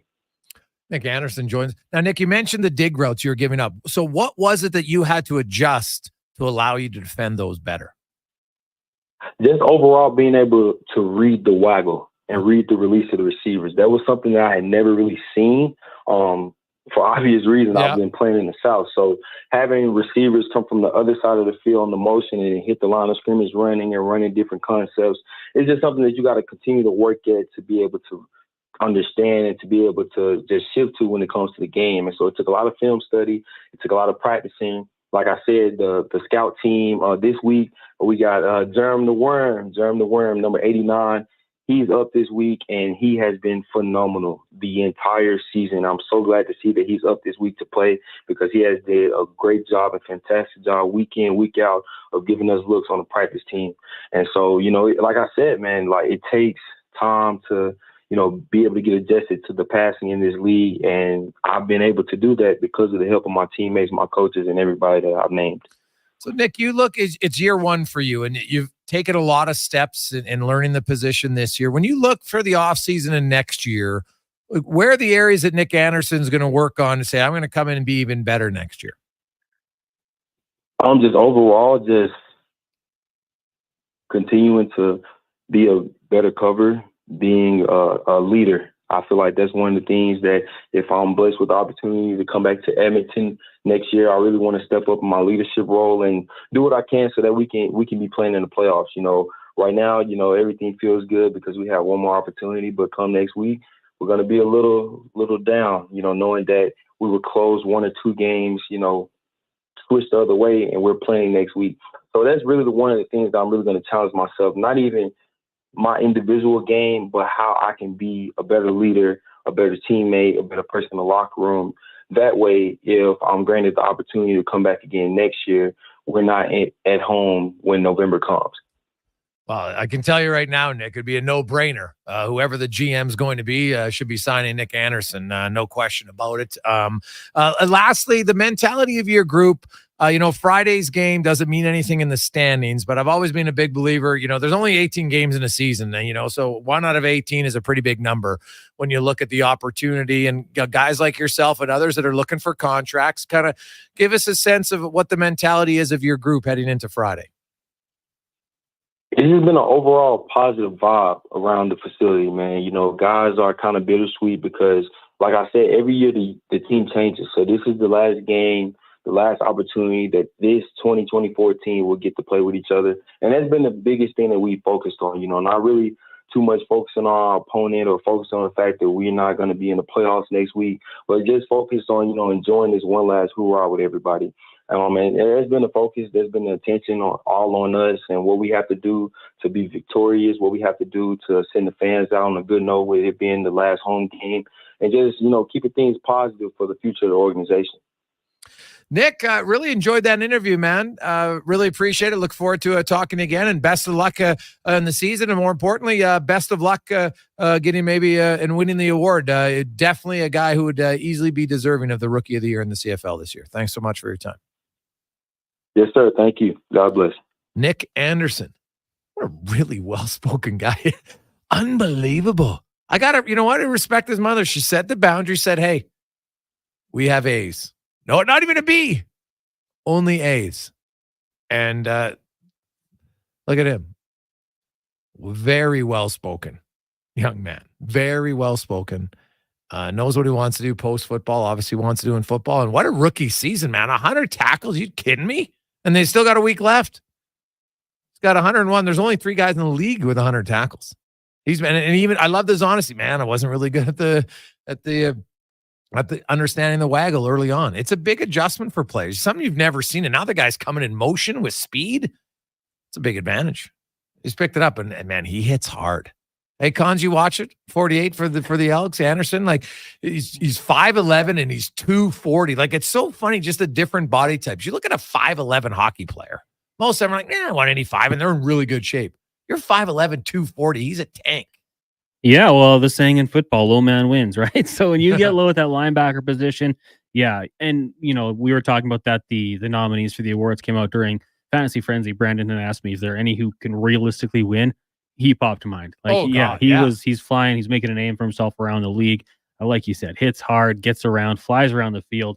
He and Niles Morgan doing so much out there, just ripping around. So sideline to sideline, he's got a bright future in the CFL. And yeah, that was really good. And I just thought about that. He got in trouble for getting 83? 87. 87, yeah. Because an A is 90. I got 49% in Spanish 10. So I respect him for doing a lot better than I did. So you know what, though? I think if you set the level, and a lot of your kids are capable of more than we think. So, challenge them in a good way. I like it. And she just said, hey, I don't have the means. You're going to have to get an education. You know what? Now, obviously, it helped. He was a really good football player, too. But it taught him a work ethic, setting a standard of a work ethic. I think it's great. 5:44. We'll come back, wrap things up on a busy Wednesday edition of the Jason Gregor Show on Sports 1440, Oilers Nation, YouTube, and Facebook, presented by PlayAlberta.ca.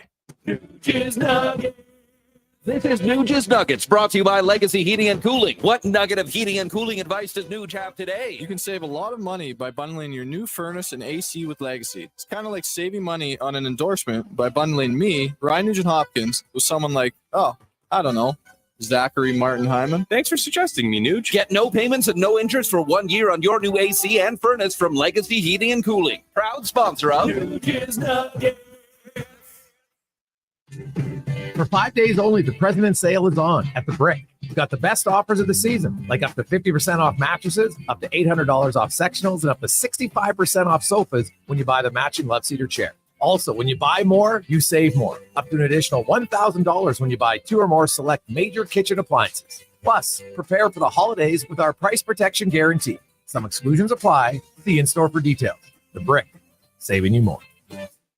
Your Co-op Grow team are your local experts because we live here too. Our agronomic specialists stay up to date with the latest research and technology to help support your entire farm operation. Talk to our team for advice tailored to your farm's needs. We have recommendations to help you optimize your crop yield and quality while enhancing the health of your land. Co-op, we're all growing together. Here for your farm, here for your family. Learn more at coop.crs/farm. Diablo Boots in Canada West. 2 great names in working cowboy boots. For over 60 years, Diablo has been selling the best-made Canadian boots. Diablo has boots from sizes 6E to size 15 EE, just for you. Why buy boots made in China like Ariat, Justin, or Red Wing, when Diablo has the best quality for less, made in Canada? Diablo has working cowboy boots with replaceable soles and heels for longer life. So, save on boots by Save on Food. That's Diablo Boots, 3340 Gateway Boulevard, on the east side of Save-On Foods. Hurry in today for best selection. Cross Mitsubishi is giving you a chance to see a hockey game in style. Just head to Cross Mitsubishi and take a test drive. You'll be entered to win a pair of hockey tickets to a November game, $200 for food and drinks, and 2 Edmonton jerseys of your choice. Get in the game with Cross Mitsubishi, home of the largest 2024 Mitsubishi inventory in Western Canada and the 10-10-10 warranty. Visit Cross Mitsubishi today and drive your ambition. 9605 34th Ave and crossmitsubishi.ca. I'm Rick Showers from Noble RV, and we have hundreds of RVs to show you. Now, fall is not the traditional time to buy an RV, but here's a pro tip. Every used RV is a one-of-a-kind, and one of them is perfect for you. But you never know when you're going to find it. Especially if you have a lot of must-haves and deal breakers on your wish list. That's right, Bob. Used RV buyers are picky, looking for just the right one. I'm not saying the RVs on our lot now are any better than the ones we'll have in the spring. They're not, but they are different. The ones on our lot today will be gone by spring. Be a shame if the perfect one got away. That's what I'm getting at, Bob. If you find one you like, put a ring on it. No Bull makes it ridiculously easy because we'll pay for winterization, storage, and get it all ready for you next year. All you need to do is show up in the spring and it'll be ready for your first adventure. Couldn't be easy. And that's No Bull. NobleRV.ca.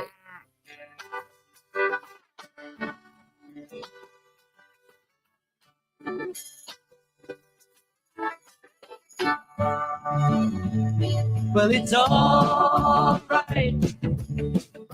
Portions of this hour brought to you by your Alberta GMC dealers. The Canada-wide clearance is on now at GMC. Get a $7,500 cash credit on a 2024 Sierra 1500 Crew Cab Elevation.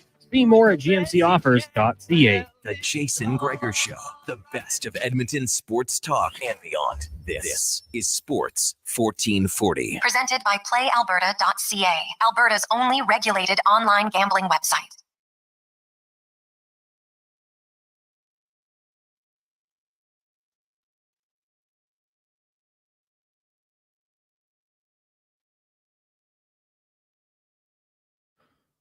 $5.49. I'm just, I'm still fired up. I love it when you get a good guest like that. Nick Anderson, that's one of my favorite interviews in a long time. So well-spoken, articulate, honest about his game, great stories about his childhood and football and expectations. And you know what? You want to be good in school because and Mom was very honest. I don't have the financial means, so we got to get an education for you. And you know what? That's had a real high standard. And then she stuck to it. But think about it. He even knew. So she tried to do extra credit, didn't try to cheat his way into it, try to do extra credit. She's like, no, this is what he earned the first time. That's what he's getting. Ooh, that'd be a tough lesson, man. But as he said, now, when you're older, you appreciate it. But I could imagine in the moment, and then there's lots of parents out there that know it, right? In the moment you make a decision, your kids they're not loving it. Later on, they respect it, but they don't love it at the moment. And that's the hardest part of parenting, is sticking to your guns when it's difficult. As long as it's a fair thing, right? You don't want to go overboard. And I haven't apologized to my son one time. I disciplined him. I was like, you know what? I think I overreacted. And, you move on. Like, it doesn't change it that I can't remember what it was about, to be honest, but still, I remember being like, well, yeah, that probably wasn't the best way to go about it. So it happens as a parent. You just, you try not to disrupt them too much. You hope so. And it's a job as a parent that the rewards are more long-term. You're making a big investment and you don't necessarily see the results until a little bit now you get the small things like a nice hug here or there. And, if you joke, like my son's now old enough that he can kind of start chirping a little bit. I love it. It's super fun. So, and he's, I got him into the punch buggy game. So he's all over that. He's quite good at it actually. So it's annoying, but, cause I'm driving. So he's, now he's just on the search all the time. So yeah. Anywho, NBA going tonight. If you want to watch some NBA, there's only one game in the National Hockey League, and started just like last night. The Washington Capitals up 1-0, out shooting the Flyers 4-0. Capitals look good right now.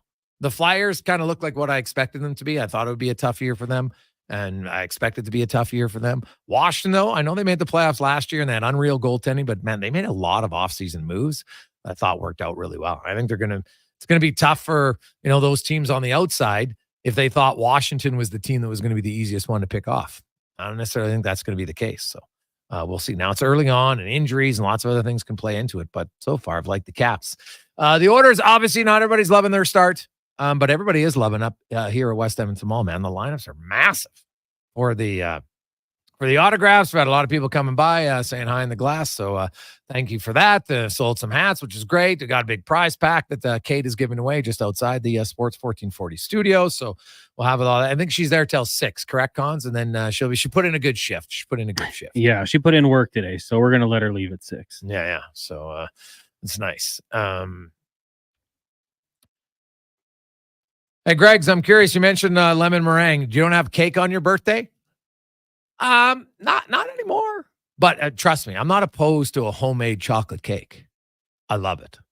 Homemade chocolate cake with homemade icing. Like, I've never been a big fan of the store-bought cake with that icing that they have on. I don't know what's in it, but it just doesn't taste great to me. So now we always growing up, we definitely couldn't afford it. We never bought any cakes. And really, since the age of probably 10 or 11, I made all the birthday cakes in our family. Well, except mine. I don't recall making my own, but I made it for everybody else because I liked it. It's fun. But hey, somebody wants to make me a fresh chocolate cake with icing, I'm all over it.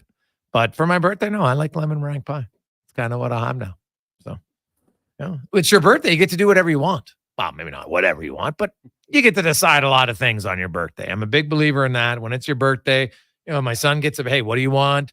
Right? What do you want to eat? Where do you want to eat? And for that one day, hey, it's your choice. That's how it goes. Cons, what about you? Are you a big birthday guy? Less with age. Used to love it as a kid, obviously. Presents and, 18, early 20s, you like to go out and have a good time. Oh, yeah. With age, it's like, a meal is nice. A nice meal. A nice meal for sure. I think we'll have a family hot tub tonight.